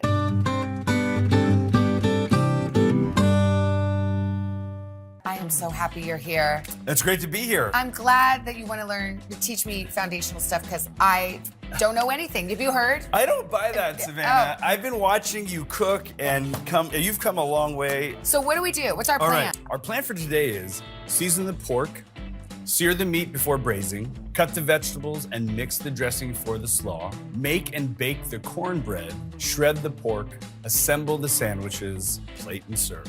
Our barbecue brothers are gonna get mad at us for calling this barbecue. We are creating a version of barbecue in the house by braising. Barbecue technically is smoking something for a very long time until it breaks down. Okay, no smoking. Braising is Like, what does that mean, really? Very simply stated, we're going to take a tough cut of meat and we're going to cook it slowly with a little bit of liquid so all of the toughness breaks down. We're going to cook the crap out of it. We're going to cook the crap out of it and Okay. make it delicious. First thing we're going to do is we're going to mince an onion. Ooh. Yeah, so I don't know if mince. I've minced before. Have you diced? Oh, yes. It just means smaller dice. Okay. That's all it means. This is one thing I learned. Show me. When you have a round thing, you got to make a flat let me show you side. another way. So can you cut down, Yeah. but not all the way through? Okay, yes, Just I can. leave it connect. I gotcha. Like this. Okay. You're totally killing it. My, what a sharp knife this is. Isn't that sharp though? For Yeah, real. it does make it easier, assuming you don't cut yourself. Now we're gonna come inwards now. You see, we're gonna follow the lines. Yeah, okay. You lead with the tip down, and then rock. You know that rocking Oh, motion? yeah, See? okay. Oh, See how that yeah, feels? I do. You're a great cook. It's just all about believing you're a great cook. You're killing it. You are a sweet talker. Nope, it's the truth. Look what you're doing. You're gonna make me cry, or maybe it's just the onion. Yeah, Okay. it's definitely the onion. Definitely Okay. the onion. Are these mincy enough? Those are beautifully mincy. And we're gonna teach you to do a dry rub. So dry rub is basically a seasoning mix that goes on a piece of beef for barbecue. We're gonna apply it to the braise. Okay. So Brown sugar. brown sugar, how about, Oh, you're one of those, put a piece of bread in the brown sugar. How much? we're gonna go 3, 2, 1, so 3 tablespoons. So Okay. salt, 2. Okay. And again, that you can. That's a lot of salt, and this is coarse salt, I see. I mean, I know it seems like a lot of salt, but it is for 4 pounds of pork butt. I like paprika. That was coriander. Okay. That was ground coriander. This This is looks like garlic garlic. powder, yeah. 1 pepper. 1 pepper, yeah. You can either whisk it or stir it or whatever you want. Look at that. You just made a dry rub, so you gotta taste everything. Even the rub. Go easy. You can go easy if you want. Oh, but it's delicious. What do you think? I Isn't like that it. nice? Sweet, a little bit of Tastes nice. savoriness. Then we're gonna do pork butt. I like to say pork behind. You know, my mother watches this show. That's right. That's right. There, Here, okay. grab it. You grab it. Open it. We'll talk about the actual muscle. Pork Yeah, I don't booty. want to- pork booty. All right. So Pork rear end. There are so many words for that part of the Isn't anatomy. there? Pork- derriere. pork tushy. The irony is, it doesn't even come from that part of the pork. It doesn't? No. Well, why do we call it pork tuchus? So if you look at the shoulder here, right, of the fore, the Yeah. fore end, the fore is shoulder. 2 hoofs. Two here. hoofs right here. So this is there's 2 pork shoulders, Mm-hmm. right? The lower part is called the picnic, which is more the upper arm. Okay. Right, and this is actually up here. It's the most versatile, in my opinion, cut of the pork because it's got the perfect fat ratio. It's got perfect connective tissue. It's great for this. Okay. And what we're gonna do is cut it into 6 equal pieces. Okay, so I'm gonna take my butt right here. Take that butt. Oh wait, we haven't had a sip. We always drink on starting from scratch. Cheers. Cheers to you. Cheers to you. We're drinking a French 75. This is my wife's play on it. It's a Nice. hibiscus flower. So gin, honey, hibiscus, and champagne. That is Cheers to you. delicious. Cheers. And to Mrs. Tila. To all family. Yes. Yeah, those will get you in trouble. Woo! Super easy to drink. All right, we're liquored up. Let's get the knives and the Yeah, pork let's out. go, So I'm just usually. gonna cut 6 equal Yeah, pieces. you can do it that way. You can do it this way. Well, what go would you 3. do? So in my mind, I'm always thinking a tile becomes a slice becomes a dice. That's like my overarching guidelines. So it's a tile right now, right? And the Okay. tile becomes a slice, which is only 2 long pieces, and then the slice becomes a dice. And look at you. You got 6 pieces right there. Even knife cuts are critical for even cooking. The Tile bottom line. becomes a slice. Yup. Which then becomes And a then the dice. slice becomes a dice. And do it thrice. There 1, you go. 2, 3. See, look at that. Okay. And that way, you kind of, it's a regiment to tell yourself how to cut things. That's gorgeous. Is this though. good? Yeah, that's These guys perfect. aren't too big? Okay. Nope, not at all. I'm following your lines, but okay. This Yeah. is fun. So now the spice rub. I like to kind of season in this tray. Show me your technique. I'll do one. So I'm not being shy. Like you can use all, All this. There's one sides. way. Here's another way to do it. Let's Here, go to we'll do town. it. Can I ask a dumb question? There's no such thing, Oh, Savannah. sorry, another We're not dumb gonna- question. Dumb question alert. There Dumb you go. question alert. Well, like, could you ever? It's so tasty. Could I put it on a vegetable? 1000%. Okay. Now, would you like sprinkle the rest? You wouldn't You want go, to. go, Yeah, I like go. to sprinkle. Get in See? there. It's about feeling your way through it. And if you didn't taste that rub, Yeah. you'd be a little nervous to apply something. Right. Here, Okay. We can wash hands. Since Wash we hands. touched raw pork, Yeah. I will Touch- clear and wash hands. Raw How's that pork, sound? rub. We're Okay. doing great. And I'm gonna crank up your Dutch oven and get that going. Let's talk about braising really quick. First thing we're gonna do, all right, don't leave me hanging, girl, here. Cheers. Let's do Sorry. this together. I just want to celebrate every step. Perfect. Okay. First step is always gonna be browning your protein. Okay. Right? Hot? pan. This is not a cast iron. This is a Dutch oven. It is. So put those two together. It is a cast iron Dutch oven. Oh, okay, How's great. that sound? Lovely. Yeah. Enough oil. You can measure if you want, but for me today, we're gonna cook by feel. Okay, I like that. Now, it's hot. Do I wait for the oil to get hot and start bubbling or anything? You know, you can always wait for a little bit of white smoke. Yeah. You can actually do a test. So why don't you take a piece and kind of touch it? And if you hear the we're in good shape. It's not a very wide tongue. Right? Okay. Here, you hear the I hear it. I totally now, how hear many, it. is this a don't crowd the pan situation? This is cold, this is hot. It's always don't crowd a pan situation when you're browning something. Let's talk about some basics while we're waiting for the brown. Number one, we don't mess with it. Another thing we're building, a concept of fond. Have any of your chefs talked about F-O-N-D, fond? No, fun, but not Fond is fun. Fun. It's a fabulous. What is it? If you lift that piece up and we look into the pan, you see the bits that are sticking? Yes. Those are gonna become beautiful crispy bits that later we're gonna pull up and incorporate into the sauce. Okay. Think about fond as foundation of flavor. Girls just want to have fun. That's exactly right. Now, is this one of those deals That's where you gorgeous. sear on all sides? You want and I'm gonna have full to prop it up? coverage. Yep. Okay. Look at that. Look at that guy. That's we're talking. exactly what we want. Let's get the next Let's do it. contestants up. Absolutely. Can I put it right back on I here? totally think you can. I think that's going to be somewhat controversial out in the world. Okay. But remember, team, at 165 degrees, everything is And sanitized. just relax, everybody. It's Chef Tequila. I I like think he knows that. what he's doing, See? okay? So don't get all worked up Trust about it. us. Don't trust me. No, but trust him. Savannah. Okay, these look good. Let's start building flavor. So Okay. how about a little bit of that onion first. Now you can start scraping that fond. Scraping up the bits is releasing of the There fond. you go. It sounds sexier, doesn't it? Release the hounds. Release the hounds. Okay. We're gonna make the braising liquid now. Okay. And now we're gonna do red wine. Okay. Okay. And you could be any alcohol, but red wine is gonna go with this kind of darker, richer braise. Okay. So whenever you're doing alcohol, just a really good tip, because this might be hot and it might flare. There's a small chance. So take a half step back. I like to just put the lip of the bottle here and just pour away. I don't know what it enough cup to is. kind of coat the bottom. Like, see how we're almost is to the that bottom? good? Now we coat to the bottom. That's it. Good? See how easy that I is? do. Yeah. Okay. And now you can scrape, use that. Now you've deglazed. You're officially deglazing. Deglazing Yeah. all the day long. Once you feel this pan smooth, Yes. you've done a great job releasing the fond. You're done, okay? Okay. Now we're gonna build liquid more. Okay. All right, and This is fun. isn't that fun? Yeah. Cola is excellent for braising. I will stand on that. So is that next? Cola? Yeah, that's next. Yeah. Crack that can Okay. and give us about a half cup or a cup. The carbonation, the caramel, the sugar, the phosphates. I mean, that's so interesting. Isn't that fun? Think A little that's more? enough? Beautiful, right there. How fun. Right? And now. Did you just make that up? No. I use cola to braise carnitas, to braise short ribs. Wow. Yeah, I mean, you think about the flavor of the cola. Yeah. Now, all right. Now we're gonna add the pork back in, and we're gonna add more liquid. Okay. But we need a visual cue. We need to know Okay. how much. So now, am I going to put all of these guys Now in all here? of it goes in now. It does, Because we're okay. not worrying about crowding the pan. See the rate of boil? Yes. I want to simmer. There's hardly One any room more. for this big old That's- piece of butt. That's perfect. Okay. Fundamentals of braising: liquid can never be higher than halfway up the protein. Okay. Okay, so knowing that, we need barbecue sauce. Am I All right. tasting the barbecue? I think, remember, Jatila says taste every Taste layer. everything, okay. Yeah, taste everything. So knowing, I'll get rid of it. I like that. And am I going to stir it around so it's Yeah, everywhere? perfect right there. Do you think we're halfway up the biggest pieces of protein yet?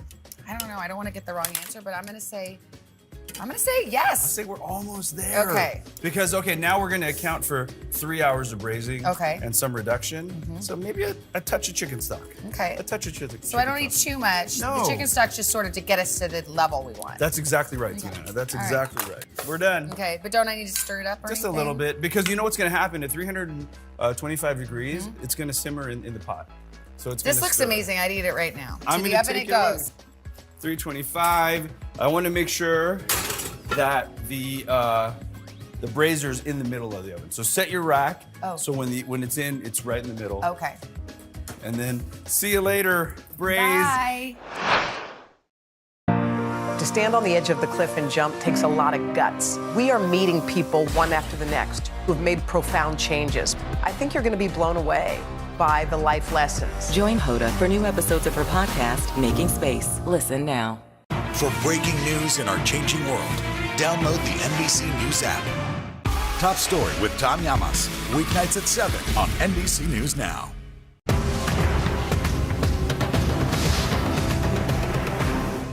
Making Space, the inspirational podcast from Hoda Kotb. Listen now.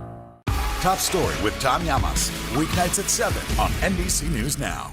To cover the news, you have to be in it. This is how so many towns and cities are protecting themselves. You can actually see they're pushing the gates open every night. It's your news playlist. Top Story with Tom Llamas. Weeknights at 7 on NBC News Now. Top Story with Tom Llamas. Weeknights at 7 on NBC News Now. We're here to start conversations about the big things happening in our world because it's not my job to tell you what to think. My job is to think about what you tell me. Now Tonight with Joshua Johnson, streaming weeknights at 8 on NBC News Now. These days, it feels like the news never stops. So let's get into it. What's happening right now, what it all means for you for an hour every day. It can be hard to keep up, so let's get started together. Hallie Jackson Now, weekdays at 5 on NBC News Now. We got 3 hours to kill. What should we do? I think we need to make the Asian apple slaw. Okay. Which are basically in a cook's mind, just how to make coleslaw. Okay. But we're gonna start with about a cup of mayonnaise. Okay. All right. What does slaw taste like to you? Flavor, yeah. Like hot, little, sour, salty, sweet, or little savory? Acidy, yeah, like acidy. Yes, yeah. Why don't we start with sweet? Okay. And again, we're so gonna you be put a little using, honey. How much? I'm gonna go 2 tablespoons here. Do you know your conversions yet? How many teas into a table? Of course I don't. No big deal. We're just gonna learn 1 today. Okay. I think 3 teas to the table. Oh, you know what? I never knew that, and I've always wanted to know that. There you go. We've got soy sauce and sesame oil. Okay, that's a tablespoon? 1 each. Okay. 1 each. And I'm using soy sauce here because it creates salt, creates a little bit of umami, the savoriness. If you don't want a soy sauce, go salt. Okay. Now, sesame oil, same thing, 1 tablespoon. 1 cup of rice vinegar now. Oh. We're gonna work that in slowly. I'm gonna get the lumps out. That's wow, dressing. that's nice. Should All we right. taste it? But it's so important. Ooh, I love that. Is that nice? Toasty, yummy. Oh my Good. gosh, I love that. Okay. If you wanted more sweet, you know where to go. If you want more salt, you know where to go. Yes. Again, intuitive cooking. Chop time. I'm gonna start with the cabbage. Okay, this is the intimidating cabbage. We've had some issues with cabbage before. Talk to me. Cool, okay, great. Hold on. Put it down. Yeah, And tame then the if beast. it's tame the beast, then it rolls around on us less. Okay, woo! If I were to think about everything as tile sliced dice, Yes. I would think this is the tile. Okay. And then what if this was the slice? Okay, I'm not sure I understand that. So but I'm okay. just saying like half the half. Okay. Okay. Great. Okay. This is the spine of the knife, right? You're bunched up against the board. If you took a half step back, you give yourself more room to breathe. And if you made sure that spine was flat, think about perpendicular, you're always gonna have straight cuts. Oh, you're just sort of using it I'm as just a using, visual guide. That's it. It's like a see. landmarker. Okay. Giuliani Apple. Giuliani Apple. We're looking for about that 1/8 to 1/4 of an inch pieces. Is It'll this it change that I'm doing overnight. these round slices? Yeah, Okay. because we're gonna end up with a matchstick. Oh, So we'll okay. take that round slice, which And is then our- make little matchsticks. That's Oh, it. I see. Okay. I lay them on top of each other. The stack height is totally up to your comfort level. Okay. And then what I do is lay them up, and then same thing.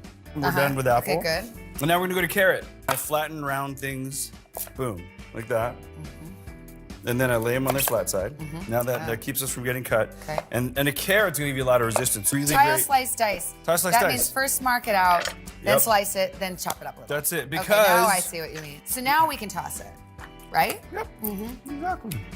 Okay. Would have been good if we had a bigger bowl though, right? So I would do just a good pinch of salt. You and mean then- salt and then turn, salt Yeah, and turn. exactly. Oh, Just a good thing of salt right now. Done.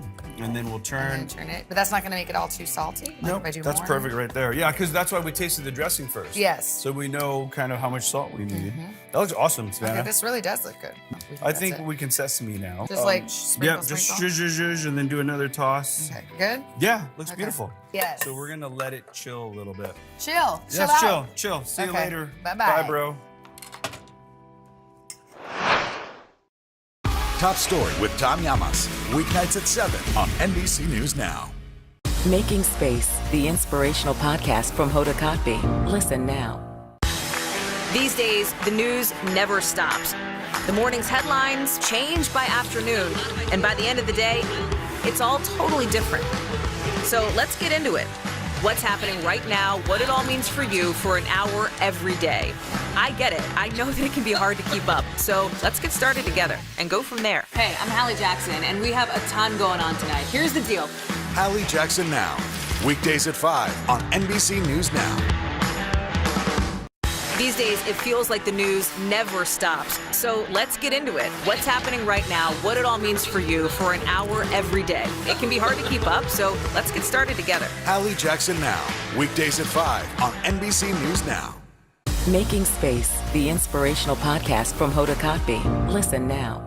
We'll meet Ukrainians who are defending their country one block at a time. When you were still in Kiev, could you hear the bombing? My name is Lester. Who's this? Top Story with Tom Llamas. Weeknights at 7 on NBC News Now. To stand on the edge of the cliff and jump takes a lot of guts. If I never got to sing another song, I would still feel the joy that I feel right now. We are meeting people one after the next who have made profound changes. It's the little moments that are the transforming moments. Oh my gosh, I never thought of that. Oh my gosh, I could apply that. I want to stop for a second. In season 2, I think you're going to be blown away by the life lessons. Join Hoda for new episodes of her podcast, Making Space. Listen now.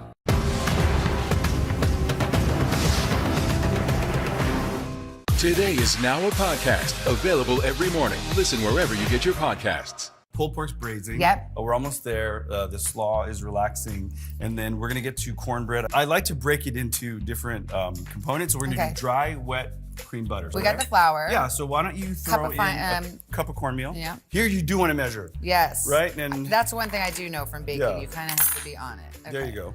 4.5 teaspoons of baking powder. You got it. And I usually consider salt a dry. Yeah, I would. But here's a good tip. Like usually when you're creaming butter, sugar's not a dry. Like your cookie recipe. Sugar goes with the liquids. There it is. Okay. 1 teaspoon kosher salt. Okay, these are dry. Whisk them. Let's whisk them together. Okay. Now you're going to do the wets now in that large measuring bowl. Okay, so you're going to start with eggs. One thing I learned is you don't do it on the edge. Yes. So that was one thing. Look at you, man. You got this. Now I did learn on one show how to do the one hand crack. Should okay, I try it? Do that. Save the last one, please, for one hand. But it's a real messy situation. There It's you not go. real. Yeah. The second hand got in there late. Okay, so work in progress. So let's whisk up those eggs until totally together, where you can't tell if it's white or if it's yolk.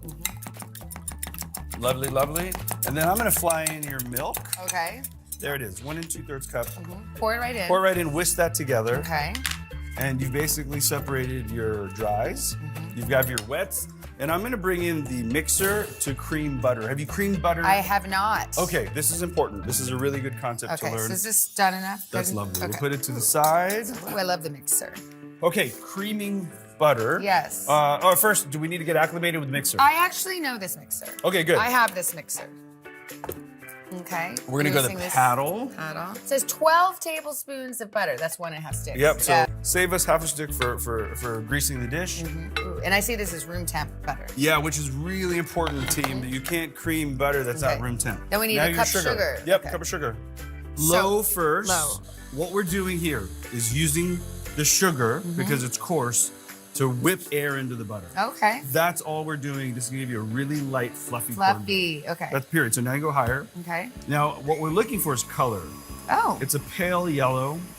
It's going to start to become one fluffy, beautiful mass. And it's going to get even more pale. Now I can get obsessive about pushing stuff down on the side. Should I? Thank you for mentioning it, because it's so important. So let's turn it off every so often, scrape down. Scrape down. Okay, good. So it's good to be a freak about this? It's totally, when it comes to baking, Yeah. when it comes to cooking, absolutely. I do. All So right. now I'm going in. We're whipping and again. I'm going to go straight up to fast, right? Yep. That's it. You're doing it. You could take this time and grease our baking dish. Okay, now I'm like, maybe I should just do this. Done. What we're gonna do now is work the batter together by alternating dries and wet. Well, okay, so do a little dry, a little wet. Yeah, maybe a third at a time. Okay, here we go. Now we're gonna do this a little. Slow, nice and really slow. Yeah. Because I don't want to beat it all in my face. That would be fun though. Now add a little. Add about a third. See how it just comes together? Now stop. We'll go alternate back to. Yeah, the whole idea here is good incorporation without over mixing. Okay. Flour, when over mixed, will create gluten, gluten will give you a very tight crumb, and we Okay. don't want a tight crumb. Never want a tight crumb. Boo tight crumbs. Pour a little this much. Yep, and you Like can go a what? little more now. Like so. that? Yep. Okay. Perfect. Should I be spatula-ing? I think this is a good time to maybe stop and give it a scrape down. Yeah, I think so. I have a scraping here. Just not as bad though because it's liquidy. You're But doing still. it. Okay. And I think we're at the point now that we're third. You can just Dump it all everything there. Yeah, for sure. So we're at that point where the batter can handle kind of the rest of the ingredients. Okay. No problem.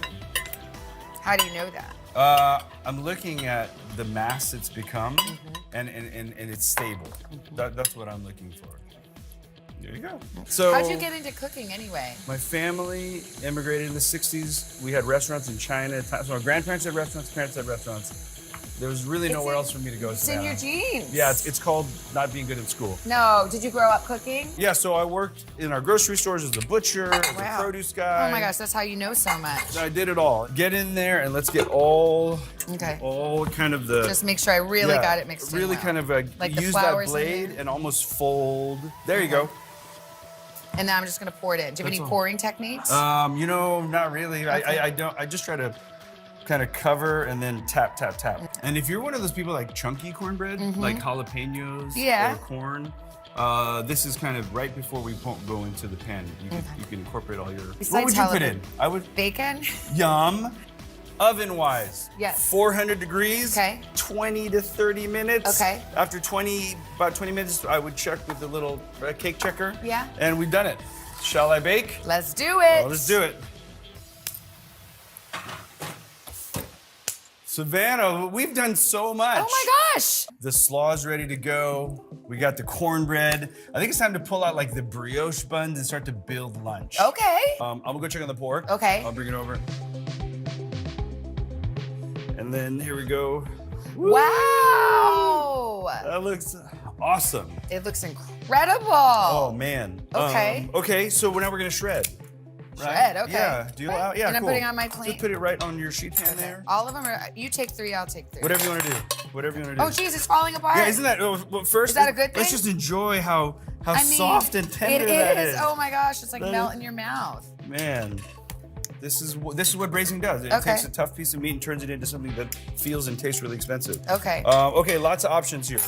The double fork thing. Yeah, show me. So It's weird. literally just shredding, and Oh my gosh. it's personal preference. I like kind of a chunkier pulled pork. Mhm. Allie likes kind of a very fine pulled pork. Okay. So that's house rules. What I call Okay. house rules. So what is Savannah's house? The house rules are what Allie says. Yeah, there you go. Whatever your wife says, I agree with. I just want to eat it right now. Oh, really? Put Savannah? a bib Because on. I have your box of Oh, spoons. ah. For you. Okay, love it. All right, I Yeah. get to taste it. Yay. You have to taste every layer because Okay. it's gonna morph a little bit. Mm, Yes. really good.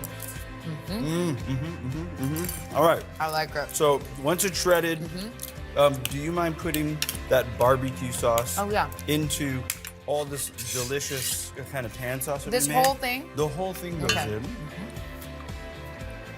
I'm just stirring it up, right? You're stirring it up, and then we're gonna marry the pork back into the sauce, so it gets almost like another basting. I Great. can't believe I made this. What are you talking about? It looks so good. You killed. Okay. Savannah, pulled pork is ready. I'm gonna go get the Cornbread. All right, here we go. I'm gonna drink. Ooh, that looks good. Save me some. Ooh, look at that. Gorgeous. That is pretty. I'm gonna put it on your trivet. Okay. Is that okay? Yeah, of course. You can let this cool in the pan. You Yeah. can eat it warm. You could flip it out and let it cool and get crispy edges, whatever you Okay. want to do. But for today, I think we're just gonna serve it as a side. So do you want to carefully take that butter knife and then cut it into squares? Yeah, should I? Yeah.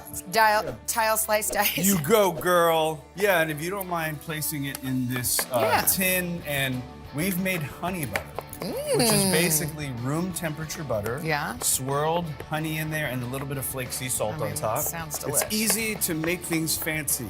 Should we taste? Yeah, you always get to taste every Yeah, layer. we don't need spoons for this one. No, here, I'll give you a little Thank you bite. very much. Thank There you. you go. So good at that. Look at that. Look at the crumb. I mean, the crumb. That's what I was going to say. Yeah, the no crust. gluten there. What? No, right. What's gluten? There's no gluten. That's delicious. Shall we build? Yes. Okay, so here is the slaw that you made. Okay. This is a brioche bun. I kind of like to do A little bit of sauce. You can go really big if you want. I'm gonna go manageable today. Me too. Okay. We have to eat on TV, so we don't want to be like. Exactly. Okay, right. so you do that. And we'll just do some slaw on top. Okay. And then do you barbecue sauce the top layer or no? Yeah, I totally would. Why not? Okay, yummy. Yummy, yummy. Making a sandwich, that is something I know how to do. All right, Savannah, look These what look we done. good. That looks excellent. Load them up. Load them up. Thanks so much. Let's get to the table and kind of recap and eat lunch. Okay. All right, we got this. You want to let me give you this? I'll grab this. Okay. Okay. For breaking news in our changing world, download the NBC News app. To cover the news, you have to be in it. This is how so many towns and cities are protecting themselves. You can actually see they're pushing the gates open every night. It's your news playlist. Top Story with Tom Llamas, weeknights at 7 on NBC News Now.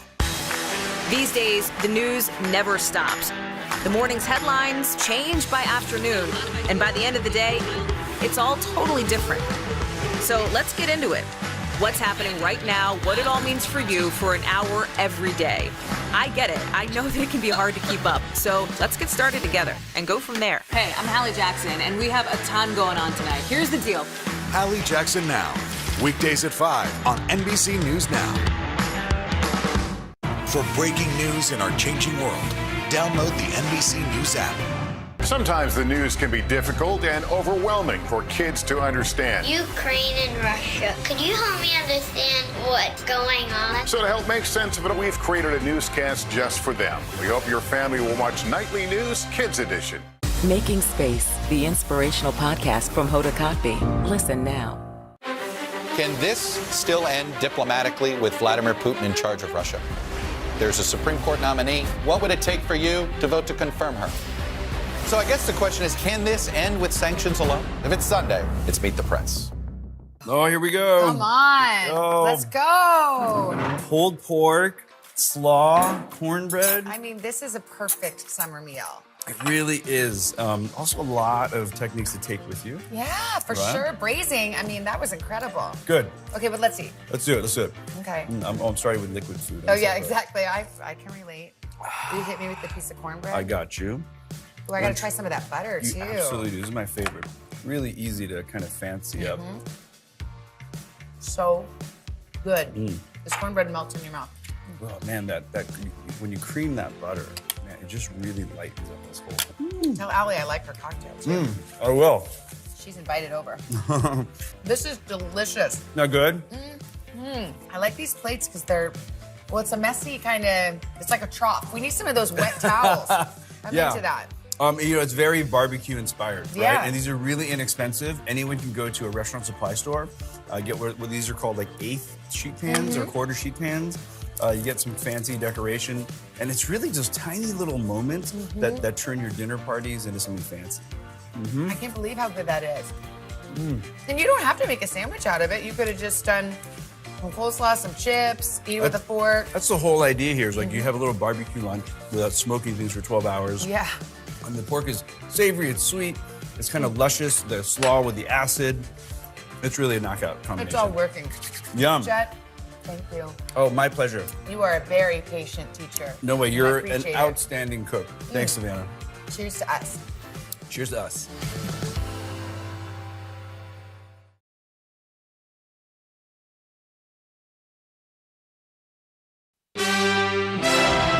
Good morning. About face, chaos and confusion from coast to coast after the mask mandate for most travelers comes to a sudden end. I think it's great, yeah. I think everyone's ready. I think it's about time. I just feel safer around people with masks. Airlines dropping requirements for the first time in 2 years, but some major